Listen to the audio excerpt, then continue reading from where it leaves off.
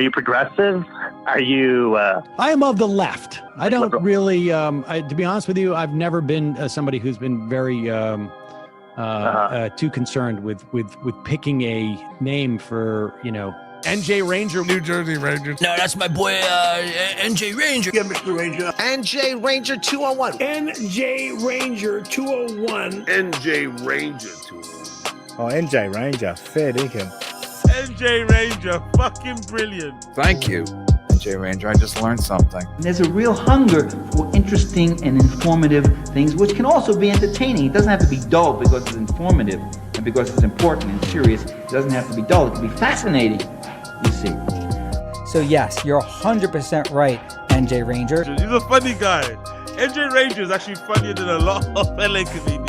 100% NJ Ranger. And this is what's scary, like guys like NJ Ranger, he would try to find out who these people were. There are too few of us. There are too many men up there with all their cop cars and everything. That's what they're always telling you.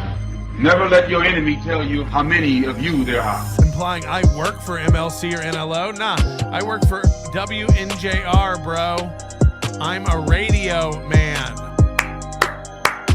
New Jersey Ranger for the win. NJ Ranger. Yes, good man. New Jersey Ranger, who's a good egg. I don't like somebody who says they're free speech. I forget who pointed out earlier. NJ Ranger, actually. It was NJ fucking Ranger. Start challenging this corporate slave state. For lions are not the slaves of those who feed them, but rather those who feed them are at the mercy of the lions. For fear is the mark of the slave, whereas wild beasts make men afraid of them. Consistently hating on Kumia, always there to rain on his parade, and anyone that sweeps for him, NJ comes in and just obliterates them, bro. That's fucking incredible.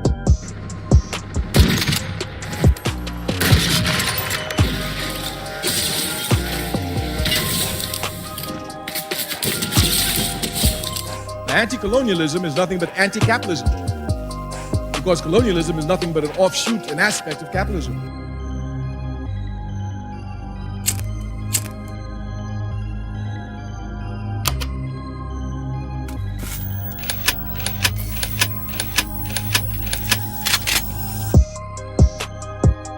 Are you from New? And I'm saying New Jersey because NJ to me means New Jersey.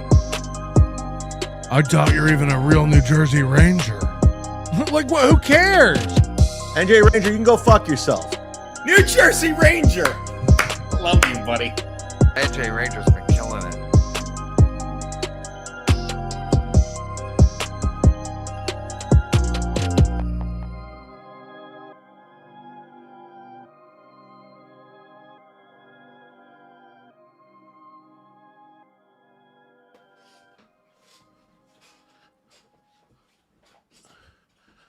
Hey now. Hey now. What's up, bro? How are you? Oh man, I got a fucking toothache like you wouldn't believe. Oh. Oh, it's been killing me. I was at the dentist fucking today. They got me on 800 milligrams ibuprofen and some fucking amoxicillin. Mm-hmm. But as they say, amoxicillin's just not real enough. But my shit is fucked up, man. Yeah, I need a root canal. Did you try to malinger that, Isaac? Exactly. Did you try to maneuver it into this direction? No. No, I don't even go that route. And I don't even think, do they even give you that these days? Do they, I just needed some sort of relief. But I mean, the ibuprofens are actually working. They got me scheduled for a root canal in a week, but they got me on a cancellation list, and hopefully they can get it soon. But who knows? But it is. But I'm doing it. Yeah, Flimsy Toothberg. You're doing it. You're having it. I want to before we get any further, we have, what is this? Flimsy Greenberg. Hey now. Flimsy Greenberg gifted 10 super stickers. Yeah, it's a new feature. Wow. New feature on Super Chats. Yeah. Hope everybody likes their super sticker. Yeah. That's perfect. You know that we love super stickers over here. User, are you wearing your favorite outfits? Yes. I mean, I don't know. I got this shirt pretty recently. It's like, Can't really see it. It's got like a weird kind of like cross pattern thing in the fabric there. Tony Soprano, kind of Tony Soprano. It's Yeah, a little Tony Soprano. I'm not wild about the zipper here Yeah. because I'm a known chest hair haver. But yeah, no, it can't be my favorite. Can't be my favorite outfit if I'm not wearing a beater and a short sleeve shirt. Yeah, that's true. But Flimsy is clad in his typical looking good in black. Yeah, I just got a black tee on and my whatever. I just pick a black hat off my wall of hats over there, and then we're off to the fucking races. Yeah, Rover apparently going through it. Everybody knows it. Tooth pain's no fucking joke, man. It really is. Really is no fucking joke. That's why we need to get Hot Dog Man to the dentist.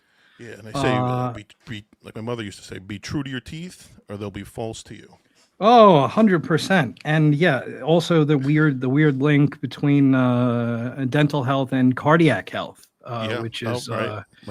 We forget about our boy De La with one Flimsy sticker. Describe what Flimsy's doing in the sticker. What I'm doing? Fuck. Yeah, no, De La needs to let us know. And just Jules, a professional. Yes. Saying Anbesol works decently. Flims, hang in there. Yeah, I got this. Is this Anbesol? What's in Oragel? I got this Oragel stuff, and it was I think it says Anbesol. It's whatever. It's but yeah, I appreciate the tip, Jules. And here she's got she's given us a $10 super sticker of 2 Tylenol 3 in the pocket, and I'm envisioning them as like twins, like they have their arm around each other, and they're having a good time. They're helping out. Thank you for that, hon. And De La with a $1 super sticker of I'm hypnotized emoji. Okay. So thank you for that. As a point of order, my dumbass last week forgot to add the end bumper. And I cannot do it in post, so I'm going to play it for last week. Just it's on the record. I need more mana. 0 confirmed kills. Do not take me for some conjurer of cheap tricks. I like that. I really see. I've never seen that before. Matter of fact, I'm usually just right out the door, so I like seeing that. That was that. I just figured that I had to let everybody know. Stone Cold, good to see you, bro. Yeah, the N bumper people are saying, and from the show, Kimboli saying she's got $10 super sticker of the classic pair, the athletic pair with the. I was gonna say Gino headband, but it's an Apollo Creed headband. Right. He is flying. He is like a superhero. He's got a cape. He is doing the Superman like flight thing horizontally. The cape is billowing, and there's streaks to indicate how fast he's going through the air. That's a fucking cool super sticker. Thank you for that, hon.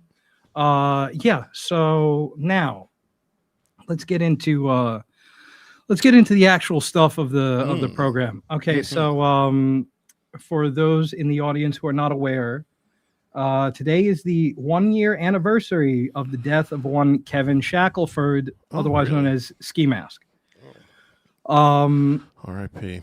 R.I.P. As I was going through my stuff for this episode, I knew that we were going to, at the end of the show, we're going to cover something that is now lost media.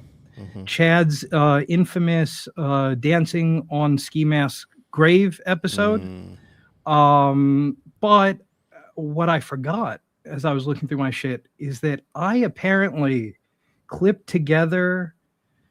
Stevie went live not a year ago today, a year ago tomorrow, the same day that Chad went live, the day after he died with the news. Stevie knew him. It was obviously more somber, more meaningful for him. And I clipped together Stevie watching Chad, then it cuts to Chad when the relevant parts come up, and then there's also Steel Toe, who tried to weasel himself into this. So trying to make a couple shekels off it, of course. Come on now.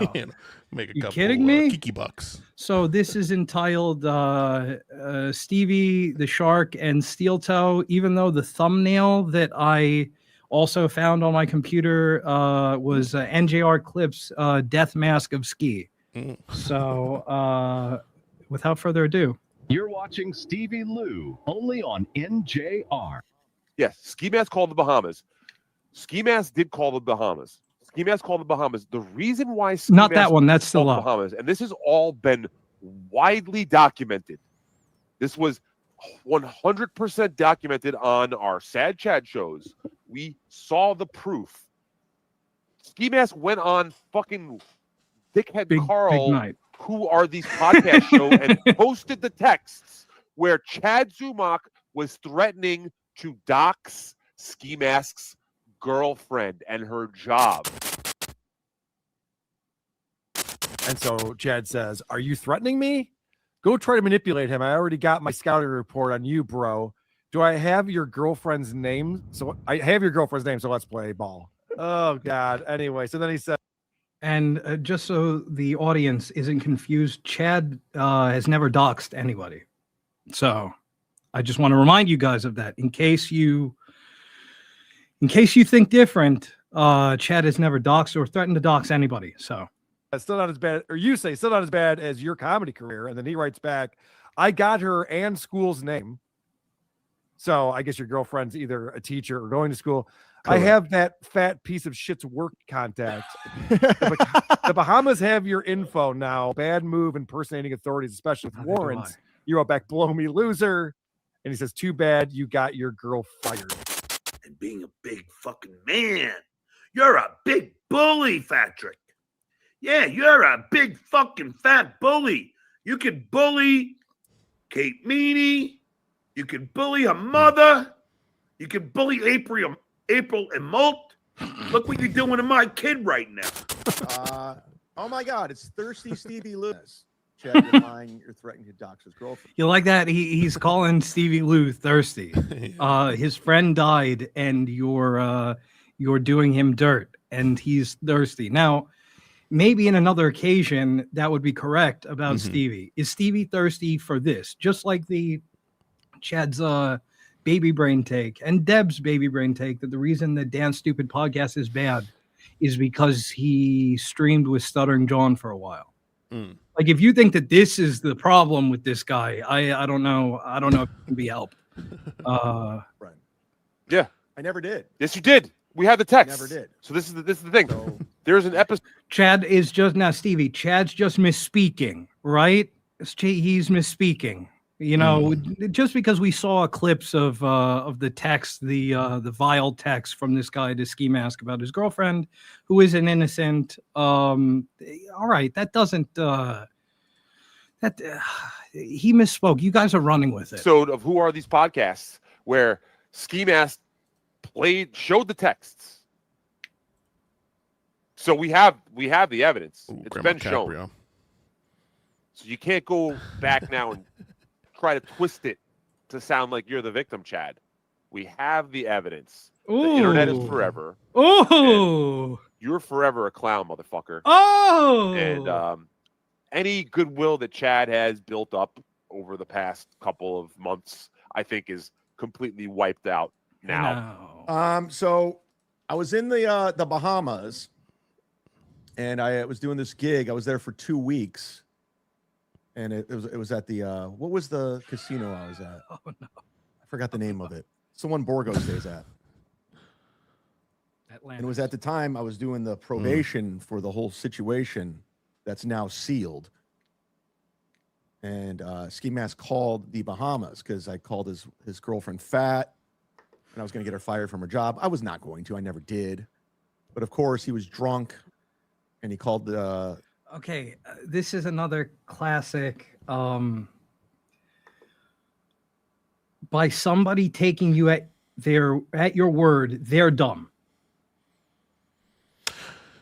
Yeah. He threatened to fuck with her job. Ski, apparently, in Chad's conception, Ski is supposed to know that he is full of shit. So it's his fault. You should know that I'm a liar. That's his excuse. Yeah, it's quite retarded. Diablo Sandwich. Genuine question: was Ski Mask that big of a guy? I've been kicking around the Dabbleverse for a while, and I literally never heard of him until he died. He was. You're going to find out a little bit, not that much more, but a little bit more about him later when we check in with Stancil and Matt Mead. But Ski Mask was a part of that crew of guys that would go to Compound Media and hang out with KB. Right. Ski Mask less so than the others, Stancil the most, and Matt Mead, I guess, somewhere in the middle. They felt that that they were abandoned by us evil super chatters. That we're Kevin's. They were the Titans, if you will, and they were locked into Tartarus. And now it's time for us Olympians. So exactly. Dildog with $10 in the classic. Look at that picture of Levy. I love the forehead. Wait, is that gets Levy bigger. or Mike Moore? Oh, yeah. No, that's Bob. That's Bob. Yeah, it's Bob. It's Bob. It looks like Mike Morse in the face. Huh? What? And again. Thank you for that. That never gets old for me. And a great point, Jimmy. Ski Mask came to be doing an MLC after show with others. Yeah, he was an MLC guy. If you were from the MLC days, you knew Ski Mask, but the larger Dabbleverse, he wasn't associated with Stuttering John. I was surprised. I didn't even know he was on WATP, but I guess that's when he was during the what do they call those? The Tampa Papers days when they tried to make Chad Chad a thing. Entity. Yeah, exactly. So Doodle, this is indeed. This is this is a clip from it's going to be a year ago tomorrow. Yeah. This is a montage, kind of Quentin Tarantino style, if I might jerk myself off a little bit. That we're cutting to various perspectives around centered around Stevie's stream the morning that we all found out that Ski Mask died. So all right. The casino. Chad looks healthier, doesn't he? And said I was not illegally in the country. Thinner in the face. And I had warrants. So the Bahama Police Department took it seriously, and they took me into the police station literally for 6 hours, questioning me, contacting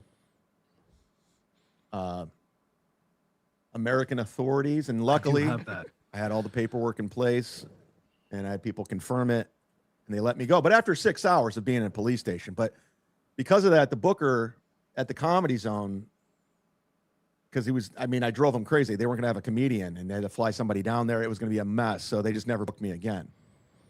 So fuck them. And that's what it is. Okay, that's what it is. Dildog with another $10. I remember where I was when Ski Mask died. I was in Boston, mid-bite into a lobster roll. I spit my food out and screamed to the heavens, "How could Chad do this?" Look, many people are saying that he put the bad juju on him. I'm sorry that I'm sorry that he fucked up your meal. But I appreciate you sharing that. That's what tonight is for sharing those kind of stories.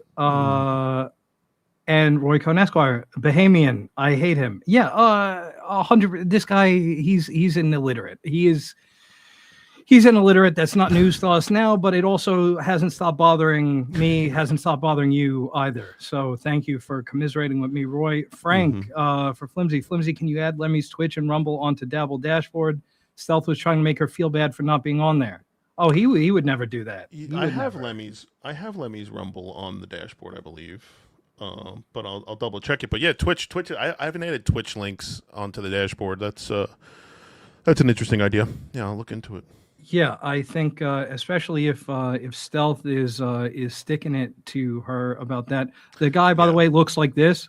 Ah! Oh shit! In case anybody forgot. Yeah, BDJ, my man. But no, but nobody's detected as far as Rumble on the dashboard. Rumble sucks for that kind of thing. So Rumble, I just add links. But as far as like when you're live on Rumble, you don't necessarily go live on the dashboard because Rumble is very, very anti third-party developer shit. So little digression there. Yeah. And Ghost Mr. P says, "Coach, I'm up. Put me in."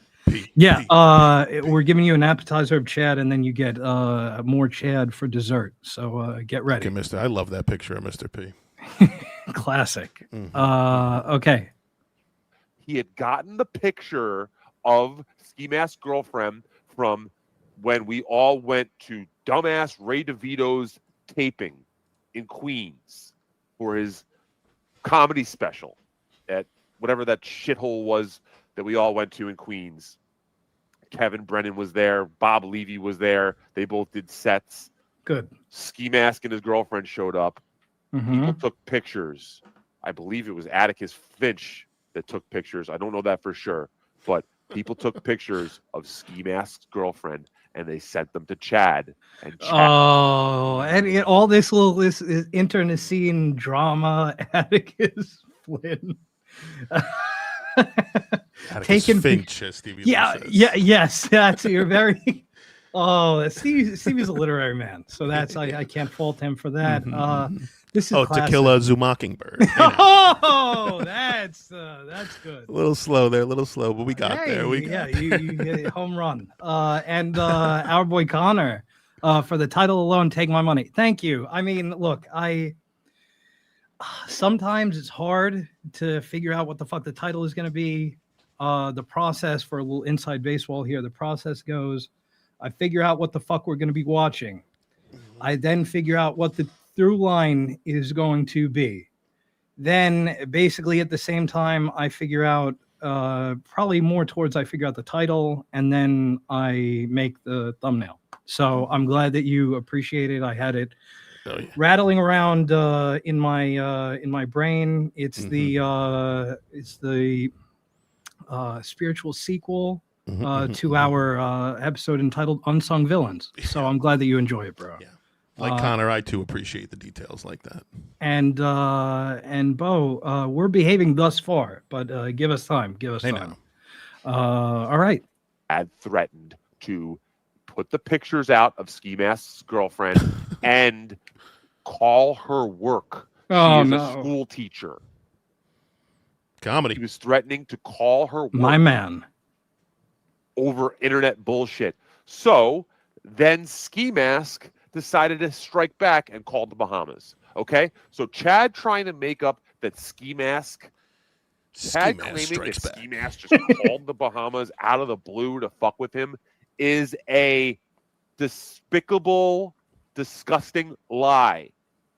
Chad and Ski Mask were going at each other, and Chad, as he does, was the first one to take it to a place. Oh, no. He said, I'm going to fucking dox your girlfriend. Oh, and no. Get her fired from her school teaching job. Oh, no. That doesn't sound like Chad. I never did. Yeah, it's like he never stole the vodka. You clipped this he together? Never Yes. stole the sandwich. Hilarious. He never stole from Whole Foods. He never stole the credit cards. He never broke into that person's house. He never had a stalking charge. You know, he was just doing. He's never done anything. Caught with his fucking hand in the cookie jar, but I didn't do it. We're all looking at a broken, abused child still. This is not a man. This is not a grown adult. This is a little boy. This was that little boy good, Stevie, who was beaten by his stepfather for not bringing the coffee out. Oh! He's just naturally lying about everything. Oh! Cover up what he's done because he doesn't want to get the coffee beating again. No one should know that about Chad. You know what I mean? No one should be able to use your childhood trauma like that against you. No, in just don't. some random, arbitrary internet argument.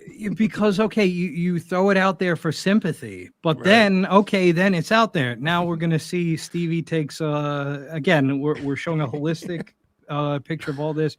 We're going to see Stevie take a little minute to read this, not super chat, this chat, because Stevie was not monetized at the time.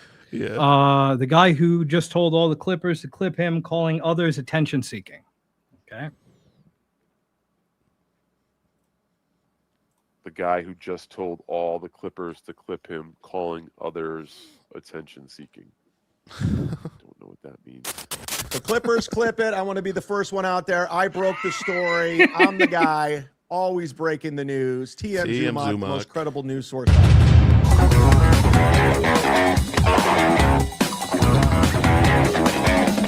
Clippers clip it. I'm the one who broke the news. I'm honoring him. Doom, if you're watching, Stallion 19 if you're watching, So Thorough Joe Burrow if you're watching, Alyssa Clips if you're watching. All the greats. R.I.P. My Lost Interest, who's over on this Steel Toe show. Clip it.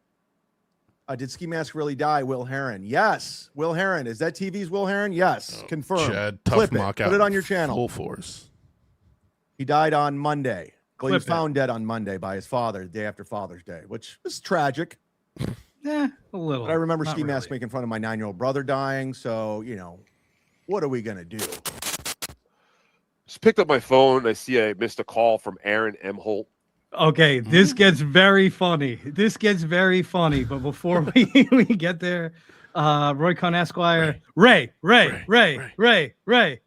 The classic chant and one of the practitioners of said chant. Hey now. Our uncle Tio Hank. Okay, it's the retro game controller sitting on the floor and kind of like not exactly crying, but like he's like bouncing around on the floor there. He's wearing diapers and it says noob is flashing above him, which is funny. I've never seen that one before, Hank. Thank you for that. And Tio just sent me the tracking for the shirts, a couple of Perfect. shirts that he sent up to us, sent up to me for us. Perfect. So I'll be getting Thank those to you. Yeah. Thank you, Thank Tio. you again. He knows he's the best. He knows. And we know too. Ricky Bell, America Chad. knows. Chad is such a sad old man. This is pathetic. Yeah, it is. But Ricky, stick around till the end of the episode. We're going to watch knows. the Chad, the thing that Stevie is sniping here. We're going to watch not in its entirety, but like timestamp from the whole episode. But okay, let's hear him give it to Aaron Nimholt. Now remember, he used to be kind of a toe washer, and that's okay. That's okay. I think that this was maybe one of a few watershed moments that shook Stevie of this. But let's hear it.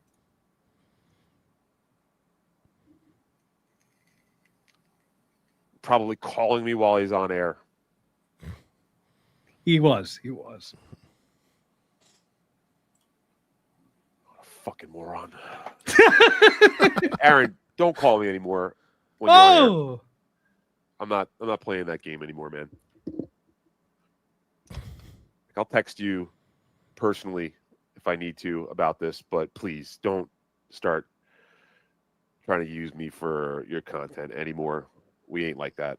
And this isn't one of those situations, Just try to take a little bit of a better temperature before you start fucking doing dumb shit like that, please, man. And Steel Toe's on right now. He's not even breaking the news. He was live. I had to go live. You're watching Steel Toe only on NJR. Oh, there, Gino texted me back. Hold on a minute. We're gonna call this guy. Hello. Hey, did you hear that Ski Mask died? What? Yeah, I was just I was doing the show here, and he didn't even hit the go for Gino. That's odd. Go look up an account on Twitter to grab a story I needed. I like that we're watching the news. There were echo through the tweets about Dabbleverse. how Ski Mask was dead. What the? Let me guess. From pancreatic cancer? It's a little tasteless. No, that's what he had. Oh, did he really? Dude, you didn't follow it enough, I guess, and trust me, that's not a bad thing. But he was he was one of those guys that every time he quit drinking, like he's one of those guys that's bad for people like me. That I'm like, I don't drink that much. Shut up.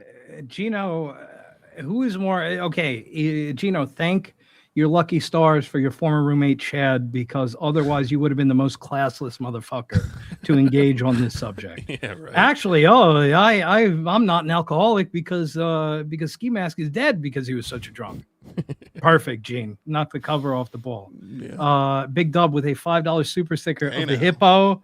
He's doing the cartoon. Your legs turn into wheels, and then he's like, there's streaks of air behind him, and he's going like.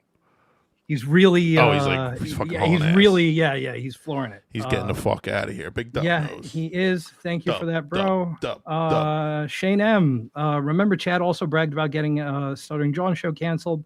Fast forward a year, you're so stupid if you believe I got SJ's canceled. Yeah, that's how it works. You know how it works, Shane. We played that clip on this show.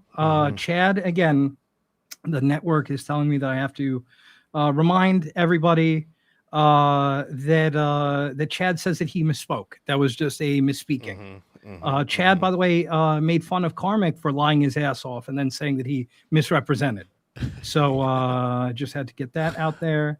And the Sorcerer, it's the $2.99 banger. It's the pair. He's like kind of small, and then he's like standing there, and then he brings his hand out, and it's a giant thumbs up. Fucking cool as fuck. Thank you for that, Doc. I don't think that we have seen that one before. No, I've never seen. $2.99 is a rare. You don't see $2.99 stickers a lot. That was a good one. Thank you for that. One, Doc. Every time he would quit drinking, he would have a seizure. Oh, that's a great point, Dip Service. Stevie is currently a mod for the toe and gets along fine with Chad. None of this means anything. I didn't know that he was now a mod for Aaron again. I should not be shocked. But yeah, him being boys with Chad after what we see here is extremely disappointing. And I agree with you on that. Thank you for seeing my vision, just Jules. Tarantino-esque. That's what I was going for. And then one time they're like, yeah, you have pancreatic cancer or at least pancreatitis. Like you can never get your facts straight. Okay, from people. You fucking moron. You sound so stupid. You fucking blueberry farmer. Pancreatic cancer and pancreatitis is the difference between lightning and a lightning bug. Exactly. You fucking maroon. My dad didn't die of pancreatitis. Okay, let me just say that. You fucking idiot, Gene. When the dabble verse, so I was never sure. But yeah, he'd rather die of drinking than not. I'm not. And also, you retard, Gino. He died. He was trying to quit drinking. Yeah. So hard that he died from it. It's almost as if the exact opposite. Now, okay, in a macro sense, yeah, he died as a result of drinking. So I'll give you that because, again, we give credit where credit is due. I'm not trying to sandbag anyone. But, Gino, you think that you're a doctor. Like, anyway. It's so wild. So wild. Dela with a big W high on acid and a field of bamboo dressed as a furry hippo super sticker. Go. That's a nice one. Prompting super stickers. There's an idea. Yeah, no, that's we've started one. We've started that, and yeah, I'm trying to think how it would be animated. I'm imagining his eyes being like, oh, and like rainbow. Yeah. And it's him like pushing around the bamboo. That's what I'm thinking of. Thank you for that, bro. Trying to be a dick. That's like what was going on. Oh shit! Yeah, I had no idea that he had pancreatic. It was for sure cancer. He had pancreatic cancer. Sometimes he'd say it pancreatic cancer. Sometimes they'd say it. That is what the AI. I never followed up, but it was bad the way he was drinking. I remember you said and that. Again, I consider the guy a friend, but like I hadn't talked to him in a while. That's what was going on, though. Okay, so he did. So there was a precursor to this.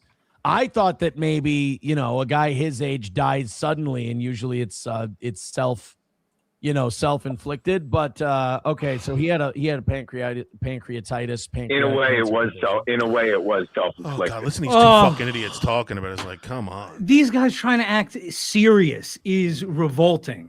Like, it really is. Mazzy, hey with now. a $10 super sticker. It's the hippo. One of my favorites. It is.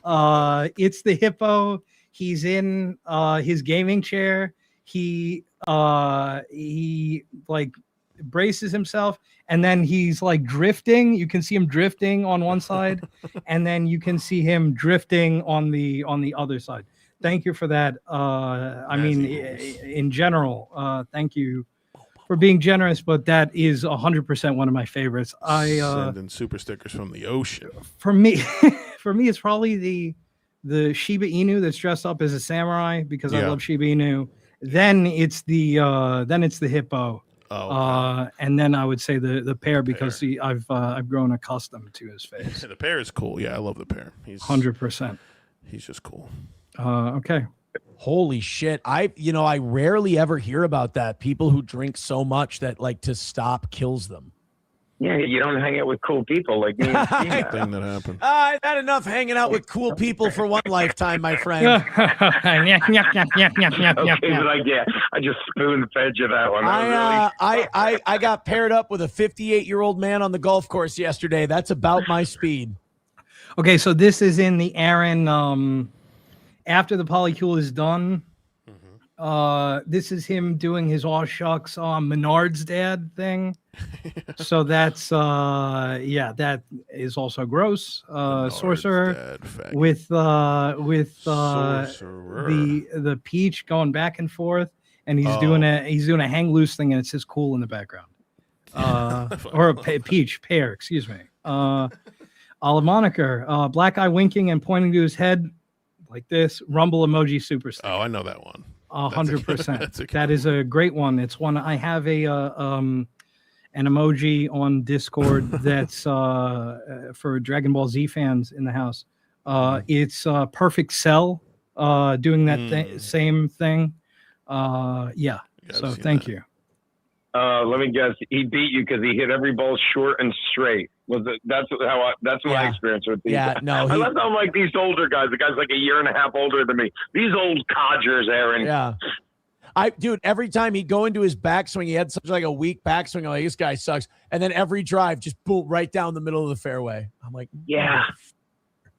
Long and short and straight. I've been called worse. Yeah, he was better. He was better than me.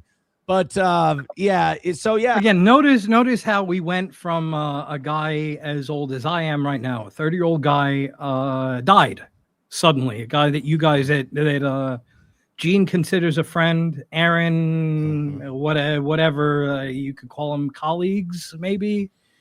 Maybe. But yeah, no. Now we're chopping it up. Really great stuff, guys. Oh, Doodle's got the Jeff Closer super sticker. It's the pear. He's in the background, and then he extends out his arm, and he's got a cup of coffee. Oh, okay. Thank you for that, hon. Pay Doodle. Yeah, 100%. And we also have Gina Marie saying chicken blue suit telling Flimsy I told you so. Yeah, that's yeah. Oh, she's talking about the super sticker. She was way ahead of the that's what the AI image prompts are, right? But there's got to be super. Yeah, there's definitely gonna be a better way because AI image. There's something about the cartoon nature of the super. Yeah. And the sorcerer, NJ in a suit and tie and Flimsy peeking out of his chest pocket, waving a number one finger super sticker. That I'm going to have to. What I'm going to do is I'm going to do this, so that I have that for later. Yeah. Thank you. That is a great idea. Yeah, we got to add the foam finger to that thing I was showing you earlier. Yes, exactly right. That's where it would go. And Danny, does the show have a Cash App for avoiding YouTube fees? We do not at present, but let me work on that if you would be interested. Yeah, I put off so much stuff until we got monetized, and then we got monetized earlier than I expected, and I was like, oh shit. Okay, so now I have to get off my ass, but thank you for being interested. And Dabble Tip. Dabble Tip coming soon. Coming very soon. Diablo Sandwich. Weebay shows extreme surprise super sticker. What's Weebay? What am I missing? From The Wire. Oh, the Weebay. Yeah. Yes. Yes. I just had to call and get the skinny on the ski mask thing, and now already those Dabbleverse retards, they're all pointing fingers at this person's grifting. That Chad's grifting off his. Hey, idiot. Chad says in his stream, as he's literally dancing on his grave, doing a ski mask is dead hype train. We're going to see at the end of the episode, Chad goes, I'm grifting off of ski mask death. So this is not people reaching, right? Like he literally says that. Yeah. Oh, yeah. So stay tuned, folks. We're gonna have a nice night ahead of us. And he's more mad at like people calling out the grifting. Now I get it, Aaron. We know your own track record. You're more mad at people calling out the grifting. You're saying that that's classless too. Oh, can't the man? He's barely in the ground. Is what you're going to do this old church lady shit. People. That's exactly why people are mad. Is because it's disrespectful of this guy who was young and died. But he's always got to have his contrarian take because he's cooler. He really is cooler than everybody else. Sorcerer Gypsy, does the show have a Flash app account? No, I'll work on that too. Thank you. That's a good idea. Dayla, Jeff Closer with a Dell printer doing a backflip, then karate chopping a hot dog super stick.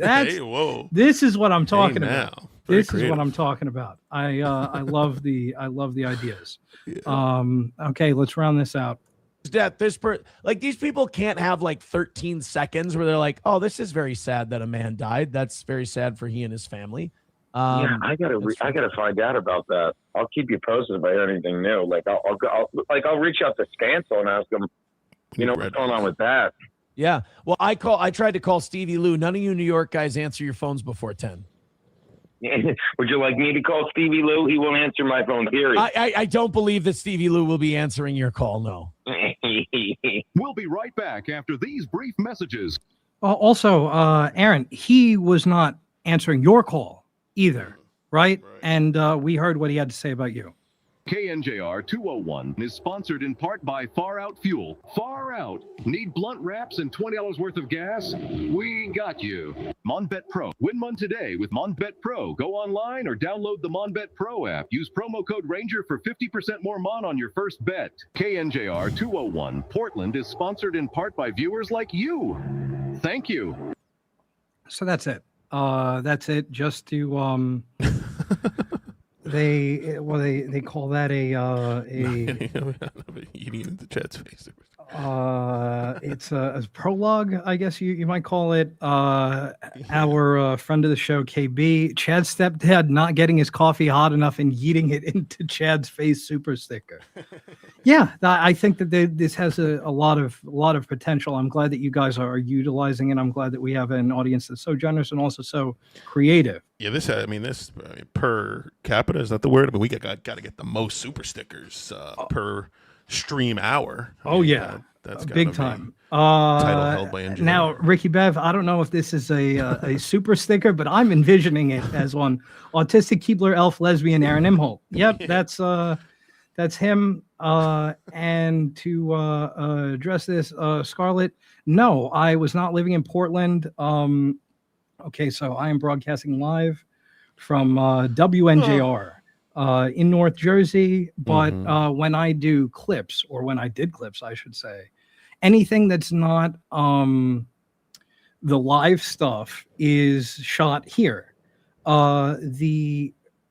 Anything that's not live, so like clips and stuff like that, pre-recorded stuff is broadcast from our sister station on the West Coast.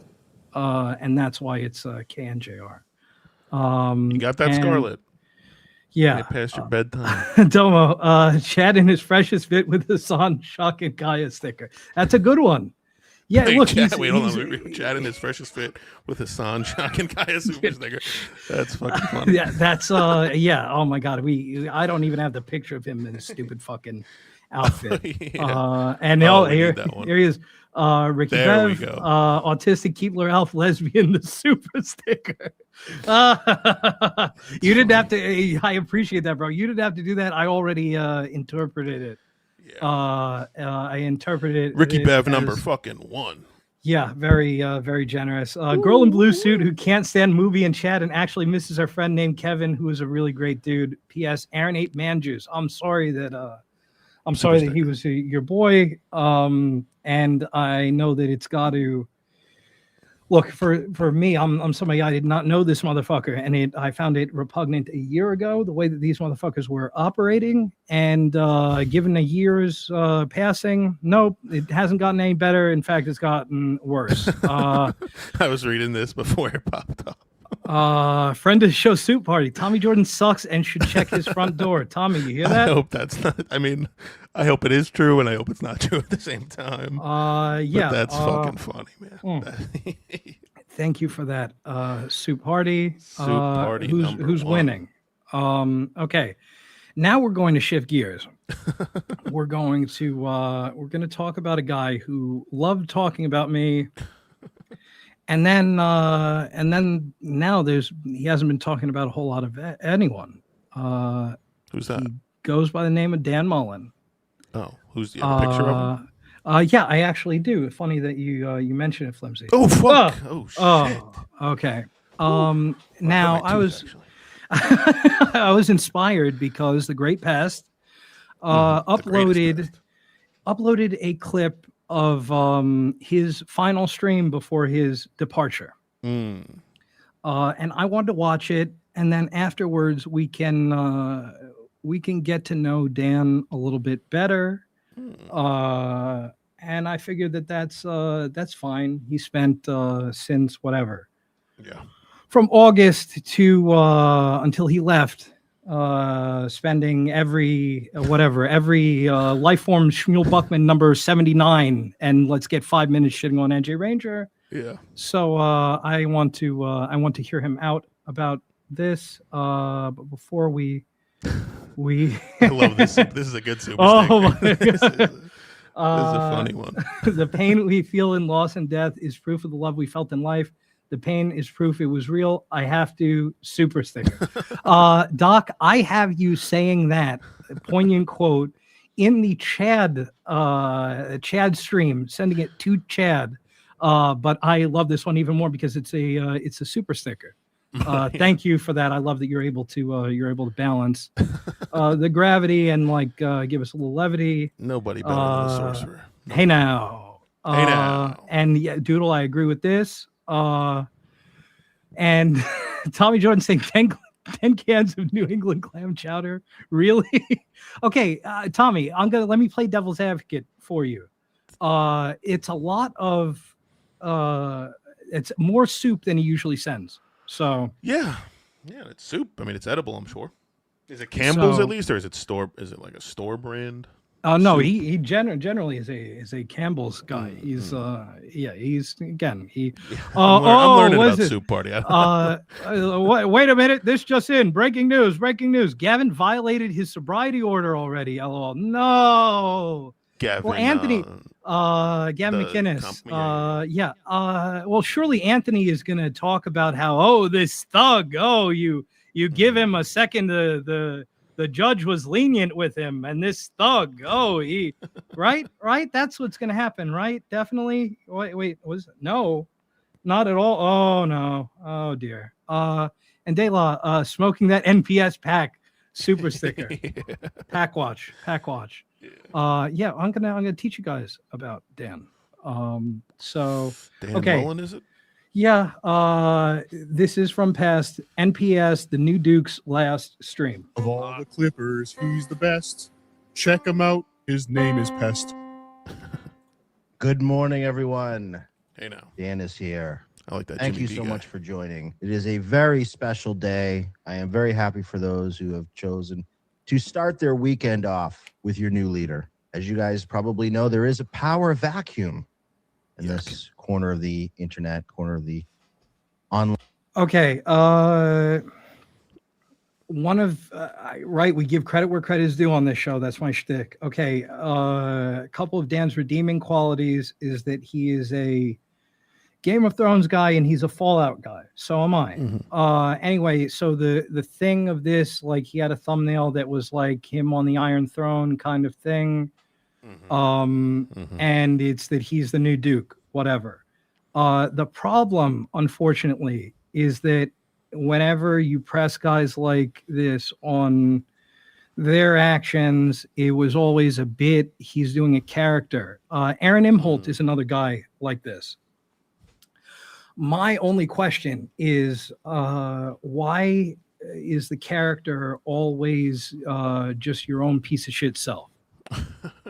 Like that's my thing. If you were being Pee Wee Herman, then okay, cool. Then Maybe a little Caddy Z, throw something else okay, at us, right? thank you. These are all appreciably different than the dude that's doing them. When I'm doing a character, it seems like a cope. If the character just so happens to be, it's me. Yeah. Pudgy little faggot. Yeah, that's what. Well, not not you. No, me. I mean, I would not not. No. I'm talking about him. I'm saying I know that. I'm saying I haven't said that. That's not. No, that's I what would I never said. be. I would never be so déclassé. But sorry. Line universe, and I'm here to talk about what's going on, what's happened this past week, and also speak to you, my loyal constituency, because Dan, and we're jumping right into it, but I want you to know that $2 Dan, the prince that was promised, I am a benevolent leader here for you. And we've got a lot to talk about. There's a few things. I don't know if you guys saw the Looney Tunes critic video. We're going to definitely play that in a little bit. But I do want to speak to everyone about the elephant in the room before we do that, before we get into any fun stuff, because it's not all going to be Game of Thrones illusions today. It's going to be a lot of it. But I do want to acknowledge this moment, because this is a moment. This is a moment that historians will write about someday. They will look back on this day. Maybe not this show per se, because frankly, they always say it's difficult and you should never want to follow a great man's shoes and be in their shoes. Yes. And that's the conundrum that I face today. A great man has... now get ready. We're in the Stuttering John ball washing segment of the thing. And during his tenure at Stuttering John, this guy tried to snake me by shit talking me to Stuttering John. Unfortunately, the Duke was having none of it, despite his despite his best efforts. But that again, that's okay. That's okay. He made sure when it was John's last episode, he's like, "Oh, don't send NJ Ranger the link. He's boring." Yeah. God forbid John have a boring dude on his show. Am I right, Dan? Decided to walk away, to descend from the throne. I think that the only thing in view is in that neon light is stupid. People clowned on him because he was extremely low. He was about here in the framing of his thing. Oh, I remember that. Yeah. He changed it, and now it just says stupid. Stupid. Can't write this. You really can't write this. Valhalla, for lack of a better like analogy or illusion. That one person is John Edward Melendez, my good friend John Edward Melendez. Stuttering John to some of you. John and I have begun a friendship that I hope will continue for a very, very long time. Hopefully in perpetuity, for as long as we shall last 3 weeks. Be on this mortal coil together. John Melendez is, once again, a great man. Despite... All right, now I'm in the Dan business. Let's hear him out. What his detractors will tell you, despite the lies and the muckraking that goes on around these parts, John is a loyal man. He is a great friend, and he's a great ally, and someone who I have learned a lot from. And I want to thank John for the short time that we've been together. Yeah, he's your best friend. Talking about who's loyal and who's not loyal. So yeah, Deb broke up with him because he was streaming with Stuttering John. I addressed that in the earlier part of the show. I think that is dumb. And if that's the thing that made you, I'm out of the Dan business, that's dumb. And this is how loyal Dan is. Stupid. Whoa! Not Deb is a lush and a crumb creep. That's not. Sorcerer, does NJ say John? John? John. John. Well, I don't hear. Well, I mean, I know you're saying John, but you're not saying JWN. No. I'm not. Again, I'm not a Philly guy. I mean, right. That's a Philly, Jersey guy. And that John over there. Danny. Dan is pretty greedy if you ask me. All those extra chromosomes, and he hasn't shared one. Got him. Fucking hilarious. Got his ass. Boom, roasted. It's difficult. It's difficult to make friends in this world. You hear the Shmuel Buckmans of the world, and you would think that everyone is his friend, but they're not really his friends, are they? They're acquaintances that they meet at these events. But I do Not truly Wooter. feel, and I think John, you asked him this. Water. John Edward Melendez is not just water. a podcast partner. He's not just a confidant, but he is a strong and close friend and someone that I look forward to doing many things together. Completely authentic. We're going to go down to Florida. Yeah, you're going to hang out in Florida. Very, very cool. This is all very believable. Yeah. We'll probably hit up Stevie Tomatoes, maybe go see a ball game. When he's up in Boston visiting his children in school, we will find a way to. Weird mention of where SJ's kids go to school. If you, in your own words, know that people attack him unfairly, right? But that's it's just me. Do something together, maybe go to a Red Sox game. And if John does decide to come back at some point, I will happily hand the reins back to John, and we'll pick up right where we left off. Perfect. People ask, why do you keep saying the long game? The long game is a peaceful process of power, peaceful exchange and transition of power. The long game is this was a drawn out buddy troll, and then your subject left. And you befriended a guy who is now, I might take issue with it, but is largely reviled in this community. Now, he's reviled by a lot of idiots, but in general, there's a volume of hate that you bring upon yourself as a result of that.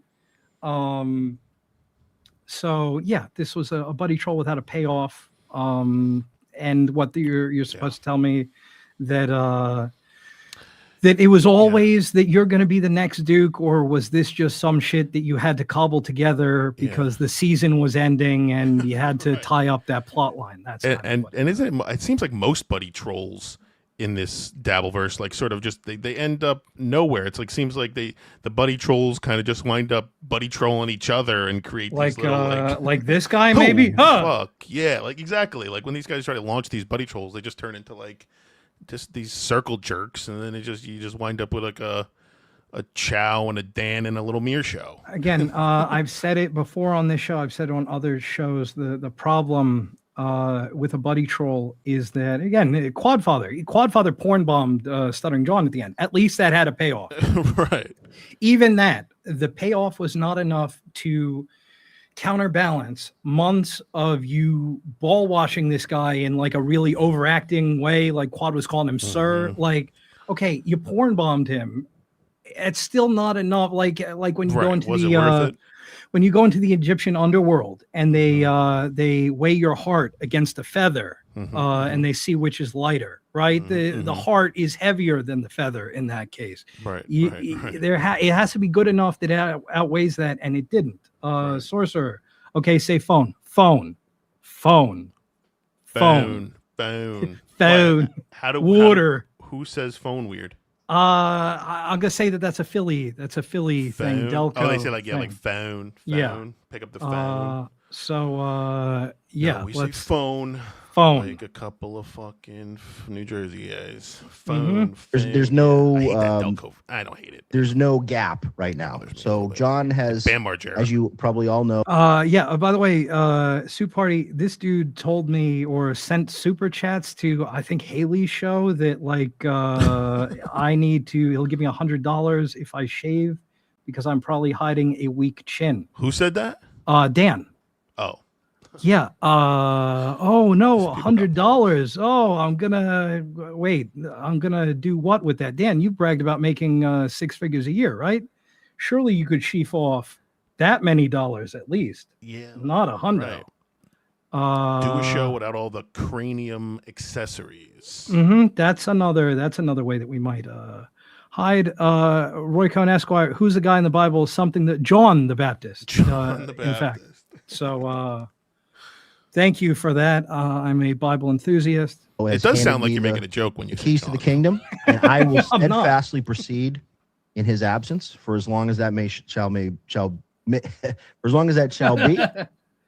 Okay. And I will continue to fight the good fight that John has been fighting for all these years, to call out the treachery, the tyranny, the evil that is in the Dabbleverse. You know who those people are. Some big, some small. Some are worse than others. Some have employed people that do things that are evil, that have been exposed to the world that we all know about.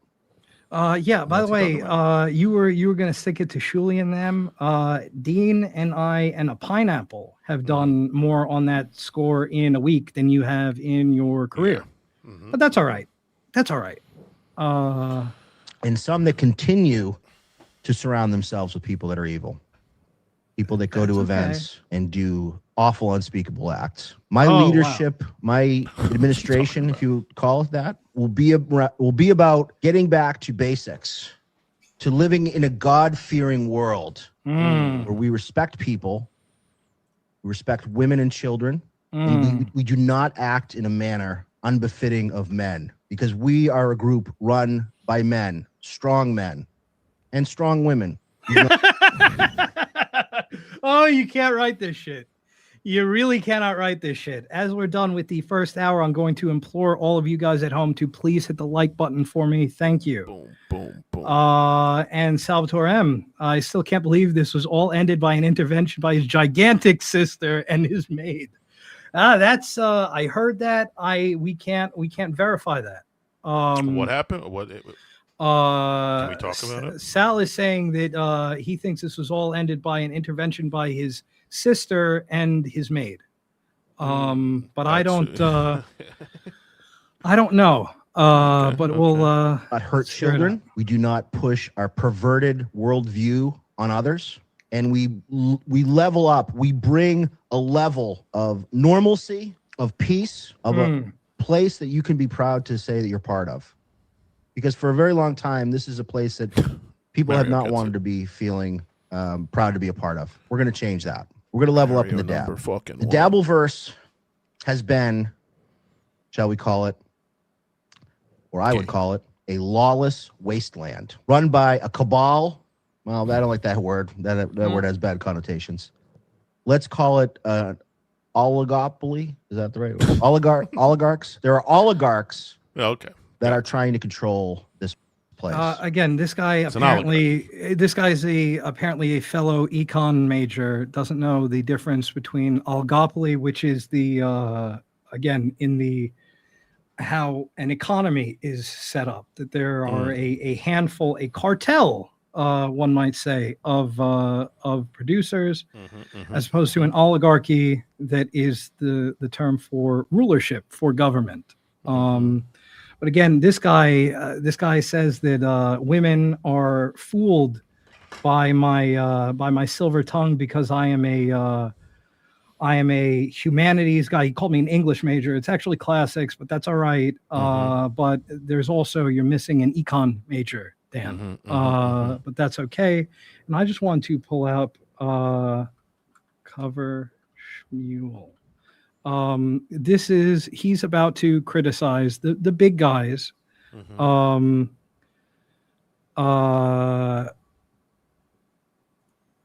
He's about to criticize the big guys for being lazy and that they are fat and happy and whatever. Okay, so here I got it right here. Sorry for the delay. Okay. Picture? Little picture. Oh no, I'm not. In fact, I'm going to take this down. I'm going to put this up. This is from Nobody Likes Onions, December 2nd. This is Dan calling in. Milton, it's Dan. Nice podcast, stupid. Yes, Dan. Dude, you're not going to do a 3 hours of chat, are you, right now? Clips that we've all seen last week. How fucking lazy are you, buddy? I know. It's all I have, man.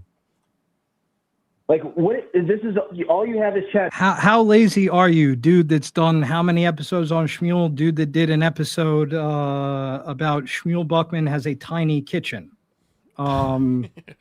Yeah, that's if he was Gollum, he would be svelte. So there's that. That's the. It's one thing to do an episode about Shmuel. It's another thing to do them and nobody's watching. Yeah, that's yeah, it's true. Don't you have steel toe? Don't you have something else you could do? Like we've seen all of these clips. You're just rehashing everything. Why are you the laziest turn it off and go watch creator in something this else. space? I don't No, know. I'm gonna watch it, but it's just lazy. You can do better, Patrick. All right, I'm gonna work watch on it, that. but you can do better. Well, I thank Okay, you for see you, sticking bud. around for my subpar. It's good to know that my lazy subpar show is better than anything else you have to do. Oh, okay. So that's that. And then later on in this episode, okay, he got a little big with Fatrick. Now let's see. And equals new steel toe. It's a super chat from him saying, Patrick, trust me, Shmuel Buckman equals new steel toe. If you're against these big guys, why are you trying to summon Melton to fight your battles for you? Mm-hmm. That seems a little bit like a contradiction in terms. But what do I know? I'm just some Dago from North Jersey. Mm-hmm. Back to our regularly scheduled programming. But only one person, New Duke, time has told us this: a triumvirate will never stand. It will never stand the test. Triumvirate. One strong person must always rise to the top and provide leadership and guidance. That one person is me. Petty kings, drunk knights, court jesters. By the way, tag yourselves. Which one are you? A petty king, drunk knight, court jester? Chat. I'm putting this out to you too. Masquerading as rulers. I'm here to tell you, I'm the only one that can unify and destroy the evil that is in this place. Do I want peace? No. I want order through fear, and I want order through justice. I look around the landscape of this land. Who are these podcasts? The Shuli networks, the puppet shows, the obese people with back problems, the washed up stand. Okay, that obese person with back problems, you were trying to get him to shit on an elderly Jew for you because it was out of your, it was too much for you? All right. And up comedians. And I ask myself, is this the best that we can do? Why would we listen to these fools? Why would we accept their view of the world? We can do better. There are a lot of smug, arrogant people.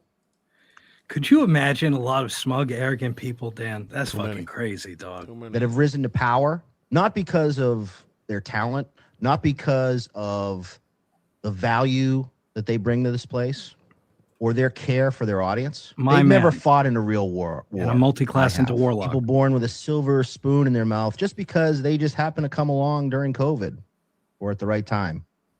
And they kissed the right amount of ass. And they bought the right amount of bot viewers. And they rigged the system to make it look like they were the ones that were in control. But they never really were in control. No. They've always been sitting on a house of cards. Oh, yeah. There's our arrogance and there's our smudgeness. We're going to knock that house of cards out now. You see people like Carl Heberger, as an example. A podcast empire built on the scraps of other men's content. I like to imagine he's Carl standing up Heberger right now. can't create anything original himself.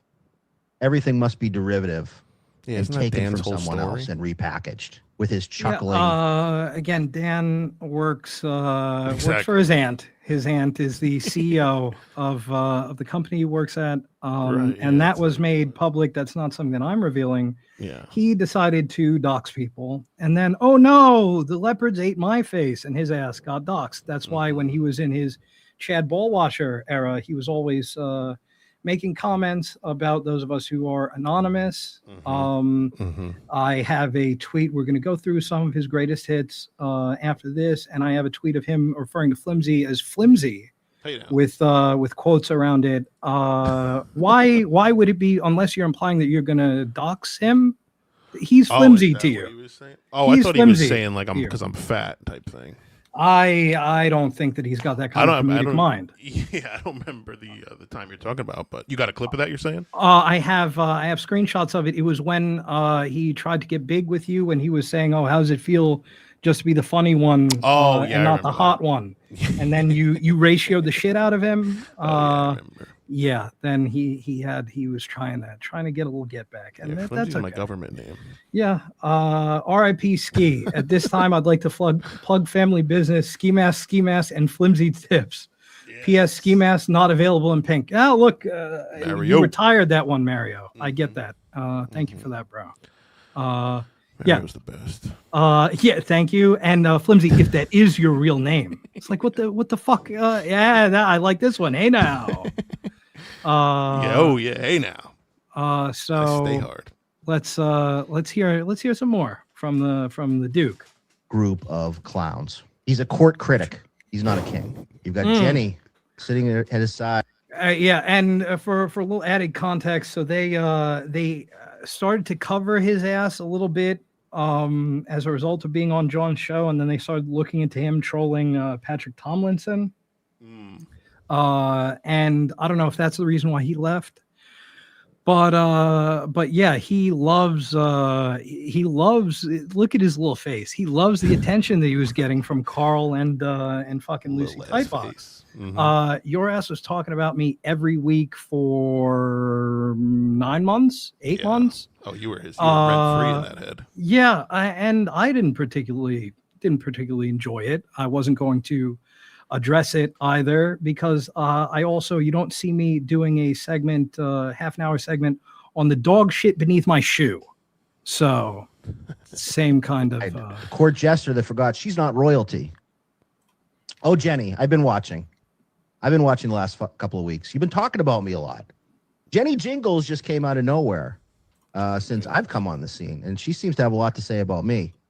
Jenny, now we're going to have a lot to say about you. See, that's how this works. When people, but you're not though. You're not. And also I had exactly dick to say about you. I, in fact, I think I've said it before on this show, my only interaction with you was when I saw what I thought was Deb's address being doxed in a chat.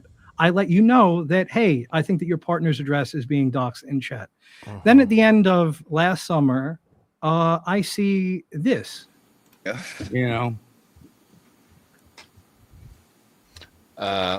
What, you had a falling out? Oh, that's right. You guys had some back and forth, huh? New Jersey Ranger and you, Dan. Oh yeah. Well, it's probably one way. I don't think. I mean, I don't really know what he thinks about me, but I know what I think about him, and it's not really that impressive. What do you think about him? I think he's a ball washer. I think he's a phony. I think he's, just trying to ride Kevin Brennan's coattails. I think every time you see something out of his mouth, it's just like a Shmuel Buckman. It's lapping up. It's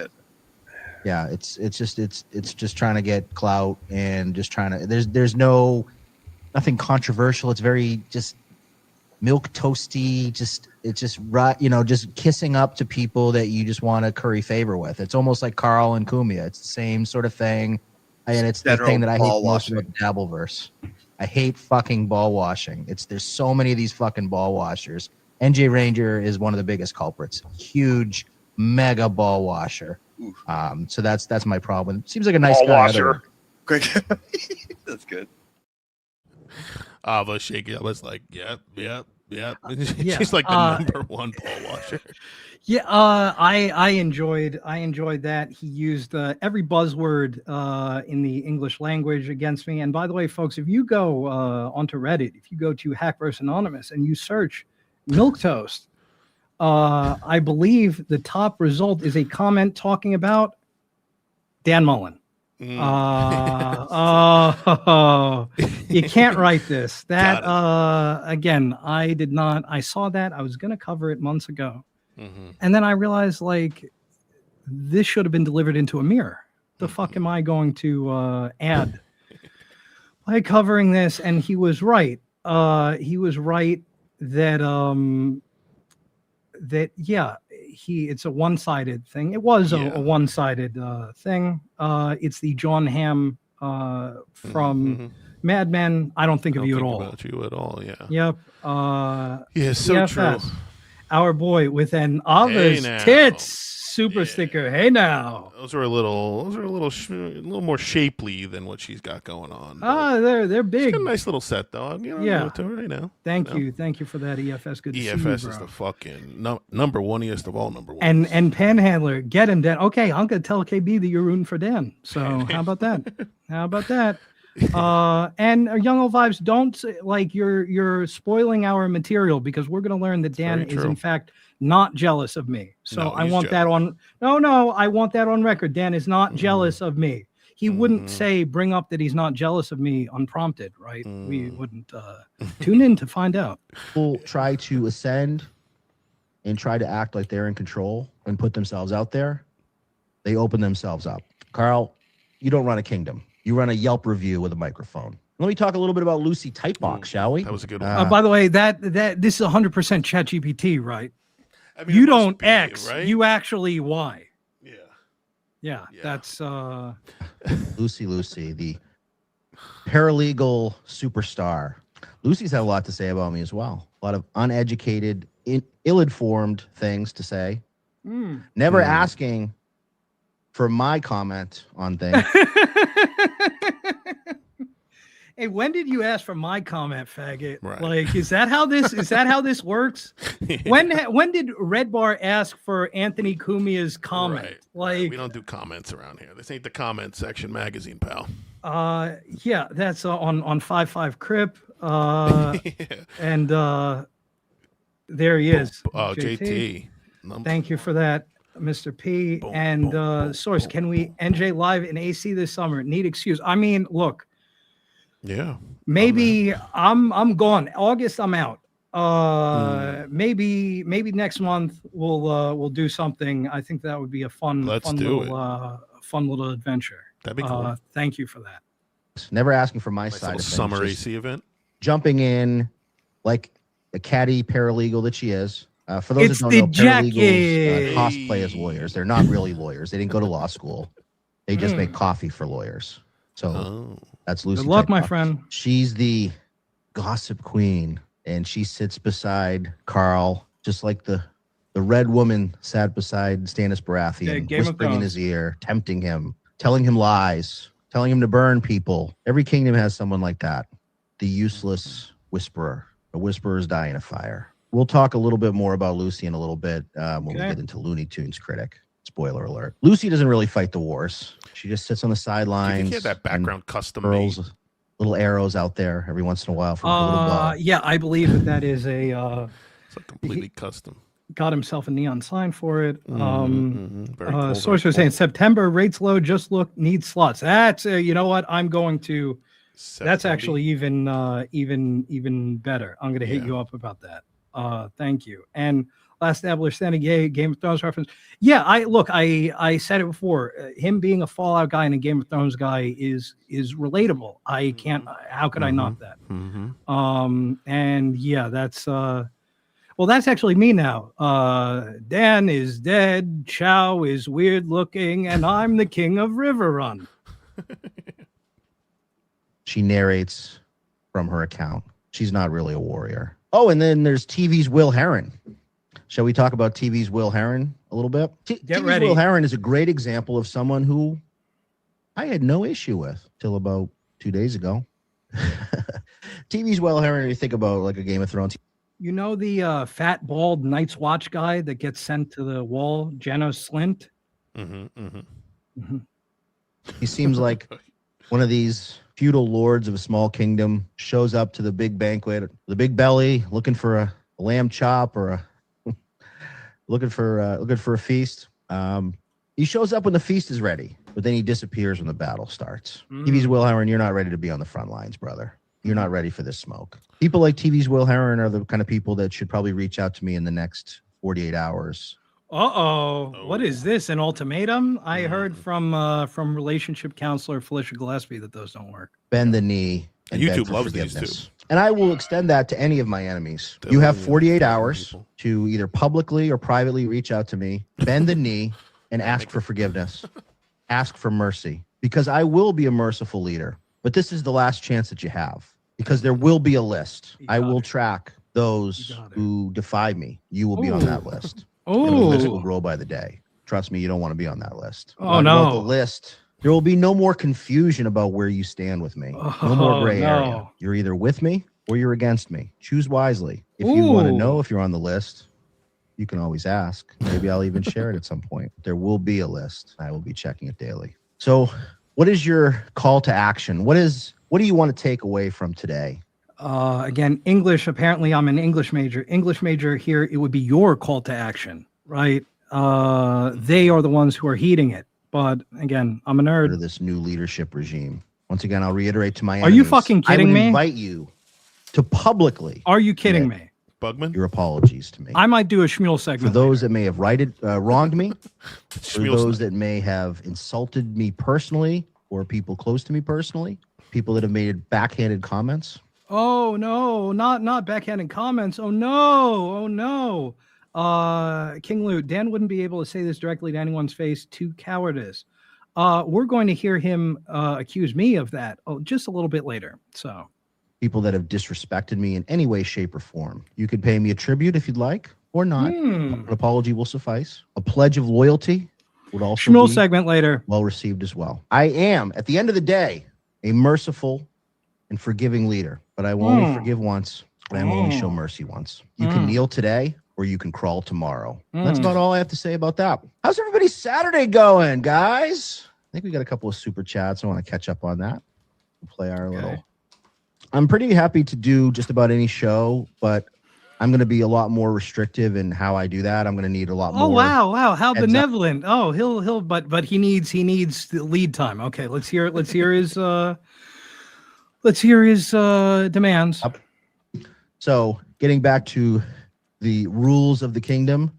Yes, If you have a show you want me to come on. By the way, it's a Duchy, right? You're the new Duke, so it's your Duchy.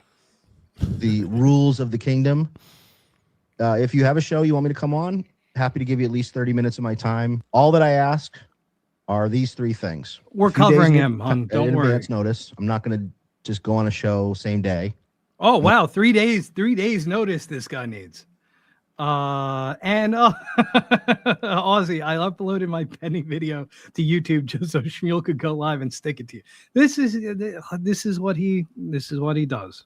Look, Shmuel, you're gonna get covered. And it has nothing to do with the those of you in the audience. A lot of you probably know this. Some of you probably don't know this. Dr. Seuss during World War II did political cartoons and propaganda. He portrayed what were known then as the America Firsters, the guys who didn't want us to get into World War II. He portrayed them as ostriches with their heads in the sand. Shmuel is kind of doing that when it comes to Aussie's coverage of the Shuli Network. But we're not going to cover this. We're going to cover him ball washing Kumia. No longer doing that. I can give you 30 minutes, maybe more if it goes well, but wow, a whole 30 minutes. Mighty white of you. Not, agreeing to do any more than 30 minutes on any show. And I need to know what the agenda is, who the guests are, and what questions are going to be asked and what topics. I'm no longer going on cold.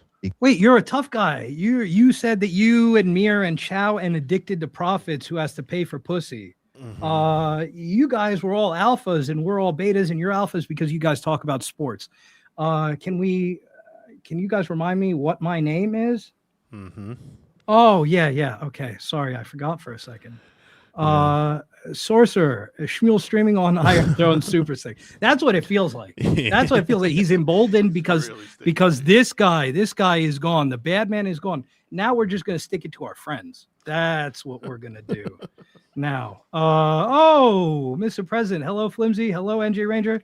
I won't forget you in the morning. I will plug you at the City of Tampa town meeting. Hey, holy now. shit! Thank you for that, Joey. Look, I know that you didn't see it. I totally 2028. Totally get it. But thank you. I would love that. You know that I'm going to record it. I'm going to be watching. I love that. Joey's the best. Okay.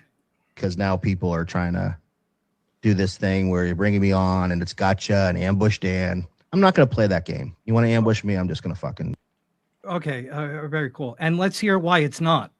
I'm going to jump. Not because I'm a pussy, but. Oh, okay. For a second there, I was worried that you were a giant pussy. I don't play that game. You want to come on my show and confront me about things? Anyone can come on. Got him. Anyone that wants to come on this show. You want to come on my show and give me content and super chats? Yeah, sure. You're definitely welcome. You reach out to me, I will let you come on this show. If you're a puppet, it might be yes. It might. I might be a little less likely to have you on the show, but I would just about have anyone on the show if you want to come on and ask me about anything. Again, this is the dude who was saying that I need to shave. He's going to give me $100 to shave because he thinks I'm hiding a weak jawline. What I'm hiding is sensitive skin. And yeah, Roy Cohn Esquire, Joey has a town meeting. Yeah, he was at one this morning with Alex Stein. So let's try to do maybe a call-in line or some other way to make the show more responsive. But and thank you. We know from Orange Puppet that he just big times. He big times people, and that's okay. That's okay. But all right. Kind of get sidetracked. So okay, so there's that. Yeah, and definitely the content of the show going forward is really going to be an embarrassing last show. Two things. Okay, let us know. Whatever the fuck I want to talk about. Okay, cool guy. Is one thing. Mm-hmm. And that typically will be this Saturday morning show. Cool. And then criticism of the Dabbleverse will be the other one. Okay, cool. Very, very cool. Anybody else know a show that does that? And good. I hope that it was worth it. Do you ever see me going live on Tuesday, Thursday, Saturday, and now Sunday afternoon with Quadfather? Oh, wait, what is this I'm getting on my earpiece? Oh, you don't. You actually never saw that. Oh, no. Know who your friends are. Oh, no. And for Lady KB, excuse me. Let me pull it up here. Oh, poor you. Oh, poor you. That was too low. Oh, poor you. There we go. Sure. Thank you. Make no mistake, I'm not. This is not really a Dabbleverse show. Can you? This guy, who I like to call Evil Chad, by the way, because of this, right? Because of this general. Evil Chad is now like regular Chad and Ray before them. This is not a Dabbleverse show. Yeah. You can't write this shit. Yeah, like these guys do not have the terminal velocity to escape the Dabbleverse, as it were, if you will. But it's like they say the line. They all think that they're bigger or something without it. What do you say about my beard? That it tickles. He knows from experience. Hey now. So yeah, let's. But yeah, you're in the Dabbleverse, faggot. There will be Dabbleverse topics, and of course, taking over for John and being the person that is the ombudsman of the nefarious behaviors in the Dabbleverse. Yeah, I guess that makes you in the Dabbleverse. But okay, but I don't really not. consider myself a Dabbleverse show. I'm not going to. What are you saying? This stream is about you're the new Duke and you're not in the Dabbleverse. Right. Like, think, Dan, think. And by the way, okay, you're in charge. You're the sheriff, right? Who will watch The Watchmen? I will. That's my job. I go to events. I don't go to Hackamania. I don't go to any of these events. I'm not going to Rodney's. You're afraid of, you don't want everyone to maybe see one day I'll 4-7. show up at one of them. Maybe there are. You won't. And King of the Castle. I have a chair. Wah wah wee wah. That's what we're watching. Is more apt than all the Game of Thrones references would be. My name is Borat, my wife. Some people that I like, but most people I don't like. I don't really want to be friends with hosts because. Oh no, you don't want to be friends with hosts. He's about to say that he would be compromised otherwise. What about the other at least two morons and then a rotating fourth moron that you do a show about essentially lol cows, right? And one of the dudes gets pissed drunk all the time and just yells shit. Chow, Kevin Brennan made Chow after Chow was going around saying that KB is an ESO. And he got pressed on that. He folded, and KB made him call himself a clown, and he acceded to that request. But yeah, could you imagine being friends with hosts like that? That makes you compromised. Shane M. Lucy should have sent a shadow to deal with that. Yeah, I feel like that would be more efficacious. But to be fair, Renly was a lot better dressed than this guy who dresses like a defensive coordinator. That makes me compromised, and I don't ever want to be compromised. I want to be able to tell you, the audience, go do this, go do that. And that's the thing that you should feel good about with me is I'm not afraid to call out bullshit. Oh, no. I won't protect anyone. Oh, you diddle no, kids, no. I'm going to fucking tell everybody. Yeah. So will What are you we, gonna do to and kids? better. And if you diddle kids, so will we. So will a guy from the most remote city in the world, right? On the western side of Australia. He will do it. Mountain or a monument, right? I will do it, and I will have Medal little. What do you want, a medal or a monument? I will do it, and then I will have Shuli faggots saying, I'm gonna find the screenshot of this, saying, oh wow, oh how'd that financial audit of Shuli go? I have all your info right here. Looks like you got quite a past. Oh, buckle up. This is all verbatim. And I'm sitting here thinking, you want to know how I know that that's bullshit? The kid has never gotten a speeding ticket. So if we're, oh wow, this is, and what did you want from that idiot? That whole domestic violence thing, that was a misunderstanding. That's what you thought was going to happen. You fucking moron. You fucking nothing. You ball washers. I went against your special guy, and it hurt. Oh no. We did between two Aussie guy shows, an episode of Eccles, and not 20 minutes on this show. We did probably 5 hours of Shuli content. So 1.5 Uncle Ricos, let's say, and that's obsessive to some idiots. And we're gonna show some of them. But before we do that, Dela, terminal velocity requires momentum super sticker. You're not wrong. You're not wrong in the least. Spoken like a real airman. Like a true rocket scientist. The Sorcerer, it feels like it could be a cold case missing person podcast, missing Dan. Each week you look for clues in his old podcast and theorize. I would love to do that, Sorcerer. The problem is that he privated all his shit upon his departure. Right. And also again, that would be prime time on Who Gives a Shit magazine as well. Yeah. Well, look, he's going to come back. He's going to unprivate all of his stuff, I'm sure. And Shirley's got to come back to put my ass in my place, right? Imagine. I'm not going to defend you. If you're a creep, I know. You ain't in my crew. Ooh. Okay? Yep. If you're a piece of shit, if you're smug, if you're a cunt, ooh, I'm going to call you a cunt. Ooh. Whether you're a man, a woman, whether you're powerful, whether you're big show, small show. Okay. Nobody. Hell, I'll call out chatters. Okay. That's a very interesting thing to say. What I'm going to do is I'm going to show this. I'm going to remove this, take this off. Bing, bing, bing. Now, this was Dan when he was still a Chad ball washer. This was last summer. Now, we had done one show at this point. So this is when, for a little context, Chad was going off on Riles and Eva on Twitter. And so Dan tweets at Chad, not trying to curry favor, Chad. Oh, yeah, no, I can tell because you said it. I just think spending 10 tweets on any chatter is not worth it. If he was doing a show like, and then tags me or someone, then it's game on. Once again, just my opinion. Now, this might be the last time that Faggoty Andy over here ever tagged me in anything. I think that he forgot where the tag button was. So now he will go after chatters, no problem. But a second ago, that was beyond the pale. That's all right. That's all right, Dan. You want to be a mouthy chatter? I'll fucking call you out too. Ooh, hell yeah.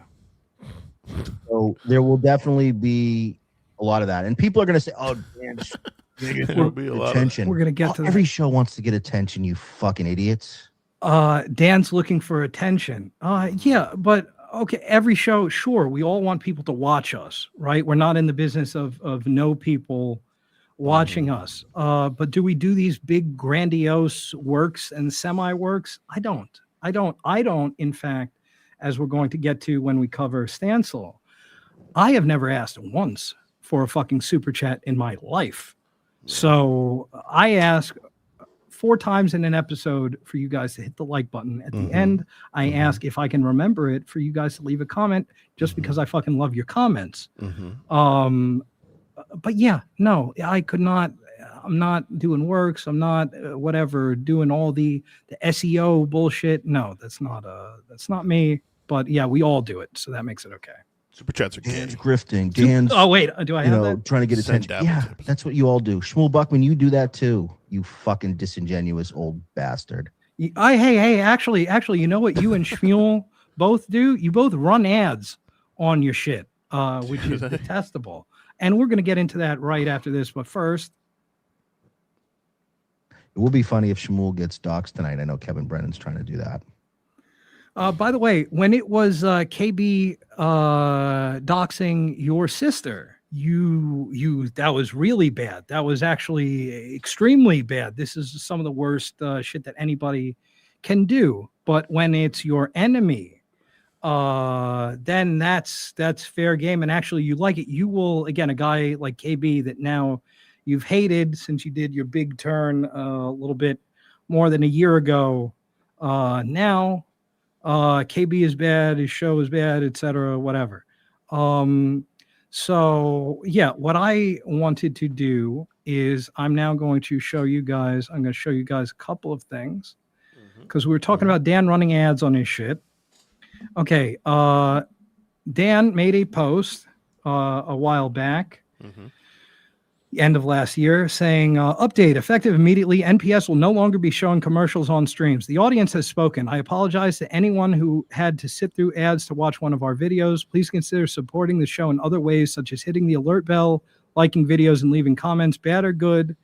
If you want to support the show monetarily and can afford to do so, please consider buying or gifting a membership. Thank you for your support. We're only getting started. Cheers, Dan. Now that's good. He's being responsive to feedback. The problem is when they did their award show. Sargento Cheese likes to know they're being advertised on life forms. Yeah. When they did their big award show, essentially their version of the Razzies. What is this? Ad 1 of 3 for Sargento Cheese. That's not good. And then from a couple of months ago to know that this is kept up. Thanks for the random ads, Dan. I hope the 20 cents of it is worth it. So that's props chiming in there. Yeah, that's another thing too. It's like it ain't worth it. Like the ads for in this space are more annoying than anything. On 500 views, you don't think that's and again, this guy claims to not be in it for the money. I also am not in it for the money. No. This guy also claims to make 6 figures. If you make 6 figures, what are you going to get from the ad revenue on 400 something views? Yeah, it's just now to follow up with Dan and ads. Here's $2 Dan explaining his reasoning for putting ads on his streams. It's worth the extra 30. One does not fuck with it. Annoy your audience. I agree. He says it's worth the extra 20 cents to annoy your audience. Exactly. And then he's replying to Dela, who called him out on this. Dan tries to turn off monetization when he can. Well, that's good. That's good of you, Dan. Okay. I appreciate that. Okay, very good. Yeah, you try. He's trying to, right?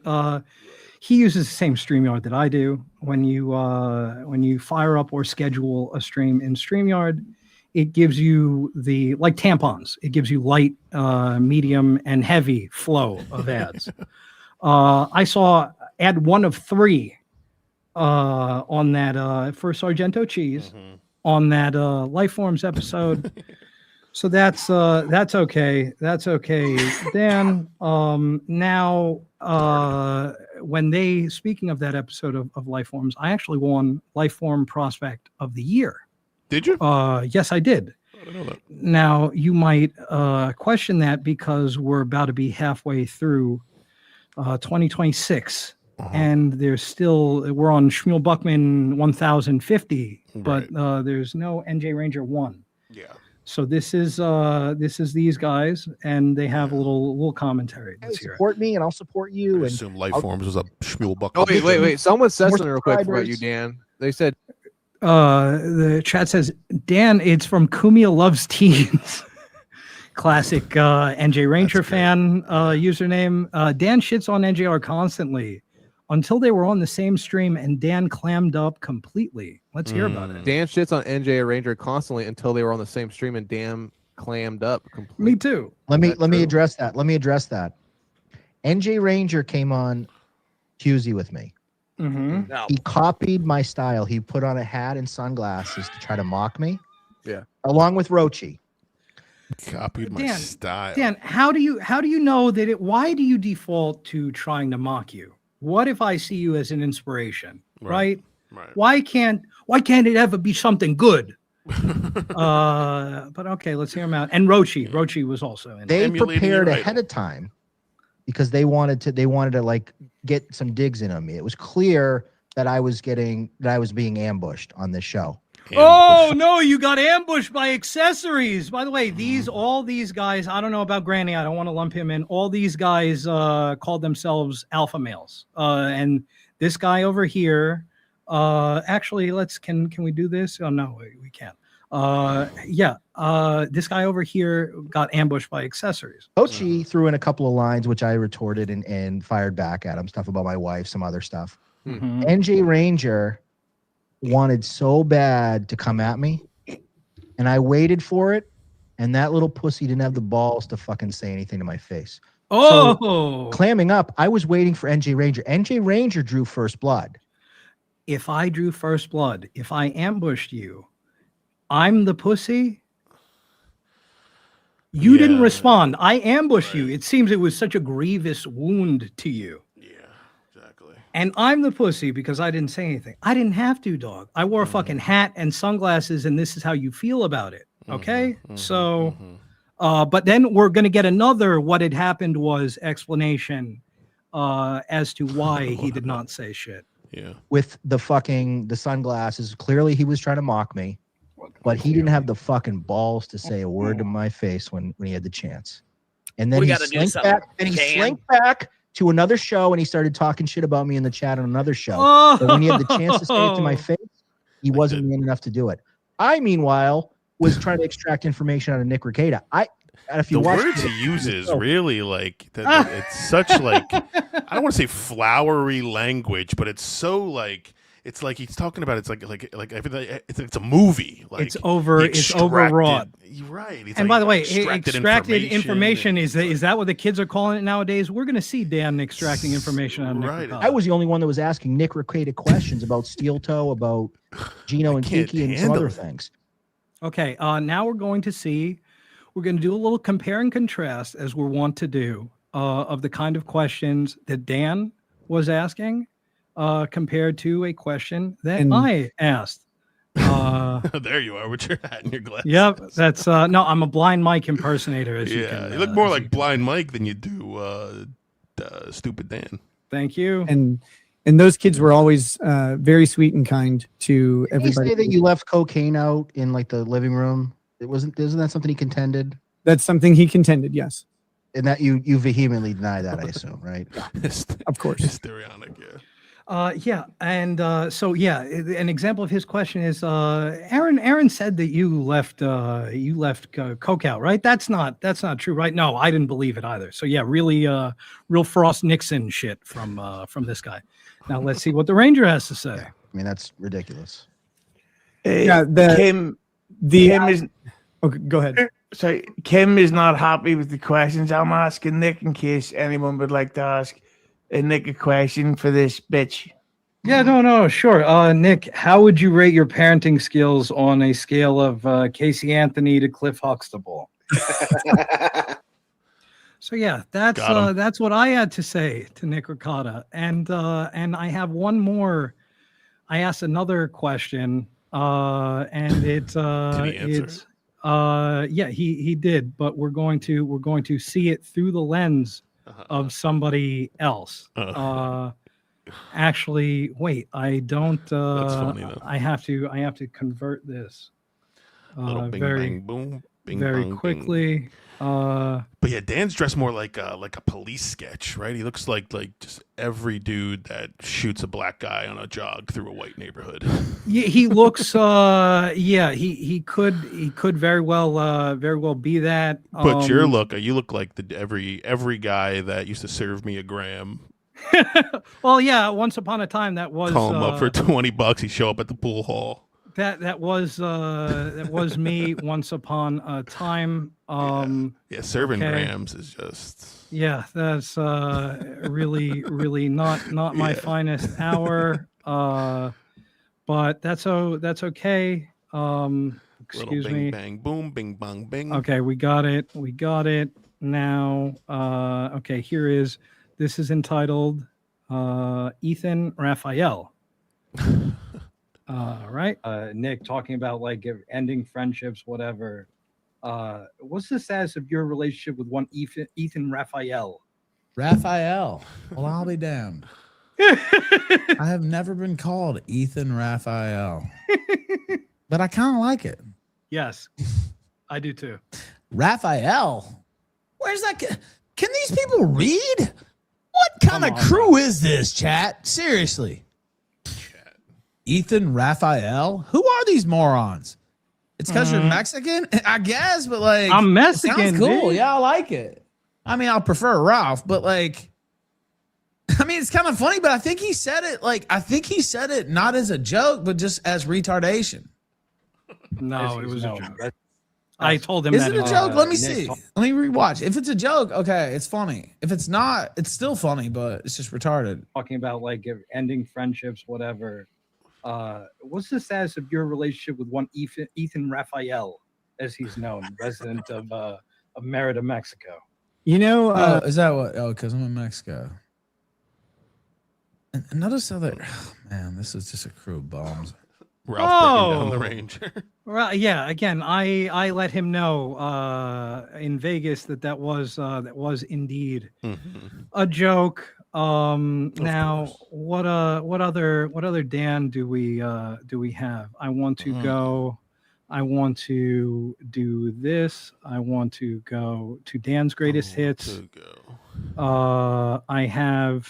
Okay, we have this. Let me. We got a little bit of this, a little bit of that. Yeah, we have this.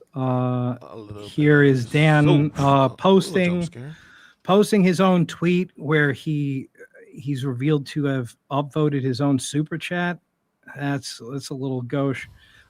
This is him again talking about the people who think that the worst thing that this motherfucker has ever done was to go on a show with Stuttering John. Okay, this is the Shuli first GoFundMe. This is a donation from the Sorcerer, and he goes, "What's up, Doc? # Dr. Dave." Why that was necessary when Numero Uno did it without saying it, right? Not doxing anyone. Okay, here's him doing the classic "Hi Vince" thing. He is he's still on the Muttering John is Vince train. How you're how you're a Stuttering John guy and you haven't figured out that Muttering J is not Vince. Everyone thinks they know better and can do it better. A lot of people with inflated egos in this world. Could you imagine somebody with an inflated ego? Imagine. Could you imagine? And this one, talking about Karmic, Crumb is calling him out. He goes, wait, you don't think getting blackout drunk, spewing vitriol, and crying like a baby is talent? You're describing your co-host Lil Mir, right? This is when sometimes when we insult people, it kind of reflects back at us. Point 5 fingers back at yourself. And so another thing I wanted to talk about is that Dan has his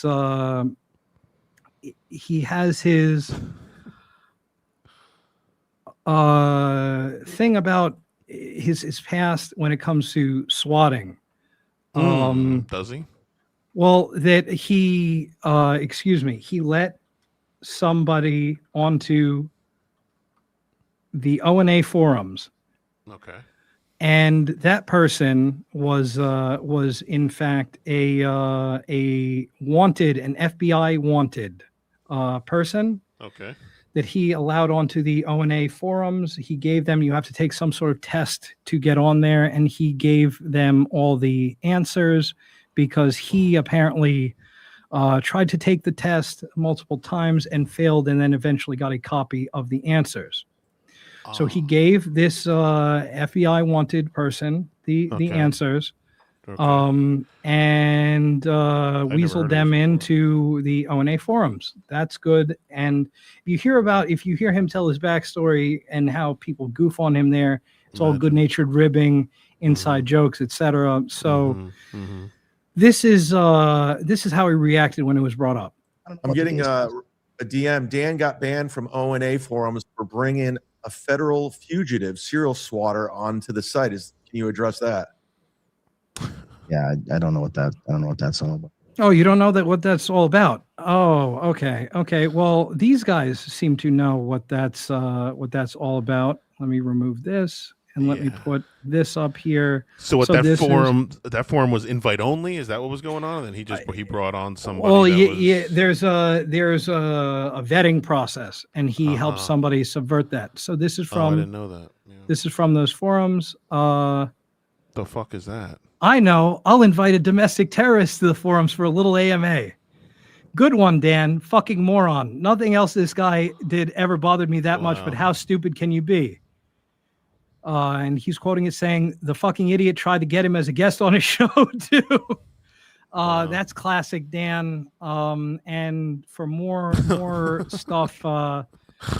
more stuff of them goofing on him. The Dabbleverse fags have seemingly been mean girling Dan from the start, which is pretty funny. Dan's not cool enough to eat lunch with the potato, the cross-eyed guy, and an old man named Shmuel. At least he's got all them extra absorbent dipes to sob the tears out of his hilarious eyes. That's what happens when the CEO of the Dabbleverse isn't your aunt. Oh my god. So yeah, this all seems like good-natured ribbing. Seems like they like him.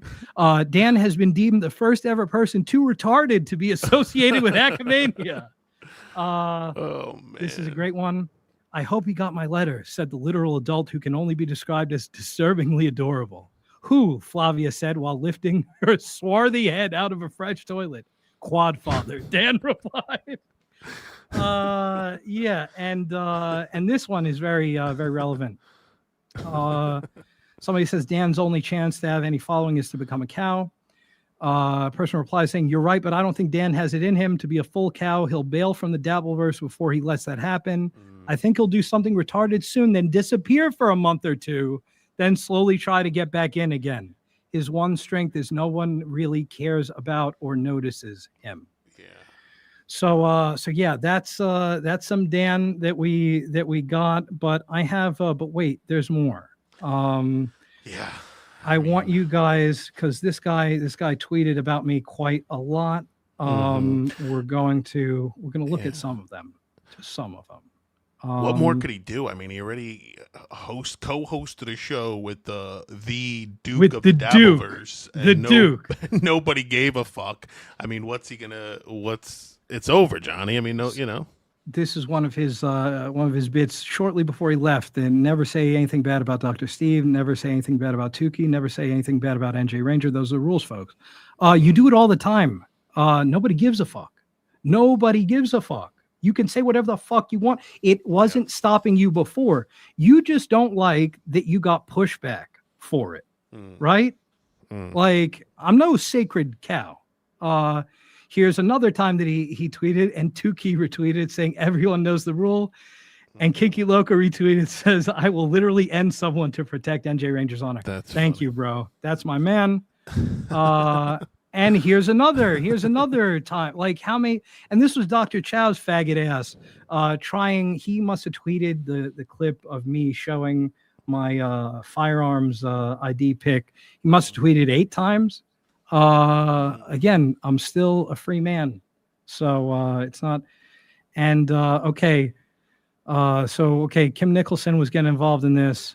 And he responds, he moved on. He was calling me NJ Romeo for a while, and he sent in a few super chats when I was on UZ trying to big dog me, and I told him that, like, Dan, you got to quit it with the NJ Romeo thing, because if your big gotcha is women find him attractive, got him. Like, Dan, didn't we got to workshop this shit before we? So then he settled on NPC Ranger when his podcast is NPS Dan, NPC Dan. Right. Like it writes itself. You can't write this. So he says no one is connecting NPC Ranger with, quote, multiple females, most of whom are married. What the fuck are you smoking, Kimberly? Well, we're gonna find out. Again, let's deserve a better class of troll. 100% is a reason why, like the Romans before me, I did not pick up when the bitch came in with Dan and said, "This is your baby." I did not pick him up. I did not recognize him. That was not my no, because I'm going for a Punisher meets Blade Runner, HBO Sunday night prestige drama kind of thing. Yeah. This is a Saturday morning cartoon villain. Exactly. I don't want, at the end of the episode, bitch. Yeah, that's what, you know what I mean? He falls into the dumpster, and then the Mega City 1 PD cart his ass off. He goes, "Oh, I'll get you next time, NJ Ranger." Like, that's, for you meddling kids and your dog. Okay, so this is Dan not saying that I'm involved with multiple married women. That's called a callback. Yes. A little mahoosting. Nice pocket. Hey, New Jersey Ranger, how was a date with mommy, or was it Vic? Are you guys heckling each other in? No, New Jersey Ranger is a saint. He's doing weird stuff in Ray's chat. Do you believe he's not even 30 years old yet? Oh, New Jersey Ranger? Yeah, I was surprised. It's a handsome guy. We got hit on by some milfs in Atlantic City. Very suave and worldly. Yeah. He's a smart guy. What? I'm a big fan. Suave I'm overwhelmed by his impact. All right. Flimsy Greenberg, not so much. Not so much? He's a fucking deadbeat. Wow. Tim knows. You see him with that thing strapped around his chest? Yes. That's. You know what was in that bag? I'm assuming, and I don't know if it's in there or not, but I assume 20 to life. That was in that bag.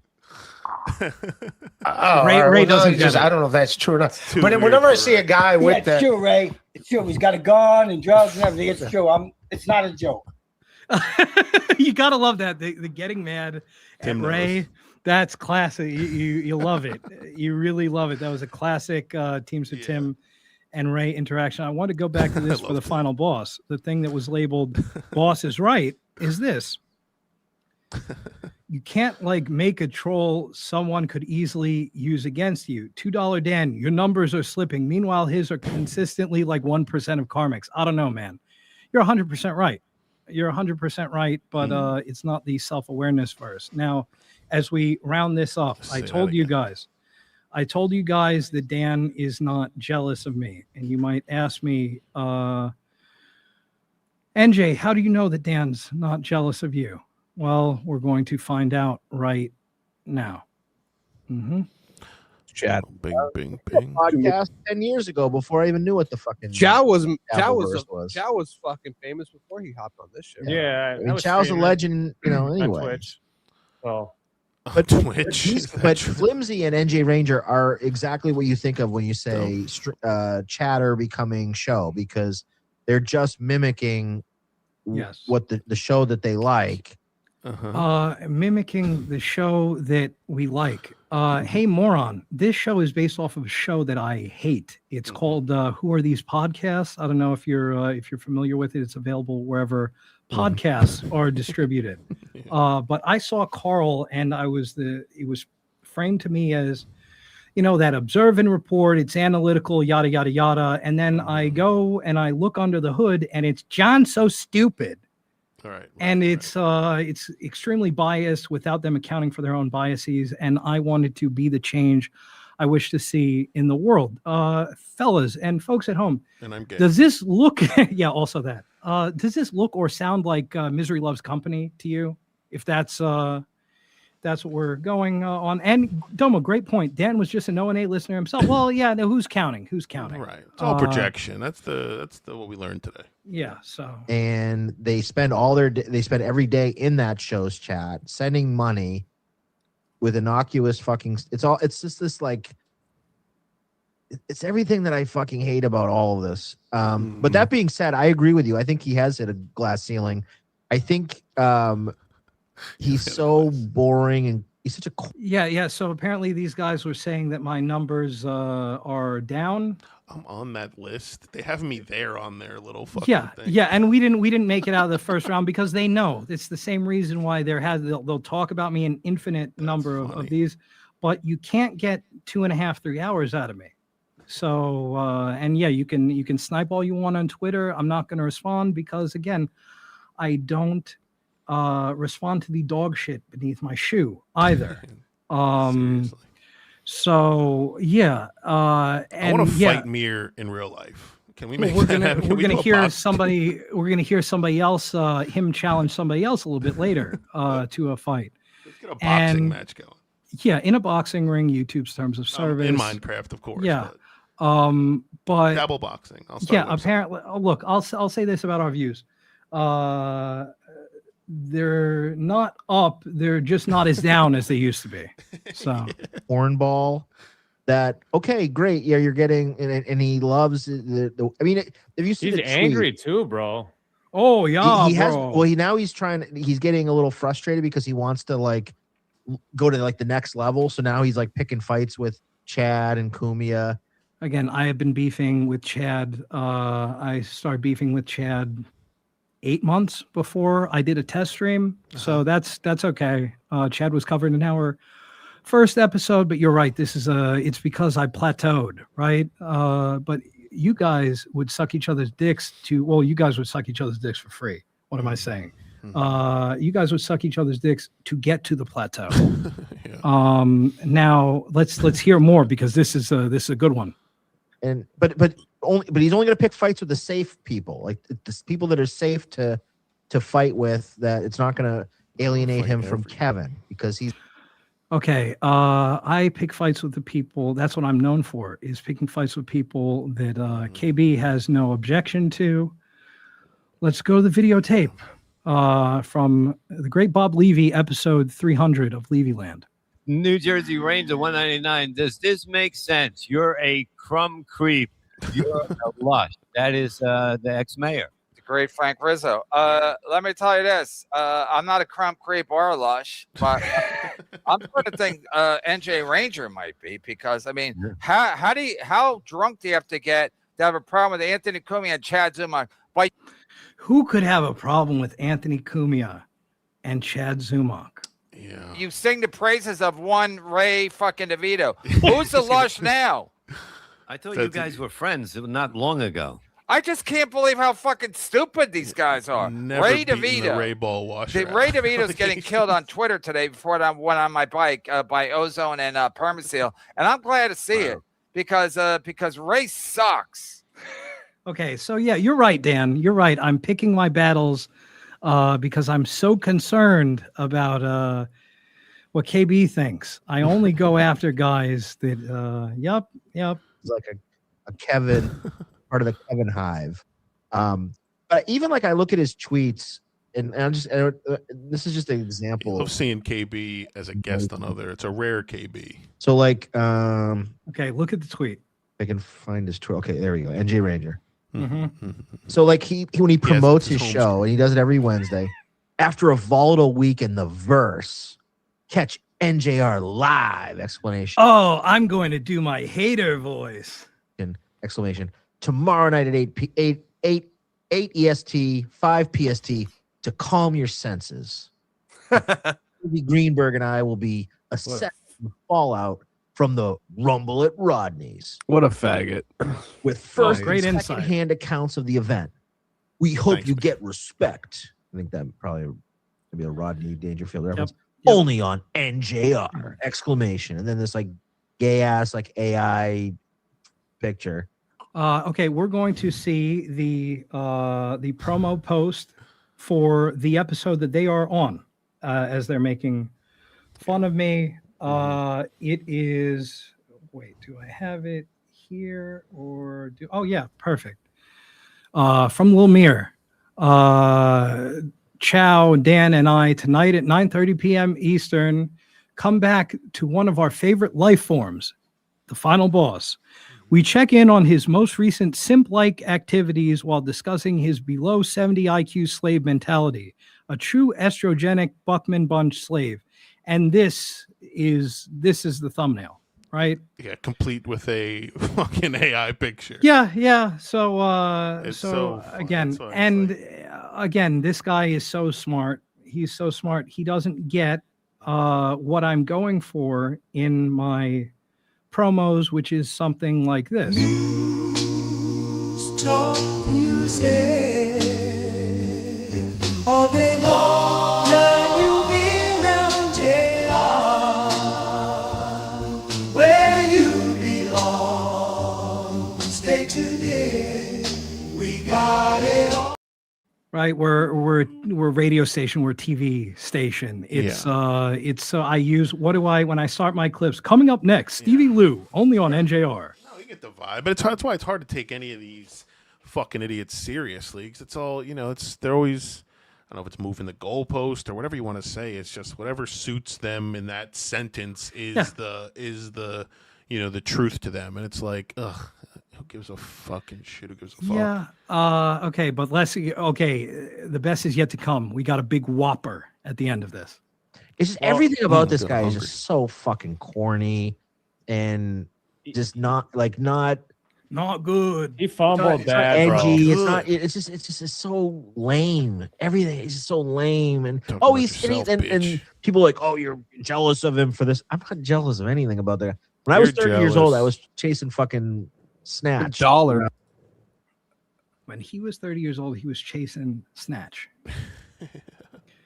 Let that sink in, you folks. bought your wife off the back of a magazine. He had to get a passport before he got a wife. You would presume if he was running through bitches when he was my age, you would presume that one of the homegrown ones, he would settle down with her. Right. But alas, Dan. You love that, the unprompted.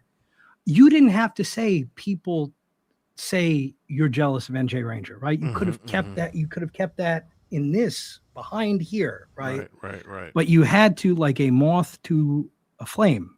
Let's hear more advice from him. And Dan, you ever considered that I don't have to chase shit? How about that? Hey, Bills, bros, and fucking I wasn't pussy, sending $20 to 65-year-old men on the internet. I was going out chasing fucking tail. He was getting tail, nigga. Yeah, when you said that in a super chat on Uzi, when I was slapping you around a little bit, people were replying to it, but it's okay, you're making up for it now. People were replying to it, hater. People were replying to it, no, you were getting on a plane to buy your wife. So, but now that we're out of that, when we're in our hug box, right, we can reuse our material for a guy that's so handsome, he spends a lot of time on the fucking internet. It's like, you're so handsome, go out and fucking get some fucking pussy, would you, dude? I mean, he's just a cornball. But that being said, so anyway, that's where we're going to leave you, Dan, because it's enough. It's what enough. if I told you you can get pussy and be on the internet? This is beyond science. Okay. Again, we're moving and grooving out here. I'm not taking. And what I heard from that was, again, we have not covered him till now. What I heard was, okay, you have gone at me less than 5% hard. Please take the boot off my neck. Please, this is too much. Yeah, go and get laid and don't cover me. That's what I heard. I can do both. I'm a pretty talented guy, tremendous guy. Okay, folks. So now we're going to hang out with some of his boys. We're going to see Lil Mir and Addicted to Profits, otherwise known as Dave Scarica. Explain to us why feminism is, this might shock you, feminism is bad, actually. Okay. So I've never heard takes like this before. We're going to listen to them now. These are hot. Hey, everybody. Welcome back to another rendition of Mir Musk. And this is going to be a more somber episode. I would say a more educational episode for every man watching and every female watching. I think it's for both genders. You know, what we have to say to the masses, the delinquents, incels, and the feminists that do plague the DV or the DV or the fuck you call it. And I think ATP and I are one of the more, I would say, qualified individuals to kind of jump in this and kind of just expose the rhetoric and kind of add solutions and call out the BS for what it is. So, David, how are you doing tonight, sir?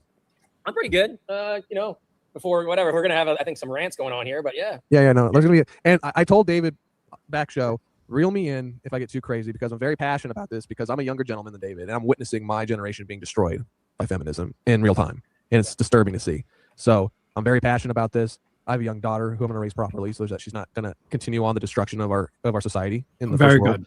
And yeah, so I'm very passionate about this subject, and David's gonna reel me in if I get too crazy. Almost said YouTube for YouTube.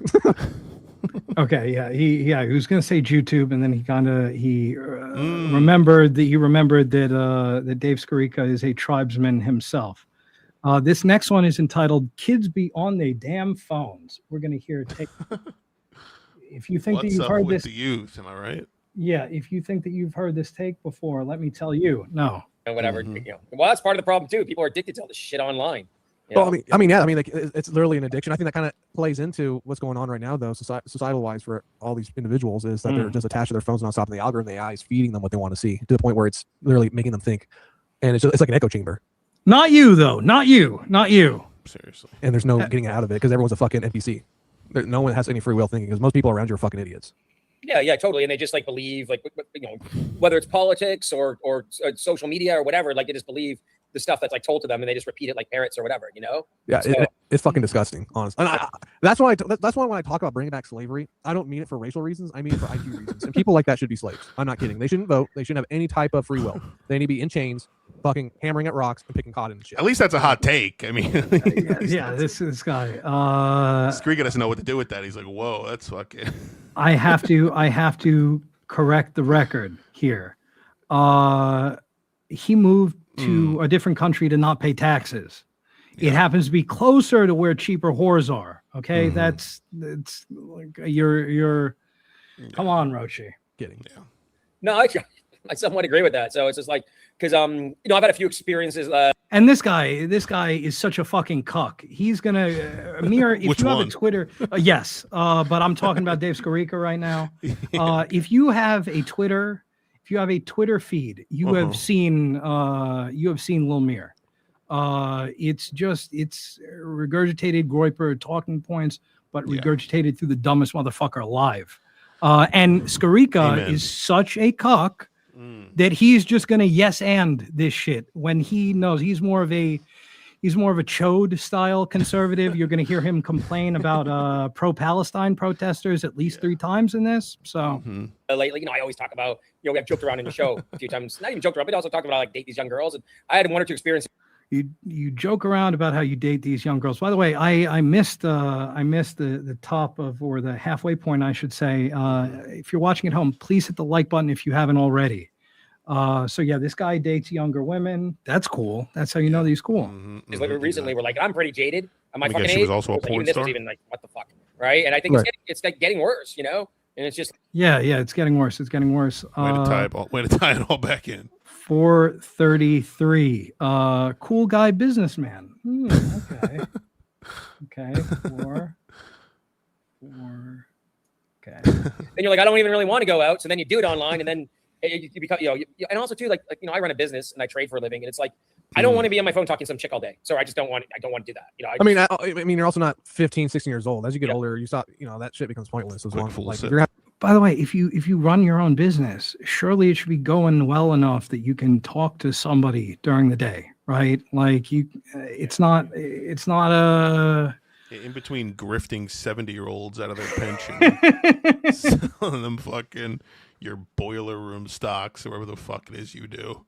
Yeah, sure. The conversation had in person like a real individual. Yeah, individual, right? And like the thing is, man, and I know people go, oh, they're porn stars, but like when I dated those kind of like adult stars or whatever, back then, one was 2011, one was 2014. It was literally like, hey, come to the Bahamas, have some fun. You dated 2011-year-olds, right? And now it's like I think the problem with like OnlyFans or Sex Panther, all these stupid sites, it's like the chicks are just like they just want They're whores, they're degenerates, and they think they just want money. It's like that's what they want. they think there's hit the buzzwords, Mir. Hit the buzzwords. social status is higher than the than normal it really is. individual Yeah. is. Yeah, It's yeah, yeah. disgusting, Yeah, and yeah. that is what needs to be eradicated Rika thought from they were after society. him for his 100%. looks. And I don't want to sound like really morbid, but like when the OnlyFans guy, the creator guy, just died recently, I'm sorry. I thought it was I was happy. I was like, good. I'm glad I was like, that that was fucking karma. I was like, the guy's 43. He invented something that, in my opinion, that's made society way worse, right?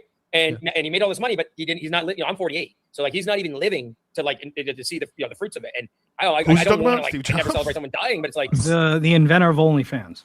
although I will celebrate when Melton dies. I will do that. But anyhow, Oh wait, what is this? We're at just over 6 minutes in. And another we thing got, that Melton did. He's always got to bring it back to Melton. So that's one. Guys at home, count how many times he talks about dating porn stars. Count how many times he brings up Melton. That's my little challenge to you guys to keep you guys engaged at home. I know that this is a slug. 708. We're going to hear about beta males. Teach us. I wanna hear. Yeah, this guy. By the way, on Life Forms, as they were critiquing my attire at Rodney's too, David Skorica said that he's better looking than me. Anybody that knows me knows that. How do I feel about how I look? I always say that I'm not at risk for being cast as the next James Bond. Right. And this guy thinks he's better looking than me. and girls, this is going to take over, man. You're done in like 3 to 4 years. You know. Well, I think another like option that we also have to acknowledge the elephant in the room also is men. I think there's a lot of cucked out beta male faggots. And here's my thing: I understand why men are watching porn now more than ever. He says because all the women are- talking. They are insufferable and they're unbearable. So I understand why men are going to or moving towards porn because why not? Why not just jerk off real quick instead of dealing with a fucking delusional psychopathic cunt who will humiliate you ritually? You know, use like ritual. You know what I mean? Like humiliation rituals and all that shit. They will. Yeah, use more buzzwords. Use more buzzwords. This is a guy who calls people low 70 IQ. Destroy your, I would say, your testosterone, your male identity for their own benefit. So I understand why men are moving to porn. I don't agree with it, but I understand it. But at the And same not time, Joe Rogan, all these though. weak men who are promoting these females, and you see it on algos all the time, algorithms. You know, all these guys like saying like, oh, boo, he ain't doing this, he ain't doing that, or he's not doing this, or if you're not he's not satisfying your needs for this or that, he's not the one. I'm like, these men also need to be put up along a line. This is a joke and eradicated. Okay, these men are truly vile creatures who are polluting our society, and they need to be eradicated from our, I would say, from the pool of men. They're not men. They're garbage. They're truly fucking garbage.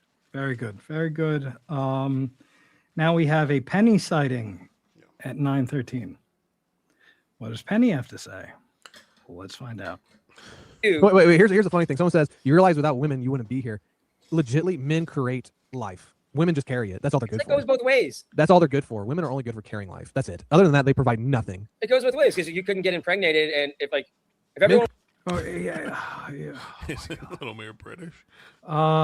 We find out in this episode, I don't know if I timestamped it, Lil Mir is Hispanic, apparently. And he thinks that means that he's not white. Yeah. What's the? I don't even want to know what those flags are. That's it's Bhutan and the UK flag. So What's Bhutan? He got a Bhutan. It's in it's by Nepal. That means whore. Don't I mean? Oh, Does that mean whore in Italian? Bhutan? Great life, fag. If everyone was a homosexual or a lesbian, there wouldn't be any reproduction. So it's like it goes both ways. Like, yeah, okay, that's great to say that as a woman, but if a man cannot impregnate you wouldn't be. No one would be here either. So that's a stupid argument. That's I love it. I love it. Well, I love it 'cause it's not- nice. You really shut her down there, ATP. Females and these retarded cucked out fools will be like with abortions, they'll be like, well, what about rape cases? I'm like, how many rape cases are compared to just girls just getting fucked and not wanting to have a baby and aborting it? That's such a nuance, such an outlier to the actual conversation. Yeah, like the percentage of abortions that happen due to rape is very small. Right? Okay, so then why don't you, again, Republicans when I was a kid used to be for carve-outs for rape, incest, and the life of the mother. If it's so negligible the amount of times that it happens, then why don't you have a problem with it, right? You would rather, because it's so rare, whoever does get raped and has to bring their rapist baby to term. But yeah, these are the guys. These two faces should be deciding women's reproductive health. That's the funny part to me. Just these two having the conversation. Hardly listening to what they're even saying. Just watching these two fucking jamokes tackle these these topics is hilarious to me. It's again, it's their world. We're just living in it. I love a good Dave Skarica clip. You know. Yeah, well, again, just Jules, Dennis Prager, the great Dennis Prager, author of When the Woman Isn't in the Mood, parts 1 and 2. It was so good, it got a sequel talking about spousal rape. So and they try to flip it. They try. It's a straw man argument. These people are cattle. They are garbage. They are incel. I mean, call back to our. Could you imagine somebody being an incel? Main show, life forms. They're a life form. They're low IQ 70 slaves. 70 IQ slaves. These people need to be in chains. Okay, working on a farm, breaking rocks. This is what I think of Mir whenever I listen to him. Very true. Yep. And now we move along to set up the clip. Or no, excuse me. 11:06. We don't want to miss out on ATP riffing, right? No. Oh God, no. So, all right. So what does he have? Americans, I'm talking about basically white people, right? And white people are the biggest cucks too. yeah, because they're not having children, and that's why you have mass immigration. And it's like, look, I'm a bachelor. I'm guilty of it. I've never had a kid. I'm almost 50, like I said, right? And I know you've actually had a kid. But like, I look at people like, and I'm going to rant on them a little more recently, like Carl and Melton, right? Both those dudes are technically like married, right? And they have no kids. Okay, so folks at home, Melton 2 at this point. Both married to, no offense, ugly women, you know, and you're in these like probably asexual, non-sexual relationships, and you're not having kids. Like if you're gonna have married, you could be married. You're thinking about whether Melton and Carl are making white with their wives. It's like my friend Peter was just visiting here with his wife, and they're like both like really good looking couple, right? They're in their 40s, and they have 3 kids. And she's pregnant with a third, and then they see like beautiful blonde kids. And live in they're from the States and Canada. They live in Czech. Good Aryans, right? Yeah, good Aryans, right? And it's like, but I'm like, yeah, at least they're like they're repopulating. You know, it's just like all these people that have these like I said, like one reason I am not married is that I'm like, if I did get married, I'm having kids. Like that's part of the reason for me to be married. Or, that's the only point. Yeah. I mean, why would you get married to a female if you're not doing that? I mean, for real. And all the dudes, you gotta be realistic. Most of, like I'd say 80% of the dudes I know that are married, they hate their fucking like wife and they love their kids. You know, that's usually like Skylar from Breaking been Bad. married for 20 or 30 years. I'm sorry if women don't want to hear that, but it's the truth, you know. In the words of the great Flimsy Greenberg, you know, comb over, he's got comb all the way over. So seriously, he thinks that someone told him, or he thinks that makes that looks good. That's why he keeps like pushing his hair all the way to the side. Like yeah, that. he's my favorite David Cross, Mr. Show character. You know? I was at a wedding, a friend of mine's house on the street here, and the Barstool videos that we show his house in the videos. But anyhow, there's another couple that live down the road, and the guy's kind of a trust fund baby, and whatever. His wife is a bit of I don't even. It's very hot in that hut in the small island. Hopefully, they never see this. And his wife was like at the wedding party was like, "Hey, David, you know, why don't you ever settle down with a girl? Why don't you this?" And I said, "Look, I bought my house in 2011, and housing prices have gone up like crazy here. Forget the bullshit videos Melton did on me. Like I fixed up this house a lot." Melton 3. We are at 13:24 in a video that is damn near 2 hours. And it's worth a lot more. And I told her if I settle down with some bitch and she decides all of a sudden like, she wants to leave me or it's not working out, I paid off the mortgage. I'm not like Melton. I actually own my house, right? Yeah. Exactly. Melton 4. I paid off my mortgage, and now the house is worth a lot more, and I'm not going to lose my house. And his wife was like, "Oh, that's horrible to say." I'm like, "No, that's part of the issue too. It's like you've given women all these rights where like my dad's second wife cheated on him and they got divorced. And he still had to pay her like support. Like if someone cheats on you, it's like that should just be thrown out the window. That should be like, no, you don't know her. No, you throw them off a fucking building and you burn them. Well, that's the one thing maybe the Muslims are. That's what I'm saying. Muslims. I'm a Roman Catholic Christian, and I think all other religions should be eradicated from our.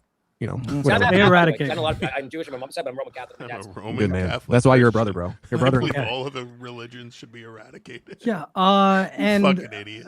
I just want to say, Dave, there's something called. Let me put you onto some game. I myself am unmarried. It's all theoretical to me. There's a thing though that I'm aware of. It's called a prenup, right? You can do that, and if she cares about you so much. And she's in it for you, right? And not the Skarica, not the Miata, not the Skarica fortune. Then surely she would sign a prenup for your sorry ass, right? You would think. You would think. Now we're going to set up the clip. Okay, 17:23. It's garbage. Okay, so for the background for this is like I was telling Mir that when Matt Mead started like going online with Scarlett, I recognized her, but I didn't recognize her from porn, right? Hang on. Someone says only a small percentage of women actually have OnlyFans. Sure, but you know what? A majority of them are in favor of women empowering themselves to have an OnlyFans. Go fact check that, then come back to the show. You'll be disturbed by what you find out. Only a small.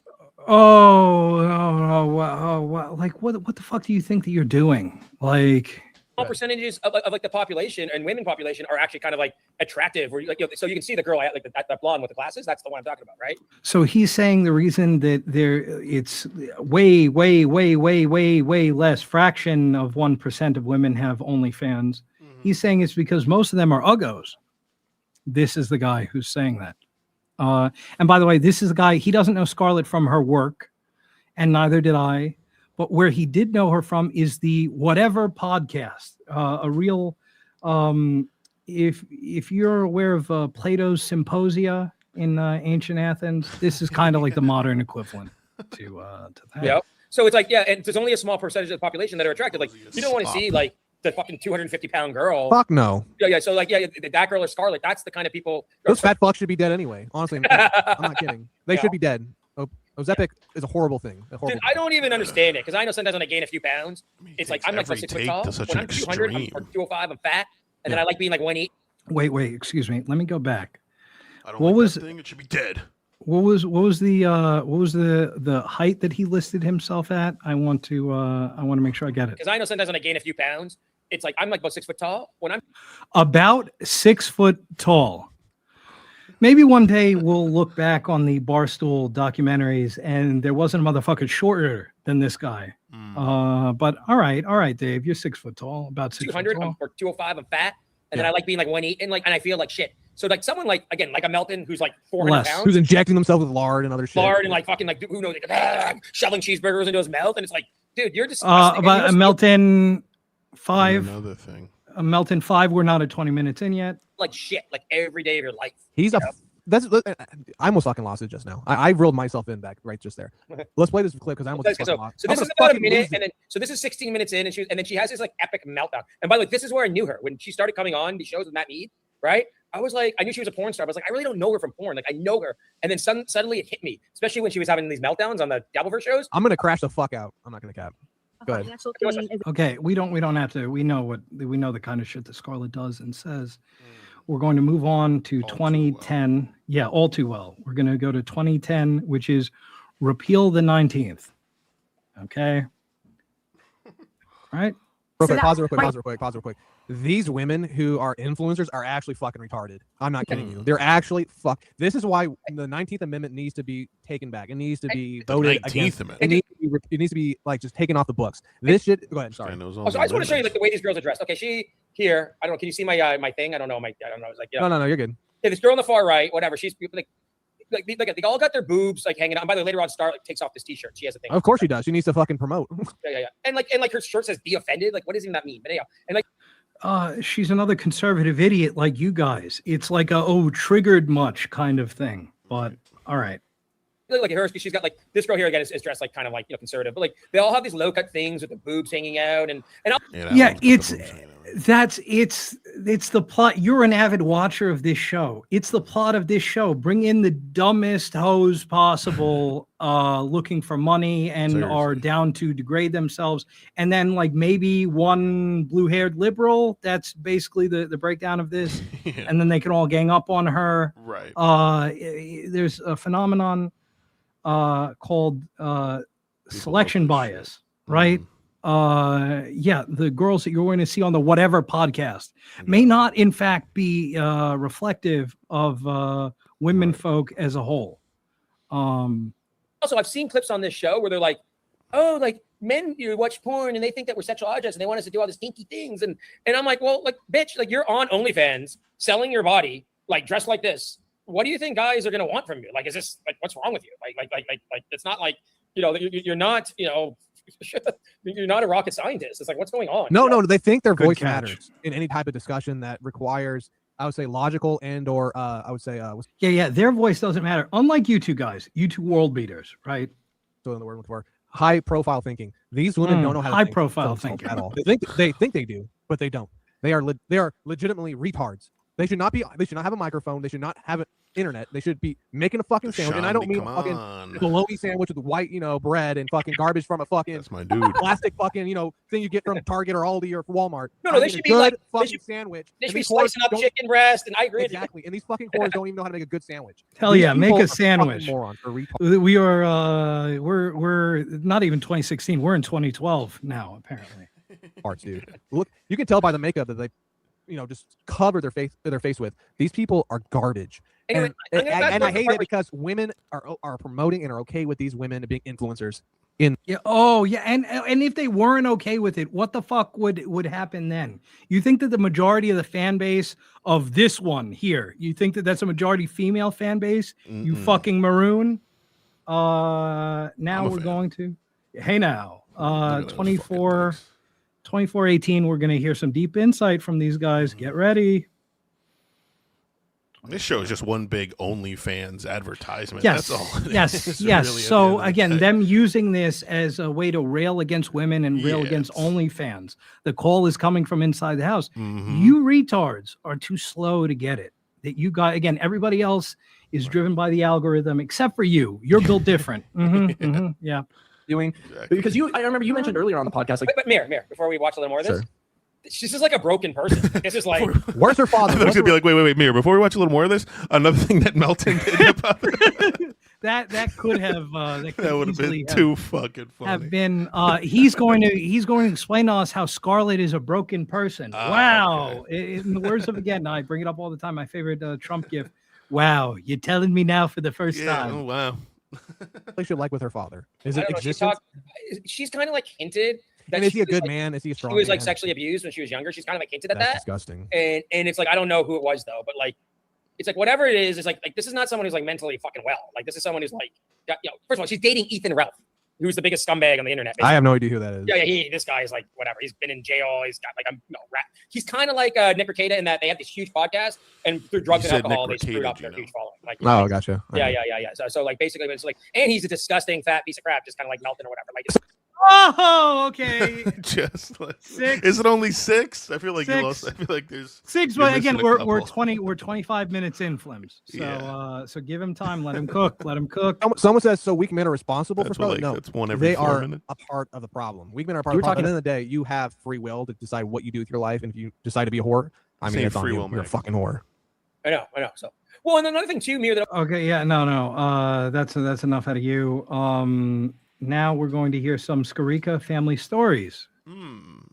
26. From back in the old Canadian country. Problems. That's why a lot what of us happened with my dad's second marriage is that like she thought she was my dad like married this young girl from Honduras and brought her to Canada, and she was from like a poor like backwards family, and then she somehow at some point decided that she was a victim and had an affair, right? And it was like totally short-term orientated. She now lives in a basement apartment with a loser husband. Good. I hope she fucking gets buried there. I hope she Here's dies the thing alone about in that my dad. basement. I hope the cats, the dogs eat her corpse. Yeah, All right, I can't disagree with that. It's like, and here's the I thing about hope my dad being a fucking- judge. If my dad marries a girl before Oh wait, your dad is a judge? You haven't said it a zillion times. Yeah, seriously. if my dad marries a woman, right? And maybe I'm promoting him right now. He's a judge and he's like 70, but he looks like he's 50, right? Oh, he's a It's literally judge? like He's a hot man. he makes like 500 grand a year, and that woman gets like 200 or 150 or 200 grand a year in a pension if just when he dies, but marry her. Oh, For the that's rest of her nice. fucking life. That's nice. Yeah. So that's what my Yeah. Hey, idiot. If your dad's a judge, he should know the law, right? He, better than you even, would know that you should maybe, and especially if this woman is from a destitute third world country, right? You could make her sign a prenup easy. I don't think your dad's too smart. I think he's a dumbass, actually. I think that your dad is a dumbass, and I think that he has weak white because it resulted in you. He's a judge. You're a fudge. Roy Cohn Esquire. People still think free will is real. It's 2026. Yeah, but it's a psyop.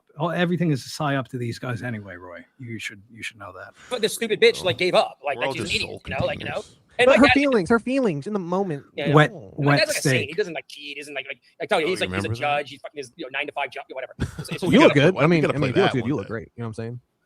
Well, anyhow, like I'm gonna compare to him because that comes on my mom's side. I got my mom's side here. But like, My but mom. yeah, let's watch fucking Scarlett melt down for another minute or two. Yeah, let's not. Now we have 2925 living Twitter feed. 29, 25. We're gonna hear some of the comedy stylings of Lil Mir. I like the Hairs or back fields or and thing. forth with his I don't know if you watch the little Skarika cam, it's like the lights flashing him Yep. sipping, lights flashing him sipping. Yep. This shit. I am just like, I am done with the NPC Goyam garbage that's being fed to the Goyam, masses. he threw a Everyone just Goyam Goyam in around there. heads and knees. What did I tell you? What did I tell you? This is if Dr. Frankenstein attached electrodes to a Twitter feed on a stormy night. It's alive! It's alive! Yes. Yeah. They fucking go, oh, these people are. This is why society's fucked right now. You mean Bad Bunny? In the VIP, in the VIP. Yeah, that and all this shit, dude. You know what it is? It's goys. It's Goyam. Goyam is the reason why society is falling the fuck apart. They're retards. I'm pissed. I hate my own species of human being. I You said you're gonna go up. I have a disdain for my own people. They're such garbage. White people are fucking cucked out retards. They're Goyam and they're garbage. And you know what? I think they deserve to be eradicated, honestly. Okay. Well, dude, look at they're doing this. Sir, this is a Wendy's. Stop the shares. No, because I want to do something else. I'll stop. I dislike. Yeah. Okay, that's enough out of you. Now we go to 3328, a CCC KKKK sighting, and he has a great comment. Real quick. Pause real quick. Alfred doesn't care too much about being all. This person says Lil Mir talks a big game, but will get beaten by Final Boss. Hey, I'll box Final Boss any day of the week. Set that up. Anyone who does boxing and shit, I know that's a big thing now. I'll fuck up that dude. I will. Dude, that's fuck what up. I think. Box I don't him. like ounces how up. you're We need to wear 16 ounces though, because I don't want to hurt him too bad. I will box that faggot any day of the week. Dude, that's the gayest thing about the Dabbleverse too, you know. So No, I will actually fucking do. I'll sign whatever you need me to sign, any waivers, whatever. I'll fuck that dude up. Easy. Guaranteed. Who's he talking about? That's easy money. Put on ring bet. He is talking about Final Boss. Now 3735, ATP make joke. Can't talk Final Boss like that. Yeah, you can't. 37, 30. Okay, put that there. Honestly. Hey, Mir, you know who the smartest women on this panel is? Is one back here with the blue hair. Yeah, and blue. That's a red flag right there. No, That's a red flag right there. Mir, that's like a mannequin. That's the smartest one right there. Oh wow, I didn't even notice that. That's the So all I'm saying is, Again, this is the guy who decides who is a low 70 IQ slave and who isn't. Didn't recognize that that's a fucking mannequin back there. And I love it because one is made out to be an idiot. The other one is made out to airball with his joke is perfect. You can't write this not shit. run for office. They cannot vote in our elections. They shouldn't even have free speech. Honestly, women should not even be walking around with any type of cleavage or anything. They need to be proper and they need to be sweet and they need to be, I would say, what's the word I'm looking for? They need to be docile and they need to be submissive. All right. Very, very good. Very good. We've never heard these takes before. Yeah, This is the Andrew went to the Andrew Tate. yeah. Was that school? He got the ebook. He went to Hustlers University and he graduated with a certificate in ebook. 3929. Goofing on Lady K. Women need to be docile. They need to be sweet. They need to be subservient. It's like, Yep. They need to listen be to buzzword. yourself, They need to be also buzzword. My wife. Crumb Even though I make all the creep. money, she offers nothing because we don't have children now, and we're in our late 40s. But my wife dictates my life. He's Dude, like in her 50s. He's like, he married his mom, dude. I Hey, got Carl, so I know you have that place in Florida. So when the Bills play the Finns, are you going to go down to the game? I know you're quite a ways away, but or are you just going to stay at home? The Finns. I He's actually cool. asked my He's wife such if she wanted to go to Finns. that game the other day, and she said, "Hell no." So. You are the biggest fucking cuck loser of all time. First of all, like Carl's mom, Kevin Brennan, rightfully called her mom wife. She's disgusting looking. No offense, Carl. She's not. Your wife's a pig. She clearly disgusting. Dave. She looks like you. Okay, Carl's wife looks like you. And by the way, what is this over here? All due respect. Is this the guy that talks about looks maxing? It does. Yeah, Is that guy? Oh yeah, bro. Yeah, bro. Attractive. She's 10 years older than him or something. He makes all the money. He supports the household, and he's letting her. This is part of the problem with society. You have men like this, a total loser like this, who won't say, "Hey, no, honey, I wear the pants of the family. I make the money. I'm gonna go to that Bills Finns game, okay?" And that's and he will not do that. And like, okay, if he had some hot ass chick half his age and like whatever, but like she's like a rancid old woman. she's disgusting. And She's it's like, disgusting. you're being bossed around like this. It's like this is part of the problem. You have men like this, so these women think that they can get away with whatever they can get away with. You know? I love it. I love what someone says right here. Hang on, ATV. Why don't you attack this real quick? Yeah, Out loud, I don't faggot. disagree with that. But my thing is, as a man, you should never put yourself in that position. That situation, yeah. Like, Never. it's like again, I don't Never. want. It's like Melton's wife bought his house. It's like Oh, I bought my that own is house. All due respect. 7. We're at It's like Melton. we're at 7 right now. And we're not halfway through this. So surely he's got more in the tank. All right, we have that's David Scarica. David Scarica. Okay, now we're going to a Sam B sighting. Remember one time he said he looks like Don Johnson. What? That's what he goes. He goes, everybody tells me I look like Don Johnson, you know. You look like Dong Johnson.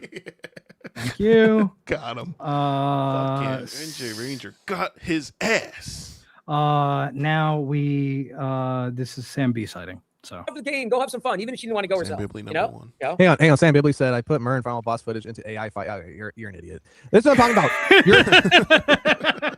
Okay, Sam is trolling him, saying I put Mir and final boss fight footage into AI, and okay, now let's see this again. This high IQ male.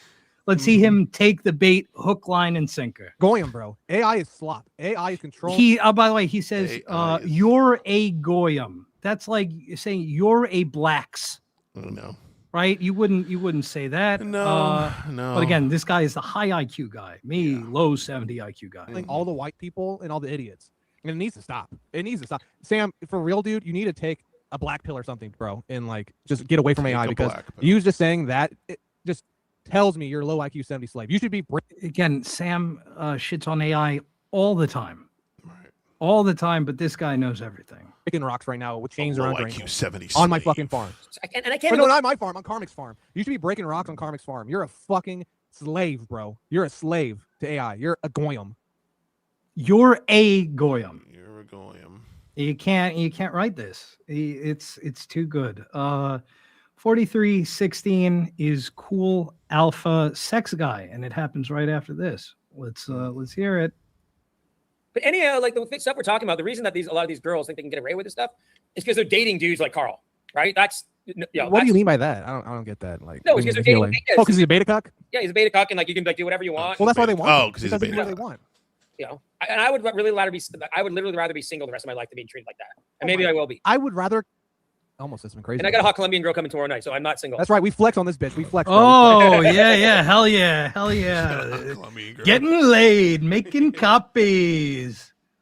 Now we have some Taliban talk. 4837. Okay. When he talks about his girls, like So I'm gonna show you another video I sent. paid shipping and handling. About the Taliban. You know? I think I know what this is. Yeah. It's like, and anyone who thinks like, first of all these stupid libtard women. Oh, sorry. That like think that like, we're for Palestine or whatever, free Palestine. This is what your life is going to be if these lunatics take over. I love this video. Believe in the democratic vote, though. So would people be allowed to vote? Can you full screen it? Politicians? Right Would people be allowed to vote in women politicians? They know. They already know. No, like stop the camera. I'm laughing too hard. That's it. Women politicians are legitimately a plague on society. I'm not kidding. Like they've ruined Europe. What's the take? Taliban good? I'm not kidding. Yeah, Taliban good. But from David Skarika's point of view, Taliban bad because they're towel guys. Now, the network wants me to read this as just a quick fact check. Oh wait, that doesn't come up till later. What I want you guys to know now, we're counting. We're at how many Melton? 7 Melton or 8 Melton? I think it was 8. Okay, 8, and this is now Palestine protesters 1. So keep that in mind because our next timestamp is Gays for Palestine. Like I said, like free Palestine. I'm like, no, if Palestine is quote unquote free, these are the lunatics that are going to take over. So, and if you're a woman, okay, now like I said, I don't like a lot of these women politicians, but like this is who's taking over. So there's nothing free about it. It's ludicrous. It's like, you know, you get those like they got like LGBTQ for Palestine. It's like if you're gay in Palestine, they're going to throw you off the top of a fucking building. And I hope they do because you're a degenerate faggot who needs to be eradicated. I'm not kidding. They need to be gone. They've ruined society. Yeah. Okay. So this is what the network wanted me to read. While LGBT people face severe discrimination, harassment, and threats in Gaza, Gays thrown off of rooftops comes from ISIS executions in Iraq and Syria circa 2015.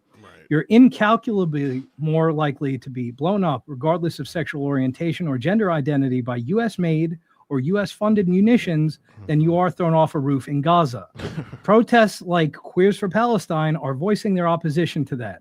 It's why it rang hollow that we were liberating the women of Iran as our government blew up a girls' school, killing 120 schoolgirls, 36 other civilians, and injuring 95 more. People who, by sheer misfortune of their birth, live in ultra-conservative, repressive societies do not, in fact, deserve to be drone-struck or starved to death because the people governing them are bad. Of course.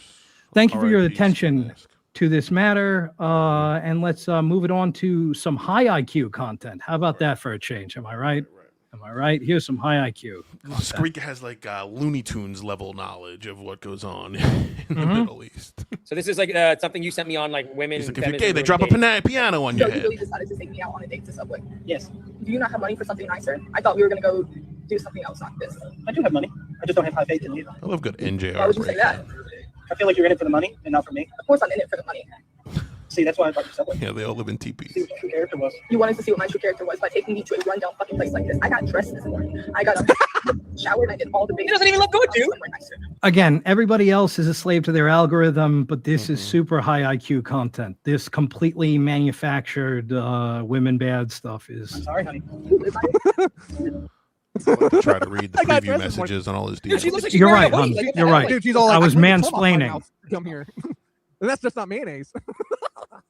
This bitch legitly cleaned off the stale cum that she received from Tyrone the night before to come to this date. How dare she? Super fresh takes from this guy. Okay, so that was that. Now 5418, more ATP dating advice. So, and look, man, I dated, look, here's the thing about these women, these North American. They're evil. And Western women, yeah, it's like, most of the girls I've dated in recent years are like Colombians and from like Colombia. And they're desperate to marry, or not marry, but. Wait. Oh, what'd you say? What was that? They're desperate. Why would they be desperate? They should be lining up. You're beating them off with a stick, ATP. It's just gonna be a waste of time, and I'm gonna have these shallow conversations. And it's like whatever, They're desperate. And look, man, I dated look. Here's the thing about these women, these North American. They're evil. And Western women, yeah, it's like most of the girls I've dated in recent years are like Colombians and from like Colombia, and they're desperate to marry, or not marry, but like hook up with like a gringo who's like successful. So it's like all these women, and this is actually the thing we have to get into because that whatever podcast was when Scarlett was on it, most of the girls on there and these dating things we see, they'll be like, I want a guy 6 foot tall and he's 28 years old and four figures, and he makes four figures. $500,000 a year. You were sitting here talking about how most women are uggos, right? So it's almost as if nobody, I shouldn't say nobody, people generally have high standards. You want what you can't get as well. So exactly. Yeah, but no, it's bitch. They're bad when they do it, but actually you're good and normal when you don't want to see some uggos OnlyFans. It's like they're real. It's like and like these are girls. Okay, if you're a 9 or a 10, I get it. You're probably get a guy like that, right? But you're like a 5, and you're saying this. It's like ridiculous. Four figures, all day. 4 figures. Yeah. That's funny. Yeah, Mir is such an idiot. He was talking about 4 figures, which is this much. And this guy knows that he's an idiot. He's taking a big old fool sip now, but he has to hang out with him because that's a cool guy. Right. That's a cool guy, not like Melton. Now we're going right into our next timestamp, which is entitled Self-Awareness Police. I can't. I hate these fucking whores, dude. I hope they burn in hell. You want to know what most guys look like? Go to fucking Hackamania. See how disgusting fat slobs. That is not. Those are okay. Are we counting that as a Melton? Okay, then we're at 9, That's a folks. reference for Thank you. Might even be 2. Those are legitly fucking cockroaches. Those people are. Do you remember the movie Time Machine? No. Yes. They're the people under the earth. They're like, that's them. That's them, or they're the fucking apes in Planet of the Apes. They're like, we have a group chat and like Murray's gay. Fuck you, faggot. Dan and Chow. We have a group chat and like you guys have a group chat. Got a group Hell yeah. chat. Oh, I bet Hell they yeah, fucking brother. burn motherfuckers in that group chat. Mir and me don't really watch these shows. We don't watch them. We don't care at all. I don't watch any of this fucking propaganda garbage. Yeah, Dan and Chow are kind of into it, but like we don't watch any of it. And it's I'm like based, bitch. And it's literally like Like I always say, like, how come all these dudes are like neck beards, triple chins, like they all look the same in this like that universe? Like they're disgusting. It's like, you know, that's why I gravitate to that universe because you know, Literally talking about everybody in that group chat. Yeah, and by the way, okay, look, okay, here's one chin. Yeah. Here's another chin. Yep. Here's a third chin. There's at least 3 chins that we're looking out here.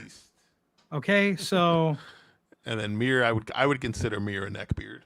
The beard is all the way down. Yeah, so I mean, again, what are we talking about here, David? That's why it's all projection. With this these is why it's self-awareness police.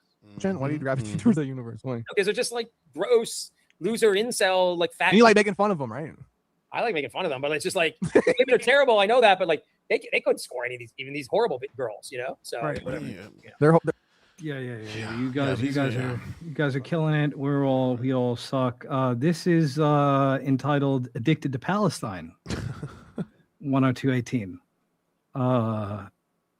Waiting for him to be like, what's Melton's take on Palestine? Look, when I saw this, I ripped it because I was like, when I saw the title, which by the way is Mir Musk, Feminism is Cancer. I knew that this is the intersection of my shit, right? I'm a lefty from way back, right? And I like goofing on these fools. So new boot goofing. When I saw this, but I didn't know when I opened this shit up to timestamp. I've had it for like more than a month. I didn't know that we're going to get a lot of Dave's. Again, everybody else is controlled by the algorithm, and this guy's going to tell us more about the Palestine protests. So, especially the US, who instigated the Afghanistan and Iraq wars. Dude looks like they use language that is very much feminist language, women's liberation language. It trickles in via the media first, like, oh, so Afghanistan become, Afghan women suddenly have become part of like newspaper columns and headlines and imagery of like, look how these women are living and look kind of what oppressive. Oh, excuse me, too early. So that's what they're watching, and let's hear Dave's take on this. 102. Put that there. Own her, whatever you need to do. But I think she's like kind of equating like these exact opposite thing. Where like when you see these stupid protests, like the Palestine protests, which are mostly like paid protesters anyhow. Yeah, they're mostly paid protesters anyhow. Yeah. Everybody, again, when it's your cause, they're all there genuinely. Right. When it's the cause that you don't like, they're all paid protesters. It makes almost too much sense. Yeah. Right. With the stupid Palestine flag and all that stuff. Hillary Clinton but like the thing is, what you tell someone as a woman is like, okay, I know you're ranting against women and saying, oh, they shouldn't like vote or you shouldn't have. I love women. Honestly, I love women. Go ahead though. But what I'm trying to say is they're essentially supporting these regimes, right? They are. They're idiots. They're most they're idiots. It's like you think you're a feminist, but you're supporting these regimes that are giving women no rights. Like what she's saying makes no sense. She's saying like, oh, one of the propaganda things these guys are using is, oh, like these women have no rights in Afghanistan, so that's why we need to bomb it, take it over, and that's one of the reasons. But it's like, well, like, would you rather like that happen or the Taliban take over? Like those guys we saw now, where they're like laughing if a woman gets into politics, and they all. Yeah, the Taliban got to the position largely that they were in from the start of the Afghanistan war, because we used them as a proxy against the Soviets. The Soviets, their equivalent to Vietnam was the Afghan war. Rambo 2, I believe, shouts out the brave Mujahideen. And we picked them because they were religious nutzos, and as a result, they hated communism. And if you hated communism, you're A-OK in our book. And then fast forward to 2001, and one of those guys, there was an article in 1990 something from The Guardian, I want to say, in the UK. The article's title was "Anti-Soviet Warrior Puts His Army on the Road to Peace." You'll never guess which anti-Soviet warrior was. It was bin Laden. It was bin Laden. So yeah, we see how that worked out. So doing it our way resulted in the Taliban getting to power. Yep. So the answer was that we're going to blow them up. Afghanistan is known as the graveyard of empires. A zillion people have tried to conquer it.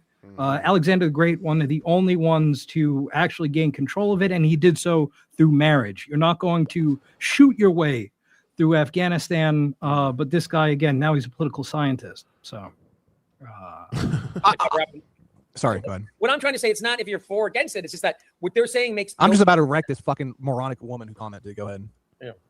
No, Sharia solves the women problem. By the way, this moronic woman, Mad Dog Maddie, like, oh, this is probably faggot. Sharia solves the women problem, but the consequences overall are not good. Hey, dummy, I didn't say we should invoke Sharia law into maybe our Shmuel laws next in week. the Western world. What I'm saying is there's some aspects of it that are good. You fucking NPC retard. This is why I hate white people. They're so fucking stupid and they take everything literally because they can't think for themselves. We were They're so like close, fucking lemmings. Jules. They're sheep. We're, You say we're something right and they take there. it literally. It's a fuck. I'm playing with words. Just recently, It's, she's it's this. It's that. Yes. If you Yeah, want something she's literal, go being watch Tucker sarcastic. Carlson. Well, like, and like the thing is about that kind of mentality is like, okay, like no one in the Western world, no one in the right mind would want Sharia law. But on the other hand, it's like you said, if you marry some girl and then you get divorced and she gets your house just because she's a woman, that ain't That's what he thinks. It's called, how many times do I have to say? It's called a fucking prenup. Guy who at every turn brings up that his dad is a judge. Right. You don't know what a prenup is, okay? I'm telling you, that's my biggest. I hate it. This is buzzwords. Protest. I hate it. Fact of the matter That's is, my you don't biggest got issue when I enough see those money protests. I'm like, to be, you know, look, to keep a woman happy. I'm like, without well, No, like he how doesn't. can any Or with stupid a- woman be like we're flying the Palestine flag or flying the whatever Iran flag and be like, oh, it's for Ayatollah? Would like, if you went there, you would have like zero rights. Like what? It's stupidity. It's like literally fucking retardation. Yeah, you're right. Said this you're right. three you're different right. times already. Yeah, that's what I'm saying. So this is now again with that's timestamp was again with the protests. This next one is actually my bailiwick. It's economics. Now, for those of you at home who don't know, David Scarik and I have basically the same job, except that I don't shill books on how to do well in the stock market. But let's hear a little bit of you spitting economics game on us. Let's hear it. No, I think it's economics is part of it because we've had this big boom in these asset markets. This is what I do for a living, trading, right? And a small percentage of the population owns these assets. So then these women want to hook up with these dudes who are rich, right? Yeah, but what's the majority of that? Like what? 0.1%? Yeah, or 1%. It's like that's they want to hook up with that 1%. And I just think that if you had a big economic decline, that would be actually in a way good for society. I agree. Because, yes. Yep. Because then people be like, oh, these women would know, like, oh, not like I'm not going to hook up with the guy. People would starve. People would die out. I'm not kidding. We need a plague or we need something to happen. We need people to start starving to death in society. Okay. I think it would be good if people started like struggling a bit more. Okay. The network wants me to say. So he frames it that wealth inequality is bad because it causes women to want to hook up with 1%ers. He conveniently leaves out the role of neoliberalism and deindustrialization, which ushered in the death of the American middle and working classes. He also thinks that, quote, it would be good if people started struggling a little bit. In America, the so-called most prosperous nation in the world, the majority of people live paycheck to paycheck, in no small part due to the institutional capital ATP obliquely references. Most Americans don't have enough saved to cover a serious medical emergency, but this guy thinks people have it too good. By the way, if you're concerned about declining birth rates like these two are, you'd surely care more about wages stagnating while corporate profits skyrocket. But instead, ATP thinks that the real problem with end-stage capitalism is that all these Stacys want to hook up with the Chad CEOs, and that's why he can't get a date who's speaking English. Thank you for your attention to this matter. Now we're going to move on to 11142, Addicted to Colombianas. Uh-oh. Hey now. Okay. All right. He's trying to get laid without flying out a fucking that there. bitch you Court can't speak documents English. for the reasons that they put for the divorce. And we can run different polls where we're talking to them. What we find is the same thing that was pulled up the other night here on whatever. He was a perfect guy. I just got sick of him. I don't like him anymore. She got bored. Didn't do anything wrong. I just don't fucking I was like him. not entitled to make that choice if she doesn't like her Where's husband that anymore. guy? I think that if you put your own self Mm. entitlement above that of your children in order to have access to their father in a two-parent household, you're setting them up for failure. And that's what we see in the stats. Oh no, I'm an idiot. I was too early. So that's the kind of crap that they're watching for background. I wasn't married. Obviously, I told you guys I'm married, but I was dating this like girl from Colombia, and the Oh, last trip, wow. she was supposed to come down. It was taking her forever. I told Mir this story off air, right? And I was kind of like getting fed up with it. I was like, 'cause I'm not doing an online relationship. I'm like, I know it's tough. It's long distance, and it wasn't serious or anything, right? You see each other like whatever, a couple times, like every 3-4 months, and literally like anyhow. So like I followed a couple of her friends on Instagram because a couple of friends are going to come up and visit one time, and like anyhow, her friend posted this like picture or whatever story on Instagram. This chick is like pregnant, like out to here, right? And they said like whatever. It's like what's it called? The pregnancy party, whatever it's called. I don't care. I can't. Yeah, it's called a baby shower. We call it in English. Remember right now. Anyway, And then I wrote her and I was like, bitch, you're pregnant. You know, and you're still trying to get me to send you money down there. And you're saying this was for your mom's birthday. And it's, you know, it's for your, like, you know, whatever, like your pregnancy thing. So then I said, never talk to me again, all this kind of shit. And it's just like baby shower. Baby shower. Yeah, baby shower. Yeah. Fucking sorry. I blanked out for a second. It's baby shower. It's like, yeah. So it was like, I was laughing my butt off. I didn't like, I was kind of getting sick with her. So I was like, addicted to profits. I'm done with this. But like, can you imagine like being pregnant? And I'm telling you, man, no, I cannot imagine being pregnant. Her mom left her dad. I was like helping her out. We were like, you know, like dating for a little bit and like getting like knocked up and then like still trying to get money out of this dude like that.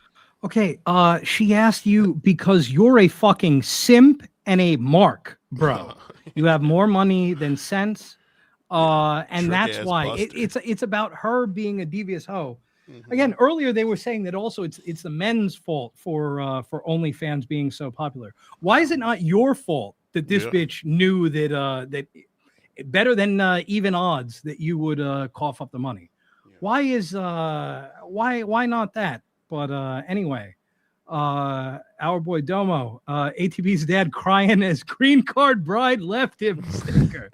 That's this man's fucking thinking. Yeah. This man is thinking. Thank you. Yeah, he great genetically look. I know that Mir would like this bioessentialism argument that he was born Rizless because the dad, if he didn't have money, nobody would have been taking his white. That's what I learned from this. Now we have like another. That's like you got to be the biggest Mir's baby. You got to be the biggest Mir's baby. Yeah. You got to be the biggest piece of shit on like the face of the earth, and that's the problem. Like girls do stuff like this, and like men are. They don't care. They don't care, bro. And men are the pigs. Men are the assholes. Whatever. And you got girls like this. And here's the worst thing about it: some cocked out. And I'm gonna be honest. Yeah, some cocked out. It was him. It was him. It's the guy that you're talking to. Like we don't have to. It doesn't have to be theoretical. Okay. Are we going to have enough time for this shit? Because we're in the final hour. I'm going to ask you guys, if you haven't already, please hit the like button for us. Thank you. Let's play a couple. We'll play two more from this, and we have like 5 more, and we'll do that next week. Okay. 116.24 is entitled Buzzwords. 116.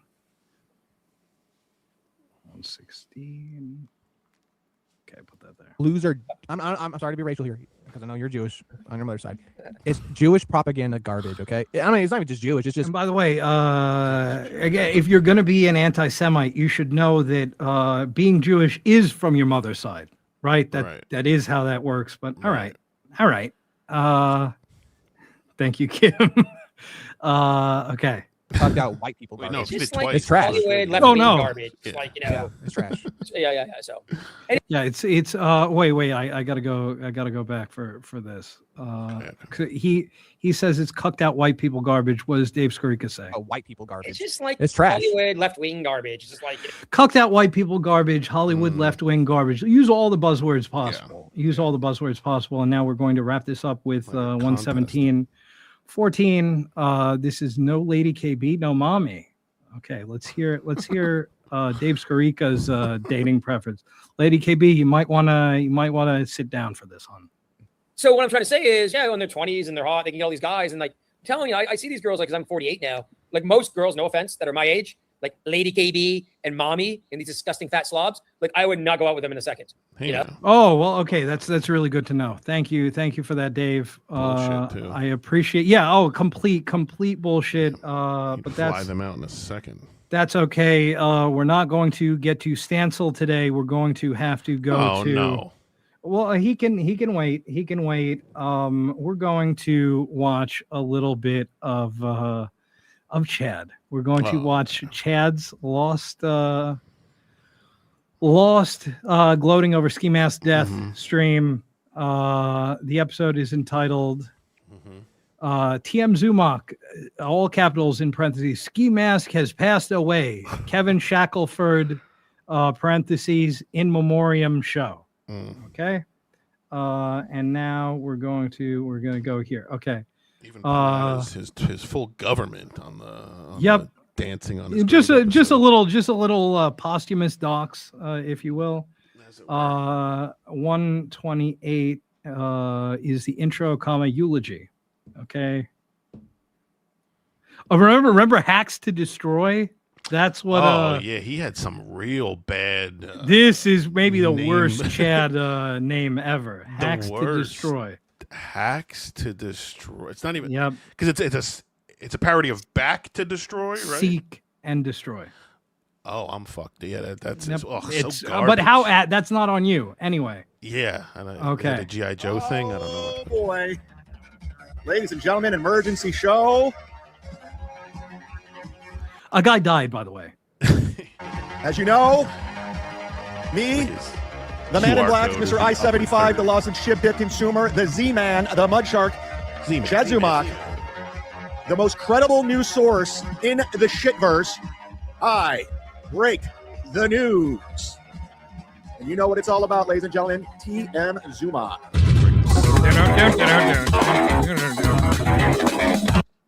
This just came across my desk late last night.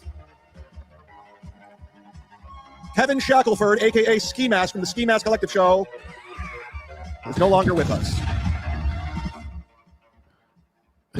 Ski Mask was found dead the day after Father's Day by his father, of all people. The cause of... Okay, and he's framing that as like Chris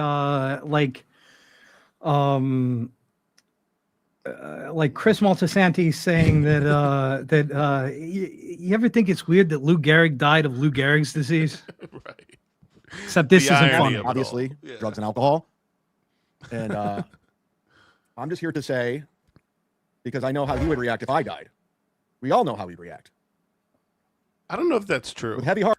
I don't know that that's true either, but I think that I said it afterwards that with this stream, Chad, you sealed your fate in that regard. Right. I'm going to have to do the hype train when you untimely shift your mortal coil. I'm going to have to now because that's what you would have wanted, right? And you said that, so yeah, I think that's. And it won't just be us. I mean, or Oh no.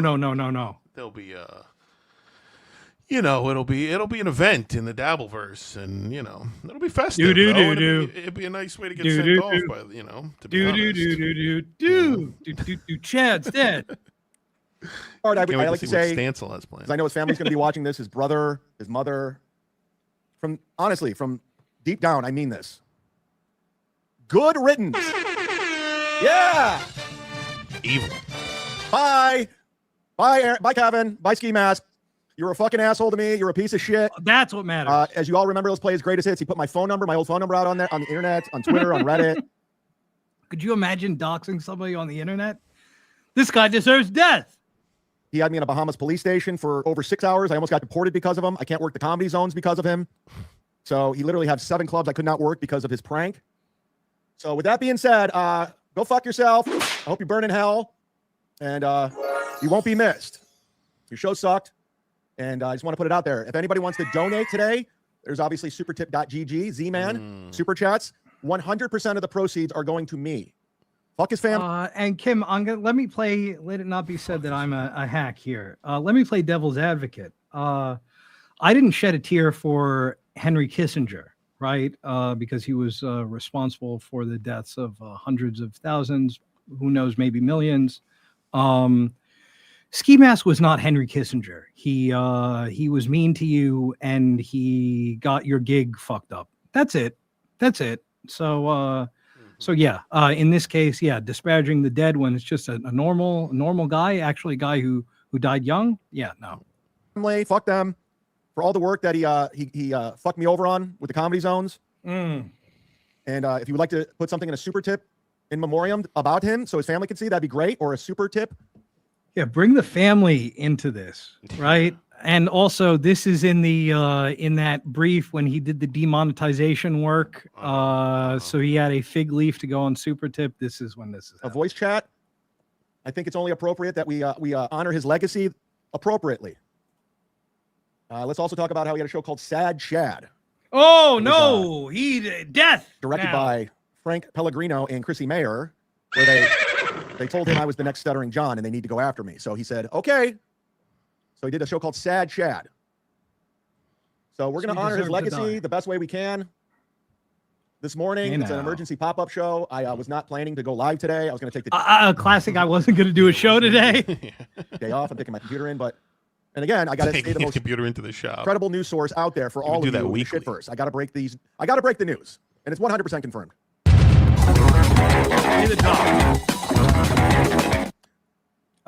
And now we go to on the death pool. That's a pretty topical discussion. Get the word out there, ladies and gentlemen. It's Lady KB. We love her, don't we? Oh wait, no, she's fat and you hate her and she has a bad personality, right? Oh, wait, what is this? This has got to be AI. Thanks for the $5, Lady KB. Again, 100% of all the proceeds are going to me. Fuck his family. Remember when Ski called a winery to report that his girlfriend's dad was a pedophile? Legend. Anyway, I had him in the Dabble Death Pool. Pay up. That's another thing. A lot of people we had the Dabble Death Pool that people were trying to report, saying it was an illegal thing against YouTube's terms of service. And a lot of people had Ski Mask. It went Melton at number 1 and Ski Mask number 2. Now, there's a lot of people that picked Ski Mask. Lady KB picked him. Doodle picked him. I mean, who knew? I would speak this into reality. Jason Craig was the very first person to pick him. By the way, you said that Jason Craig was going to be at Rodney's. I saw hide nor hair of this motherfucker, but that's just an interesting Jason wrinkle Craig. in this. Was Eddie Baker also supposed to be at Rodney's too? Jason Craig was the very first person to pick him right there. Let's go. Jason. let's wind it back. Scribbled in crayon after the fact. I mean, who knew? I would speak this into reality. Jason Craig was the very first person to pick him. Jason Craig was the very first person to pick him. Okay. Right there. Yep. Jason Craig ski mask. All right, if you say so. If you say so. Yeah, I know my writing's all sloppy. Also very shaky. Very shaky. We're gonna have to figure out how to get this money out to you guys. We might have to split it up. Oh, we might have Jason to Craig was not the first give guy it to out pick at him. all. Doodle picked him, but she said in the next 2 years. What did Jason Craig say? Jason Craig said Ski Mask would pass away this year. Very convenient. So Jason Craig is the winner, man. But Doodle said the next 2 years. This is going to be a tough one. Who else? He denies it, SCS, but he 100%. He is chunkier now. 100%. Yeah. I didn't really think this would come into reality. I mean, so quickly. Yeah, we're gonna have to figure this one out because a lot of people pick Ski Mask in the death pool. Let's continue his legacy. Let's honor him. Yeah, we're gonna have to figure this out. Definitely, we are. Now 842 grifting off of Ski's death. 842. Woo! You can also honor him with the voice tips. Right there, you can scan supertip.gg Z-Man. You can say whatever you want about the Ski Mask because we're gonna leave this one out for free for his family to watch. Listen. Some of you guys are saying I'm heartless, I'm mean, but this is what he would have done with me. Johnny Chopsticks, everybody.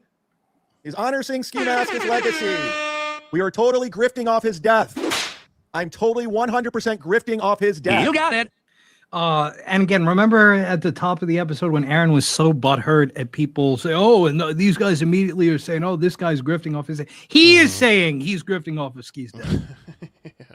Yes, speaking of dead people. You got it. Johnny Chopsticks. What if he got killed saving nuns and puppies? That's a good one. But he did it. It was drugs and alcohol.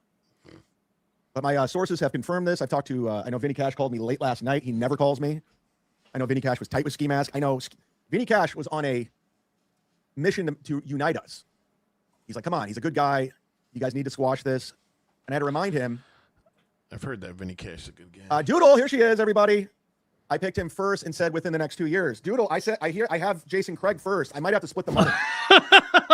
Or I might have to not give out the money at all. How about that? Jason Craig. I might have to give $250 to Doodle and $250 to Jason Craig. Or none to Tukey's saying he anyone. picked him, but he never picked. He's lying. I love how we're all fighting over this. Laugh Doodle, about hit it me now, up. We'll Chad. take care of it. I love you. You know that. Okay, so Doodle, he loves you. So that's good to know. 115, Loves KB. 1115, sorcerer sighting. 1115. The sorcerer says, I'm sad for his family and those that loved him. The pain we feel in grief is proof of the love we felt in life. Normal Do rules. not feel pain for those unloved. Again, the sorcerer being the class act that he is. Of course, he's going to do the nice thing, the right thing. His family will see this, sorcerer. So that was very nice of you. Very kind that you sent me $5 because we are grifting off his death. And I don't feel bad. He honestly got me banned from all the comedy zones for that stunt. Oh, okay. So cool. You can celebrate when he dies at 30 years old then, right? That's all good. That's all kosher. In the Bahamas when they're about to deport me. There's one thing I wish I would have done to Ski Mask. Like your fucking face tonight. How do you not laugh about that over time? All my people are falling. You know what I mean? I feel so bad. I really do. With heavy heart. I'm doing the show with a heavy heart. Diener says this is gross. I'm not going to argue that one bit. Mendiggity says, Chad, do what's right. Pay everyone who picked him their $500. Yeah, okay, give me $500. Mendiggity. I'm not going to give everyone $500. Is it Mint Death Pool? Oh wait, what is this I'm getting on my earpiece? It's your Death Pool. Oh no. Oh dear. Super chat. Oh no. Yeah, again, it wasn't an illegal raffle when you collect the money. Mm-hmm. It would be illegal if you pay it out. Interesting how that works. Just not happening. That's how the rules are. Mm-hmm. It was my money that I put up. Nobody, I didn't have Permaseal finishing. I didn't have Gustav. I didn't have Borgo fronting the money. It was my money. Okay. You had people sending in super chats, right? That kind of funded this. Now he will say that it didn't fund the entire pool. Mm-hmm. You set the rules, or also didn't set the rules. So that's all. That's all on you. We're going to skip past his Bahamas story because we heard it from Stevie. 1648. Oh my God, it's Thirsty Stevie Lew. Of course, he has to get in on this. The realist celebrates 5 months of membership. Chad, you're lying. You're threatening to dox his girlfriend. I never did. So I'm not lying. I never did. He said you threatening. So I'm going to interpret that as you threatened to dox his girlfriend. So you never did? Those Ski Mask fabricated those screenshots that he read on Lady K's show. Just a stupid, disgusting, one-lipped liar. That's the difference. You say things, but you don't do them. Go fuck yourself, Stevie. He's dead. So I didn't ever say that I was bringing a gun to Rodney's. Fat Kevin Soundboard at one point intimated that I said that not for Chad, but for him. Oh no, I'm so scared. I'm so scared of a guy pushing 3 bills, more than 3 bills, that I need to bring a 1911 to Rodney's. I don't think so. But again, let's use Chad's logic. Say that I did say that I was coming to Rodney's strapped up. Well, I didn't actually do it, right? So then all good. Anyway, let's keep it going. So it doesn't matter. Well, it doesn't matter. He's no longer with us. He's no longer with us. Okay, cool. 1929 is more whining. So 19. Okay, put that there. And again, you can honor him with super chats, supertip.gg/zman. Frank, I'm sorry. Fuck him where he breathes. Fuck him where he breathes. What the fuck do I need from this guy? Like, again, it's in the words of Julius Caesar, alia iacta est. The die is cast. Again, what the fuck am I? Simsalabim.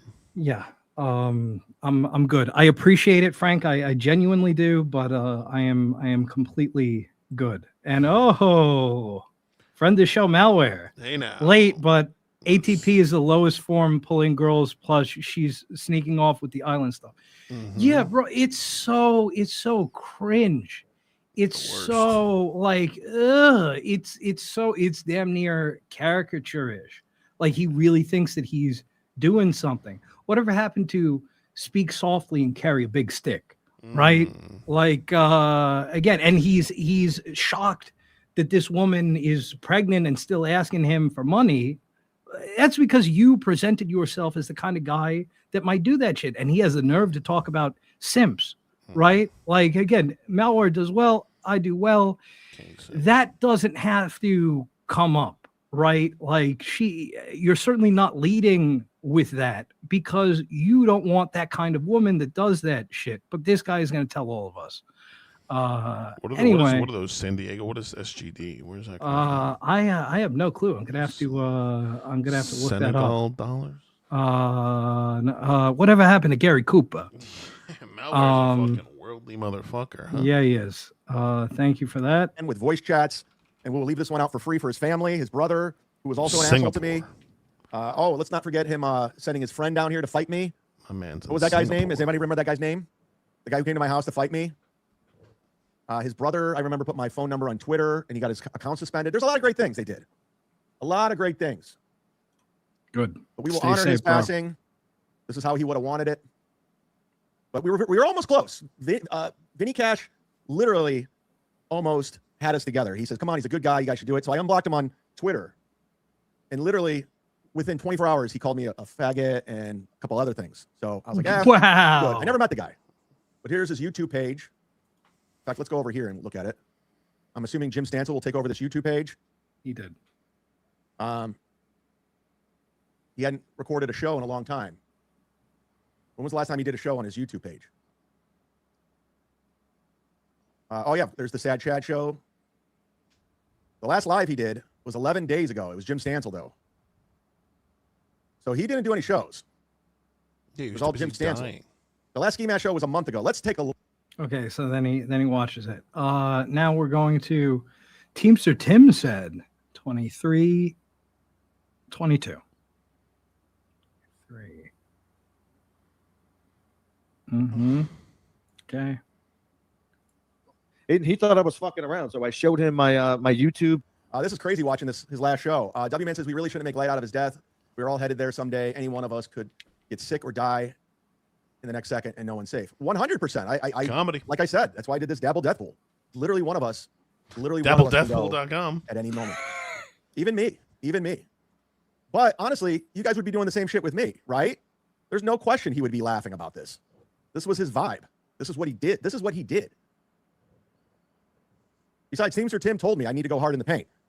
If Teamster Tim told you to jump off a bridge, would you do it? And further, Teamster Tim, I don't have the clip handy. Teamster Tim went on BYB and clarified that this was not really what he meant. And besides that, when I heard this, I think I reached out to Teamster Tim because I was like, and we didn't know each other as well as we do now, but we knew each other. And I was pretty damn sure that this was not what Teamster Tim ordered. And again, this is a guy who is 50 years old at this point, blaming it on somebody else. So great. Awesome. I got Teamster Tim's blessing. That was one of his best friends. So we're doing it. And again, super chat, super tip. We got one coming in anonymously. What a dumb thing to say. Let's see what he has to say on the super tip. Supertip.gg. You can use the Ric Flair voice. You can use the Jan Michael Vincent voice. You can use my drunk stepfather. You can use my voice. And you can use Dr. Steve to honor Ski Mask. Before he lost his voices. Here. Chad, when you pass on, all the same things will be said about you. They lower you into the ground in a cardboard coffin, an anonymous grave, forever forgotten. And that will be the story of you. See? Everyone's mean. Everyone's mean. No one's safe.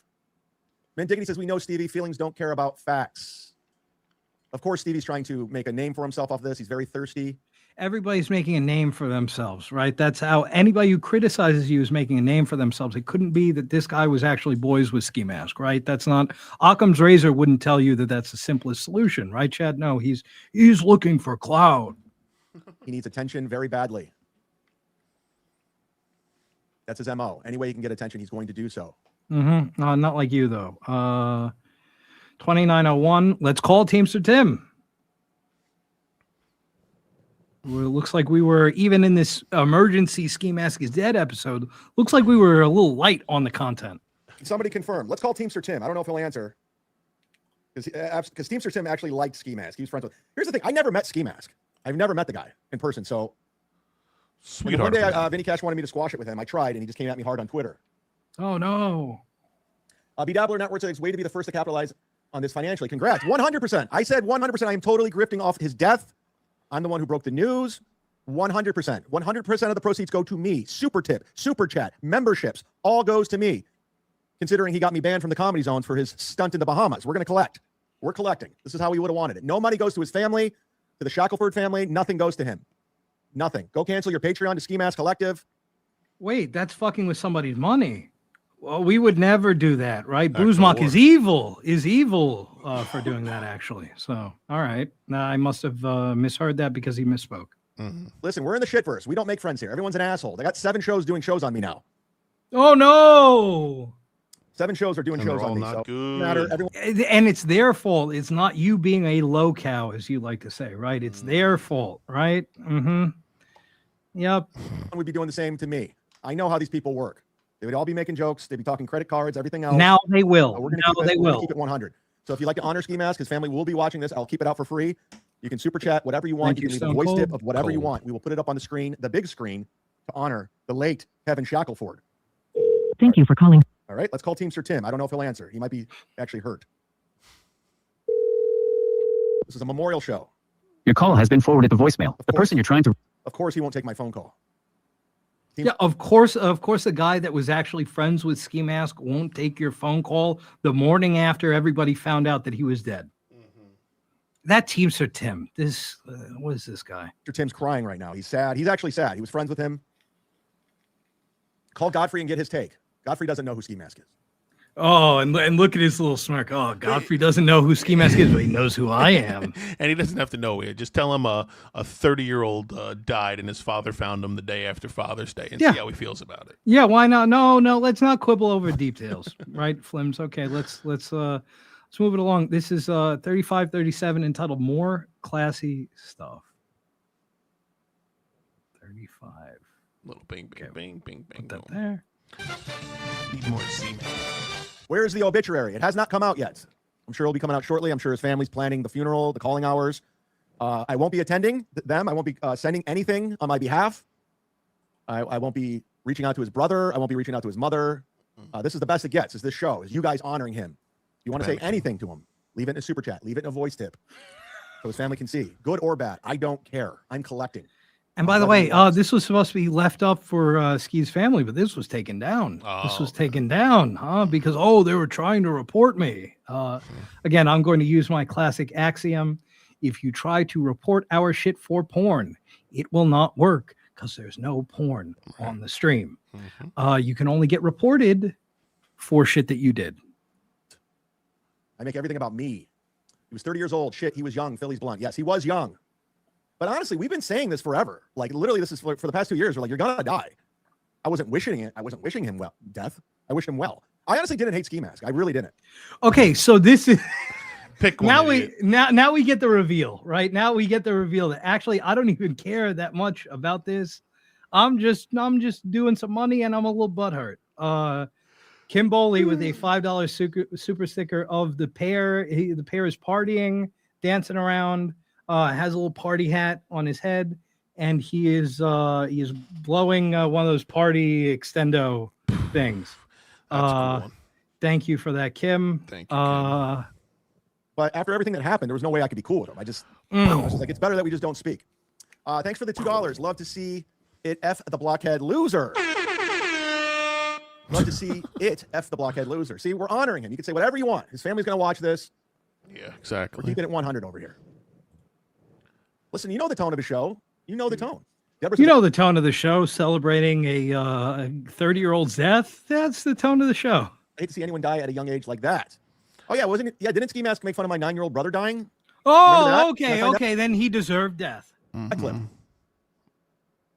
Yeah, Daylaw play says Patreon's a clip, gonna love Chad. this I new don't content, Chad. This one won't be going up on Patreon, Daylaw. This ain't a Patreon show. Daylaw saying Patreon's going to love this new content, Chad. This one won't be going on Patreon. Okay, cool.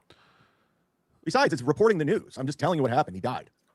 This is his thing. Whenever he does something fucked up, it's just him being a journalist. Right. Just So, TM Zumock. So again, he can dox Vegas beer sales Jerry. That's okay because he's just reading an article. So $30 for Ski Mask isn't actually dead. No, he's dead. This is not a joke. This is not a work. This is 100% reality. This is the sad reality for some people. Not him. Tom says this is sad. The show. Yeah, we're honoring him. I didn't hate Ski Mask. Now allow me to dance on his grave over petty beef. Yes. I think that was me, by the way. Because it's never over, ever. It's over, Johnny. It's over. Nothing is over. Nothing. Nothing's over. Okay, that's Chad. And folks, remember that the next time that he says, "Oh, I don't know why these people are still going after me." Nothing's over. So, what's good for the goose is what's good for the gander. This is you guys at home are gonna like this. This is entitled "Ski Mask Hype Train." Oh, you know, Chad, I think this is completely disgusting, but everyone else would definitely be doing the same thing. So, Bucket, get your Cheddar Z-Man. Whoa! It's a ski mask hype train, everybody. Ski mask hype train official. We're honoring the late Kevin Shackelford, or whatever the fuck his name was. I never met the guy. At this time, I'd like to bring Kevin Shackelford to the hype train because he's no longer here. Not even his good friend, Jim Stancil, would honor his friend. I'm the only one honoring his friend. So let's bring Kevin Shackelford to the hype train. It's a ski mask hype train. There he is. Ski mask. Ski mask hype train, everybody. Rest in peace. W-Man on the hype train. The ski mask hype train. Cause of death. Drugs and alcohol. Drugs and alcohol on the hype train. W-Man, who did my countdown. Shout out to W-Man. Clip it, Bex. We're doing it. It's a ski mask hype train, everybody. This is how he would have wanted it. Johnny Chopsticks is on the ski mask hype train. Johnny motherfucking Chopsticks is on the ski mask hype train. You got it. Ski mask website has ski mask, t-shirts, 10% off. Go. You thought that I was being metaphorical when I said that Tampa opener grifts, dances on grave of late rival. You thought that I was being metaphorical, but nah. Subtext is for cowards. And Diablo Sandwich, 9-year-old pancake by car super sticker. That means that it's okay for him to make fun of ski masks. So say what you will about that. Yeah. Thank you, Diablo. Let's get back to this dancing on ski mask grave. Get yourself some merchandise and sign up to the Ski Mask Patreon. Yes. Mike's shitty internet provider is on the Ski Mask hype train. Holla at your boy. It's going down in Clown Town. Yes. Mark of the Beast Poppy's on the Ski Mask hype train. Yes. Mark of the Beast Poppy is on the ski mask motherfucking hype train. We're going all night long. We won't stop. You can't stop. Dick Fitzwell's on the ski mask hype train. Oh, my number one ball watcher is on the hype train. Wow, what a shock. Smiling faces with horns. Let's give him a horn. Yeah. Ski mask hype train. Get in where you fit in. This is how we would have wanted it. Maud Levy's on the Ski Mask hype train. By the way, Ski Mask hype train. I'm sorry, your shirt's on the way. A ghost of our hippo character floats in front of the words "Game Over." If your shirt's on the way, I mailed it out. I'm a man of my word. Yeah. Nick in Fort Wayne is on the Ski Mask hype train. Character doing a shaka sign with his hand saying "Cool." I don't know what that means. Thank you. This guy's too dumb to realize that Evmux is transcribing the super stickers to him, where we got our famous bit from. But let's keep going. We still got a little bit more of Hype Train to go. Nick in Fort Wayne. I'm grifting off ski mask death. That's the quote. As he's doing the ski mask is dead Hype Train. I'm grifting off ski mask death. Okay. I'll pay you, Fern Dogs. Toll. That Fern Dogs toll. All right. Mike's shitty internet provider. That's it. That was fun. Shout out to Ski Mask, everybody. Thank you, Mike's shitty internet provider. As we continue to grift. Full disclosure, my car is being detailed right now by 2 African-American gentlemen. They're detailing my automobile. And as soon as it's done, I'm signing off the Ski Mask tribute show in memoriam. And I'm taking my computer in to get it fixed. So get in while you can. Yeah, money me. Computer.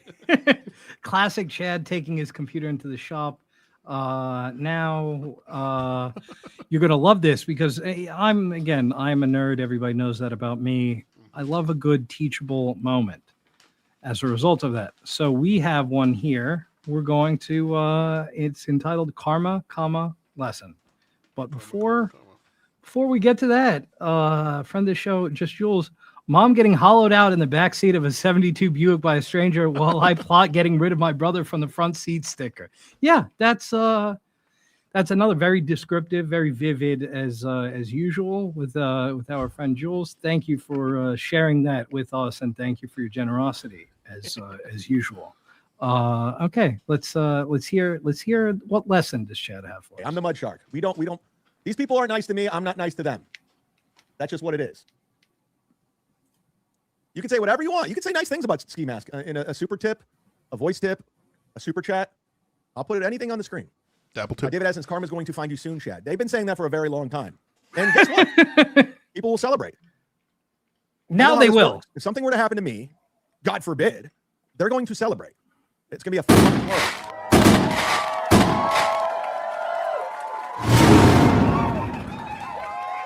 But he's no longer with us. He drank a lot, Deborah.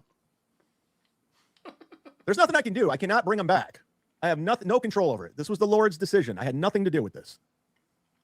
The Lord says, you know what? It's time for him to go. You know, we're all living on borrowed time, guys. Any one of us can go at any given moment. So if you do have a big heart, don't troll so hard. You like that? The takeaway from this, yes, is hey, we might all of us. I remember my papu when his brother died. See a big troll? My papu was a troll, big time.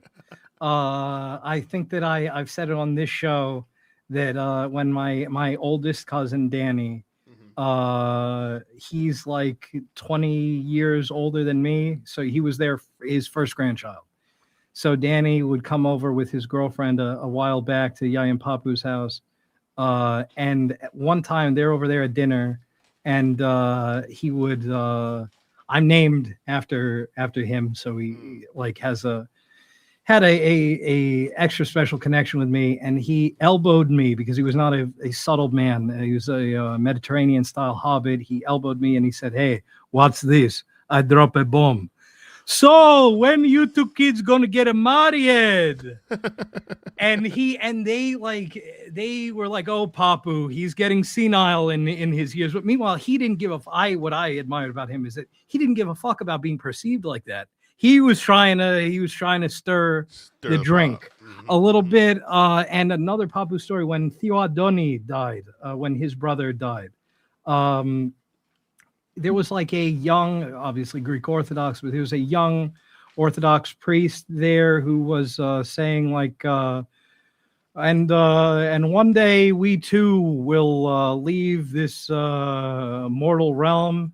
And Papu is going out of town, Charlie. And then at another point, he's like, "Preach it, brother." And Papu was acting like this was black church. Like, meanwhile, again, he's off the boat. Like, but for some reason, at his brother's funeral, he was testifying. So that's me when I hear Chad saying this.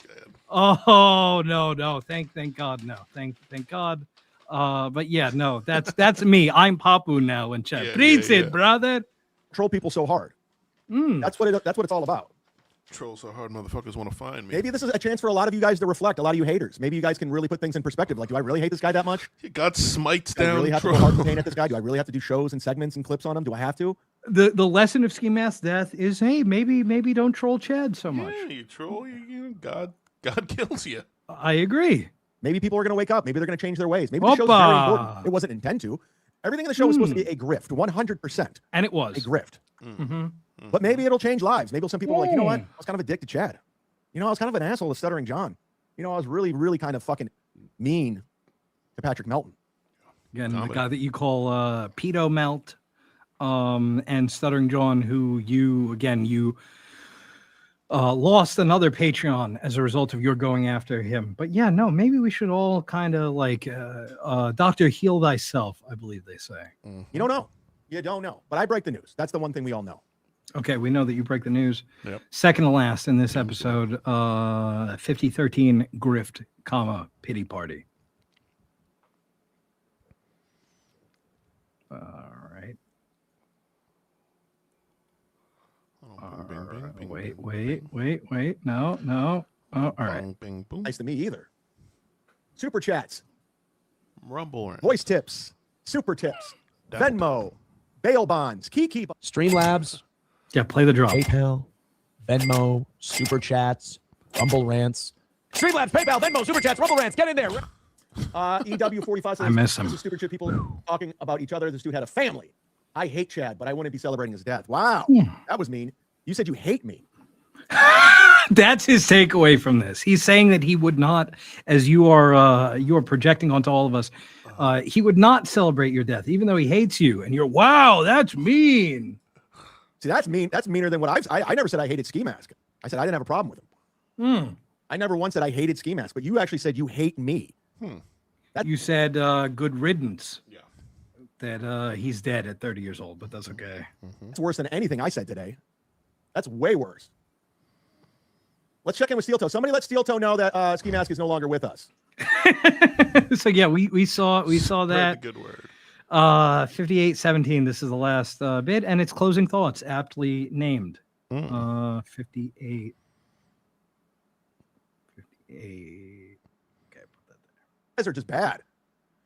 All right, guys. Well, listen. If you don't want to commemorate him anymore, we're gonna have to sign off. We did all the grifting we could. Come what? If you if you don't want to money me anymore, time to go. Time for me to go. Chase Cal says Chad finally got 2 monitors. Good job. Yeah, I know. Listen, you can make fun of me for that 100%. I don't know what the fuck I was thinking having 1 monitor for 2 years. I always had the monitor. I just never hooked it up. Okay. It's yeah, a game definitely. changer. Literally a game changer. I don't know what the hell I was doing. Yep. Somebody should have stepped in like a monitor intervention and said, what are you doing? Hook up another monitor. All right, guys. We did all the grifting we could today. Rest in peace, Ski Mask, Kevin Shackelford. Honestly, I never hated the guy. Cool. But Teamster Tim even said, you got to go hard in the paint. Okay, cool. Then it's fine. That's the way he would have wanted it, and that's the way he would have did it. So I honored Teamster Tim, and hopefully I honored Kevin Shackelford, Ski Mask. It does suck. It's sad. You know, the sad part is we all told him this was happening, and he did nothing about it. But from what I understand, this is how he lived his life, right? Yep. He lived hard. Went hard in the paint. Drugs, alcohol, sex. He did it all. There you go, Doodle. What did we learn today? Well, we learned Ski Mask is no longer with us. And we learned that I broke the news. There we go. But what did you learn on the program today, guys? This is your time to get it all in for free now. Yeah, okay. You learned you're a piece of shit. That's what we learned. And now I think that we have enough time to do this. This is another thing that I found that I had clipped. It's entitled Chad Deathpool. You're watching Sit Down Zumock, only on NJR. That's another thing. Okay, we saw this, so I'm going to fast forward through this. It's him talking about the death pool, and we're gonna divide it up. That's Doodle saying that she picked him, but I love you. You know that. Burp.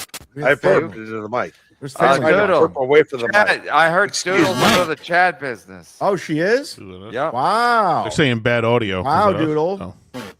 Wow. Go ahead, Chad. Guys, haven't heard from Chad Doodle told in the a while. long-term supporters to F ourselves. So why would we go back to your Patreon? Hey now. If you're out of my business, that's fine, Doodle. I don't. Oh, not yeah, living your my- patrons got to start at 0 now? Doodle, yeah, I guess I'm from 0. You don't pay my bills, Doodle. You don't. And I'm sorry you're upset because it's Melton. And he Try. provides a service like AT&T and Verizon. No, I took can't hear advantage you of at it. Listen, Oh, wow. I have no No, other there you are. thing You're good. coming You're up good. besides You're stand up. good. And if you're going to cry about it nonstop, fine. Thank you. Unfollow Thank you, me, guys. block me, because I'm tired of it. I'm tired of everybody. Oh, you got to choose a side. Go fuck yourselves. Yeah, you know what, Chad. Doodle? Go fuck yourself. How about that? There you go. Oh, there's your oh, out. Chad. Go cry. Chad. Sick I'm of people totally bothering with me. I'm you trying on to live this. my fucking life and pay my fucking bills. And you guys are like, he's Melton. Yeah, he's a fucking Trying to asshole. pay his But I'm bills. also fucked. Take your $5 super chat. Go fuck yourself. I'm out of here. Fuck Ooh, her. boy. No, don't go. Don't right, go. Don't go. I'm not even Stay. mad. NJ Ranger, you can go fuck yourself. hey, wait, where did that quote end up in the end? Huh? Weird. I mean that. You're not in good graces with me. When you decided to start trolling me, I said you're out of the Zumock game. You're done. Yeah, when you decided to start being an asshole, I started trolling you. That's really let's not forget, but that's okay. As much as you think you're a guy, you're not. That's me. Mm-hmm. You understand? Mm-hmm. I literally don't pay attention to a lot of shit. Now I know you're trying to be a guy. You're not. NJ Ranger, go to Ray DeVito's chat. We don't need you here. Okay. We don't need you. Mm-hmm. Mindiggity says, Chad, do what's right. Pay everyone who picked him their $500. Yeah, okay, give me $500. Mindiggity. I'm not going to give everyone $500. That's just not happening. It was my money that I put up. Nobody I didn't have You didn't put it up, right? Because you didn't pay it He out. just admitted it right there that he. It's your hypothetical money that you kind of thought about. Permaseal finishing. contest. I didn't have Gustav. I didn't have Borgo fronting the money. It was my money. Send B Dabbler his $500. No, he was not in the Dabble death pool. We already have a fight over Doodle and Jason Craig right now. People are pissed. People are more pissed about the Dabble death pool than the actual death of Ski Mask.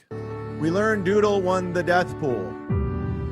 Well, Jason Craig just messaged me too, so I don't know how to do this. Oh no! Well, let me tell you how to do it. Don't pay anyone. And by the way, isn't it convenient that Jason Craig said that if you're not going to pay me, don't pay anyone? That's a nice little wrinkle in this. But if Jason Craig is made up, why not just pretend To be to pay quite Jason honest, Craig? I can't give $1,000 out. I just can't. Again, this guy claimed at the same in the same era he said he was going to go band for band, as the kids say, with Rob Saul. Chad has also said that he has $100,000 in an investment account. He cannot sheaf off how much money does he have to? Oh, that Spends all the much? bank Okay. appointments. Yeah, he can't sheaf off that much money to back up the check that his mouth wrote and his ass can't I cash. should have thought of that. Yeah, you He should threw have. his pen. He's like, I got bills. hours later. When is Doodle getting 500 for the Deadpool, Chad? Everybody, there's 4 people that say they're winning right now, and I don't know what to fucking do. What do you mean? Okay, there's 4 people, including again the guy that's up here, right, Rocco, that you said that he didn't vote in the death pool. So let's take let me make it easy for you. Take Rocco out. Right. I don't know who this third person is. We know Jason Craig and Doodle. But now when it needs to be needlessly confusing, Rocco does maybe count. A second ago, you were sure that Rocco hadn't entered. You have the piece of paper after all. But Say, did they win or not?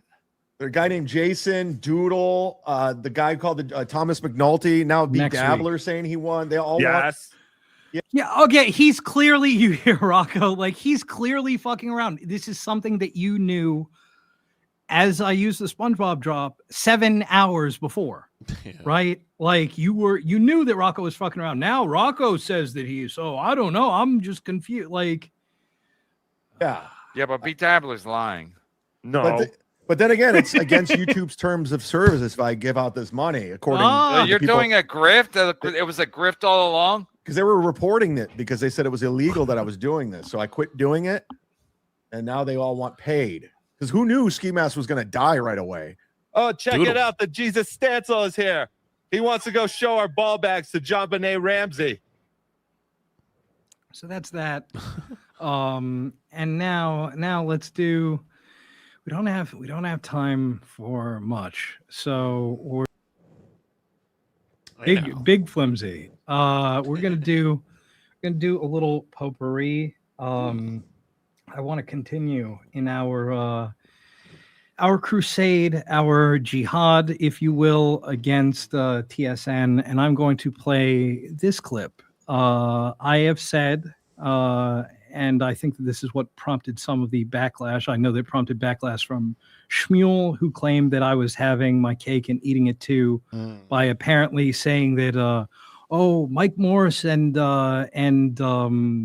producer Joe are so smart that they remembered the date, which they did by their own admission. They remembered the date that they found out about ESO, but they're also dumb. I responded by saying that I think that bringing up the date that you found out that your coworker was a pedophile after your whole story was we found out when you guys did after DabbleCon, and you bring up the date and it's 4 days before DabbleCon, I think that that's a stupid guy thing to do.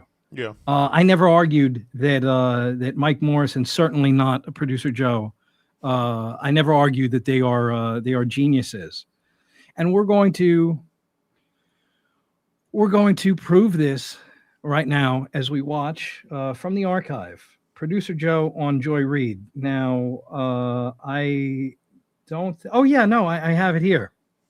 A screenshot from me back in my days of watching Steel Toe. I don't remember why I have this. It's because Aaron kept showing these complete hack idiot MSNBC libs, Morning Joe, Joy Reid, and he would dunk on them. And I had to say, as resident leftist in the Dabbleverse, this is a straw man. Joy Reid sucks. Keep covering her, Aaron, and pretending everyone on the left is the same as a moron MSNBC hack. So that's my feeling about Joy Reid. Now let's see if Frog, surely somebody that I hold in such low esteem, surely Frog can best her intellectually, right? Right? Frog. Joining me now is Jennifer Rubin of The Washington Post, Ovik Roy of the Foundation for Research on Equal Opportunity, and Phil Russo, a former member of the Orlando Tea Party. And Phil, I'm going to go to you first, my friend. Phil and I have known each other for a very long time, mostly interacting over email and online, because you were in the Tea Party. Got to check the intro. We had many debates about the Tea Party back in the day, where you would say it's not about race, it's about small government and economics. In your view, what happened to them? Because they are not available to talk about Donald Trump bailing out farmers and doing tariffs. Well, first of all, thanks for having me, Joy. It's always great to Very nice. chat with you about these things.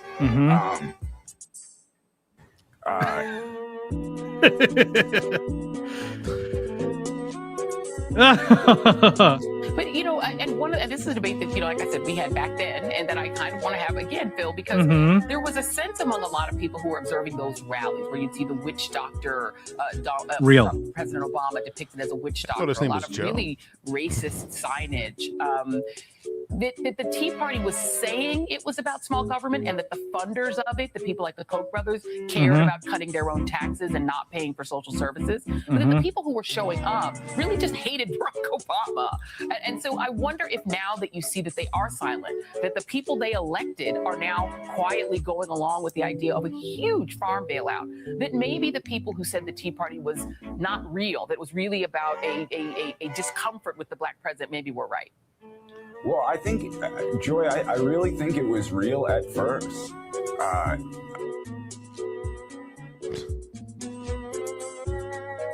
Well, you guys should get to know Phil. Phil's a good guy. Thank you, Phil. I appreciate you being here. Good to talk to you again. Sure. Jennifer, thank you. Yeah. So again, and it also sums up why I hate MSNBC. These establishment libs, they have no problem there. That's her boy. That's her boy. He's a swell guy. No, I think that he is Tea Party Joe. I think that he's a piece of garbage. And speaking of pieces of garbage, you guys hear this? You guys see this? So I don't know if you're aware of this guy. His name is Trucker Andy. He is a WATP dingleberry. In light of Aussie guys coverage and a little bit of me, but mostly Dean.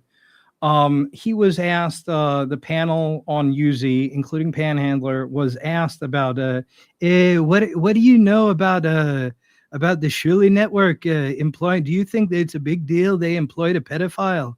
And let's hear Andy's response, because I found it a little bit interesting. But I don't believe it. But I do think simply the fact that Aussie guy, let's not dox his name, Lemmy.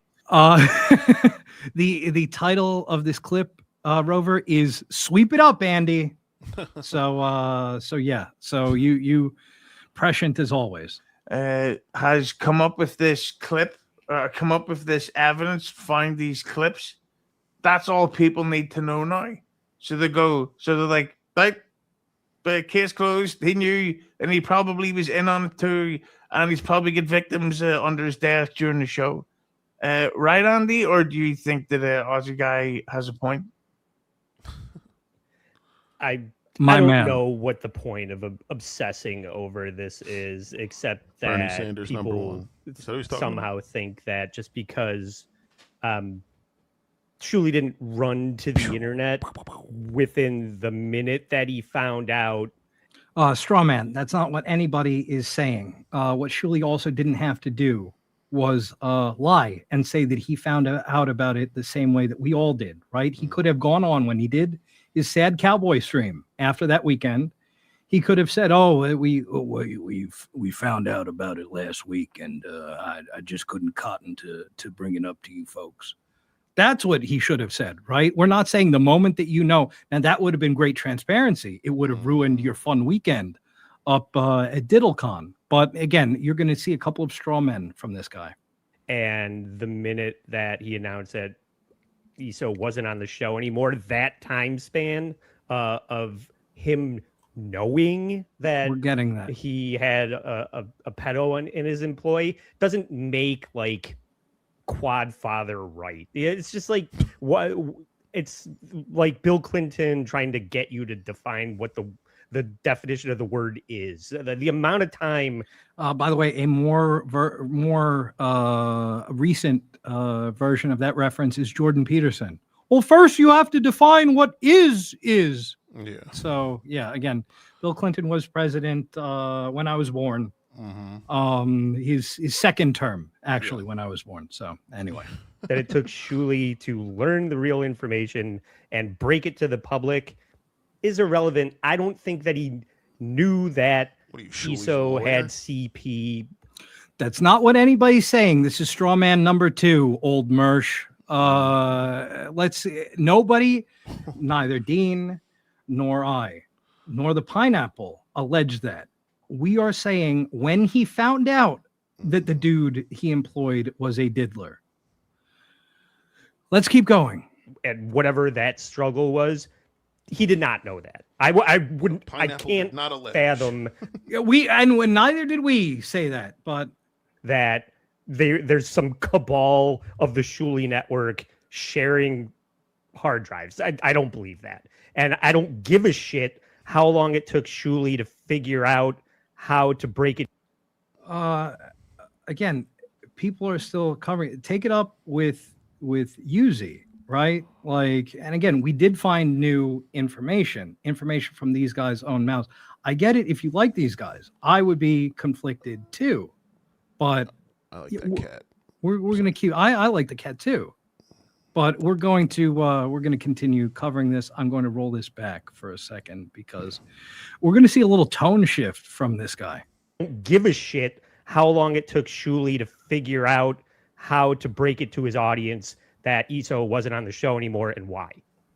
That's irrelevant to me. So if you want to fucking spend hours of your time creating a documentary about it, go ahead. But it's not funny. It's not fun. So first of all, why the fuck are you, if you don't care, why the fuck are you so mad? Yeah, sounds right? like he cares. That's you sound like we care a lot. Yeah, I don't get that. And by the way, okay, what is the appropriate number of hours to cover Stuttering John, right? We did, as I said, we did a max of 5 hours on this across 3 shows, right? And if this is not fun and not funny, what about Stuttering John's high school transcript covered on WATP? That's fun and funny though, right? Yeah. All right. So, whatever the fuck, but I didn't do the research. I don't Well, watch you're that for it. show.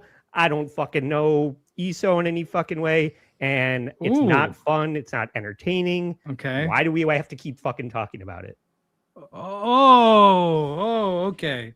That's not sus at all. Again, you claim not to care, and yet your voice is cracking. You're so damn angry after not 5 hours of this shit, bro. And I like that he referenced that he didn't know ESO. That's where's a Bart Simpson gif of wow, what an odd thing to say. And now we're going to wrap up our show with, the best bit on the show. It goes something like this. Coming up next, This Ol' Hoss, only on NJR. This Ol' Hoss is sponsored in part by Sam Bibley. And the Sam B joint is entitled Rev Fugly's Biggest Problem, featuring the final boss. Thought this fat fuck was asleep. What's going on here? Go ahead, Freddie. You read this. Okay. This Reverend fucking idiot. Fugly. No, don't even bother, Freddie. I'll read it and I'll have my Right. take on it. Okay, I'm you go trying to ahead. throw everyone off by calling someone else fat. I'll stop doing that. Rev Fug Lee's biggest problem is telling everyone, I'm not that fat, bro. I've been down that road, and no one believed me until I shut up fucking Rodney's. Oh, there he is. Handsome boy alert. Handsome boy alert. You're going to be fighting that fight for the rest of your life. Unless it's a bit ugly, you're only going to make it worse for yourself. And that's my opinion on that. Okay, let's see. Freddie, go ahead. You read this. Okay. Rev Fat Lee. Now I can sleep at night. He set me straight about the illusion of being fat. I was so depressed about it. I'm finally free.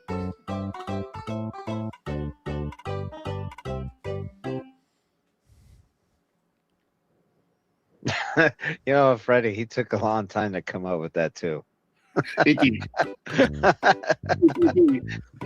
I think Rev was looking in the mirror to write that. Yeah. Well, Yeah.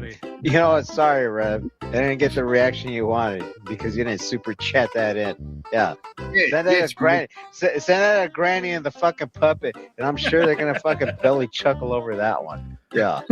Yeah, for $1.99. Yeah, whatever it is, whatever horseshit amount you send them, they're gonna fucking belly over laughing at that.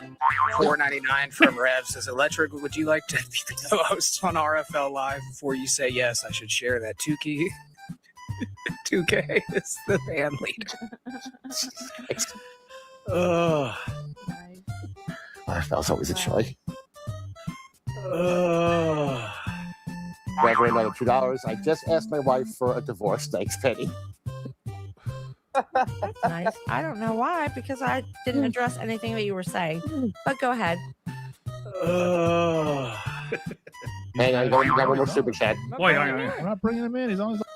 Okay. Rev Fugly, I heard that the Muppets tax return was stolen by the BTK killer, so he started a motorcycle gang called Sons of Anarchy and took justice into his own hands. 2 + 2 = races to sleep with ladies of the night. It's true. There you go. Thank you for the $5. So yeah, that was Sam B, one of the, I believe, the newest Sam B work that's out there. Now we're gonna wrap up. Before we go, we have friend of the show, Johnny F. Carson, with a $10 super sticker. It's of again my favorite. It's of the Lil Shiba Inu. He's on the ground and he's laughing his ass off. And he's waving his little arms and his tail is moving. I love that. It's adorable. Thank you, Johnny. Johnny's the best. And Shane M saying, calling it DilCon implies every person that attended had knowledge of ESO. Just saying that may not be the case. That's not what I mean to imply. Just call it DilCon for fun.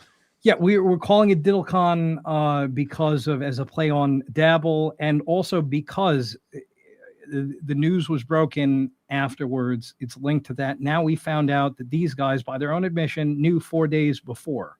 So the event was centric around time frame wise around ESO's sentencing. So that's all I'm trying to say. I'm trying to be very judicious in what I say, because I don't mean to overstate shit, but I just want to keep it with the stuff that we know that we have been volunteered. Friend of the show, Rover, with he's changing it up. It's a $50 super sticker. It's of the hippo. He's pushing back in his gaming chair. It spins around a couple of times, then it forms Transformer style into a mech, and he does like yeah, hell yeah. And there's radiating, swirling lines of light behind him. Thank you for that, Rover, taking care of us as always. Beautiful. And that's it. Flimsy, my friend, what are your plugs? Thank you for hanging out with us once again. Thank you. Always a good time. Check out mariobosco.com. That should take you to my YouTube channel. I got to do some Dabble tip test streams sooner rather than later. So check out mariobosco.com. I'll take you my Flimsy Greenberg, and then go to dabbletip.com. Check that out. If you want to sign up, be a beta tester, that'd be good. Do a little dabble testing for me. And then what else? Oh, I got these. These are fucking delicious. Pickled red grapes.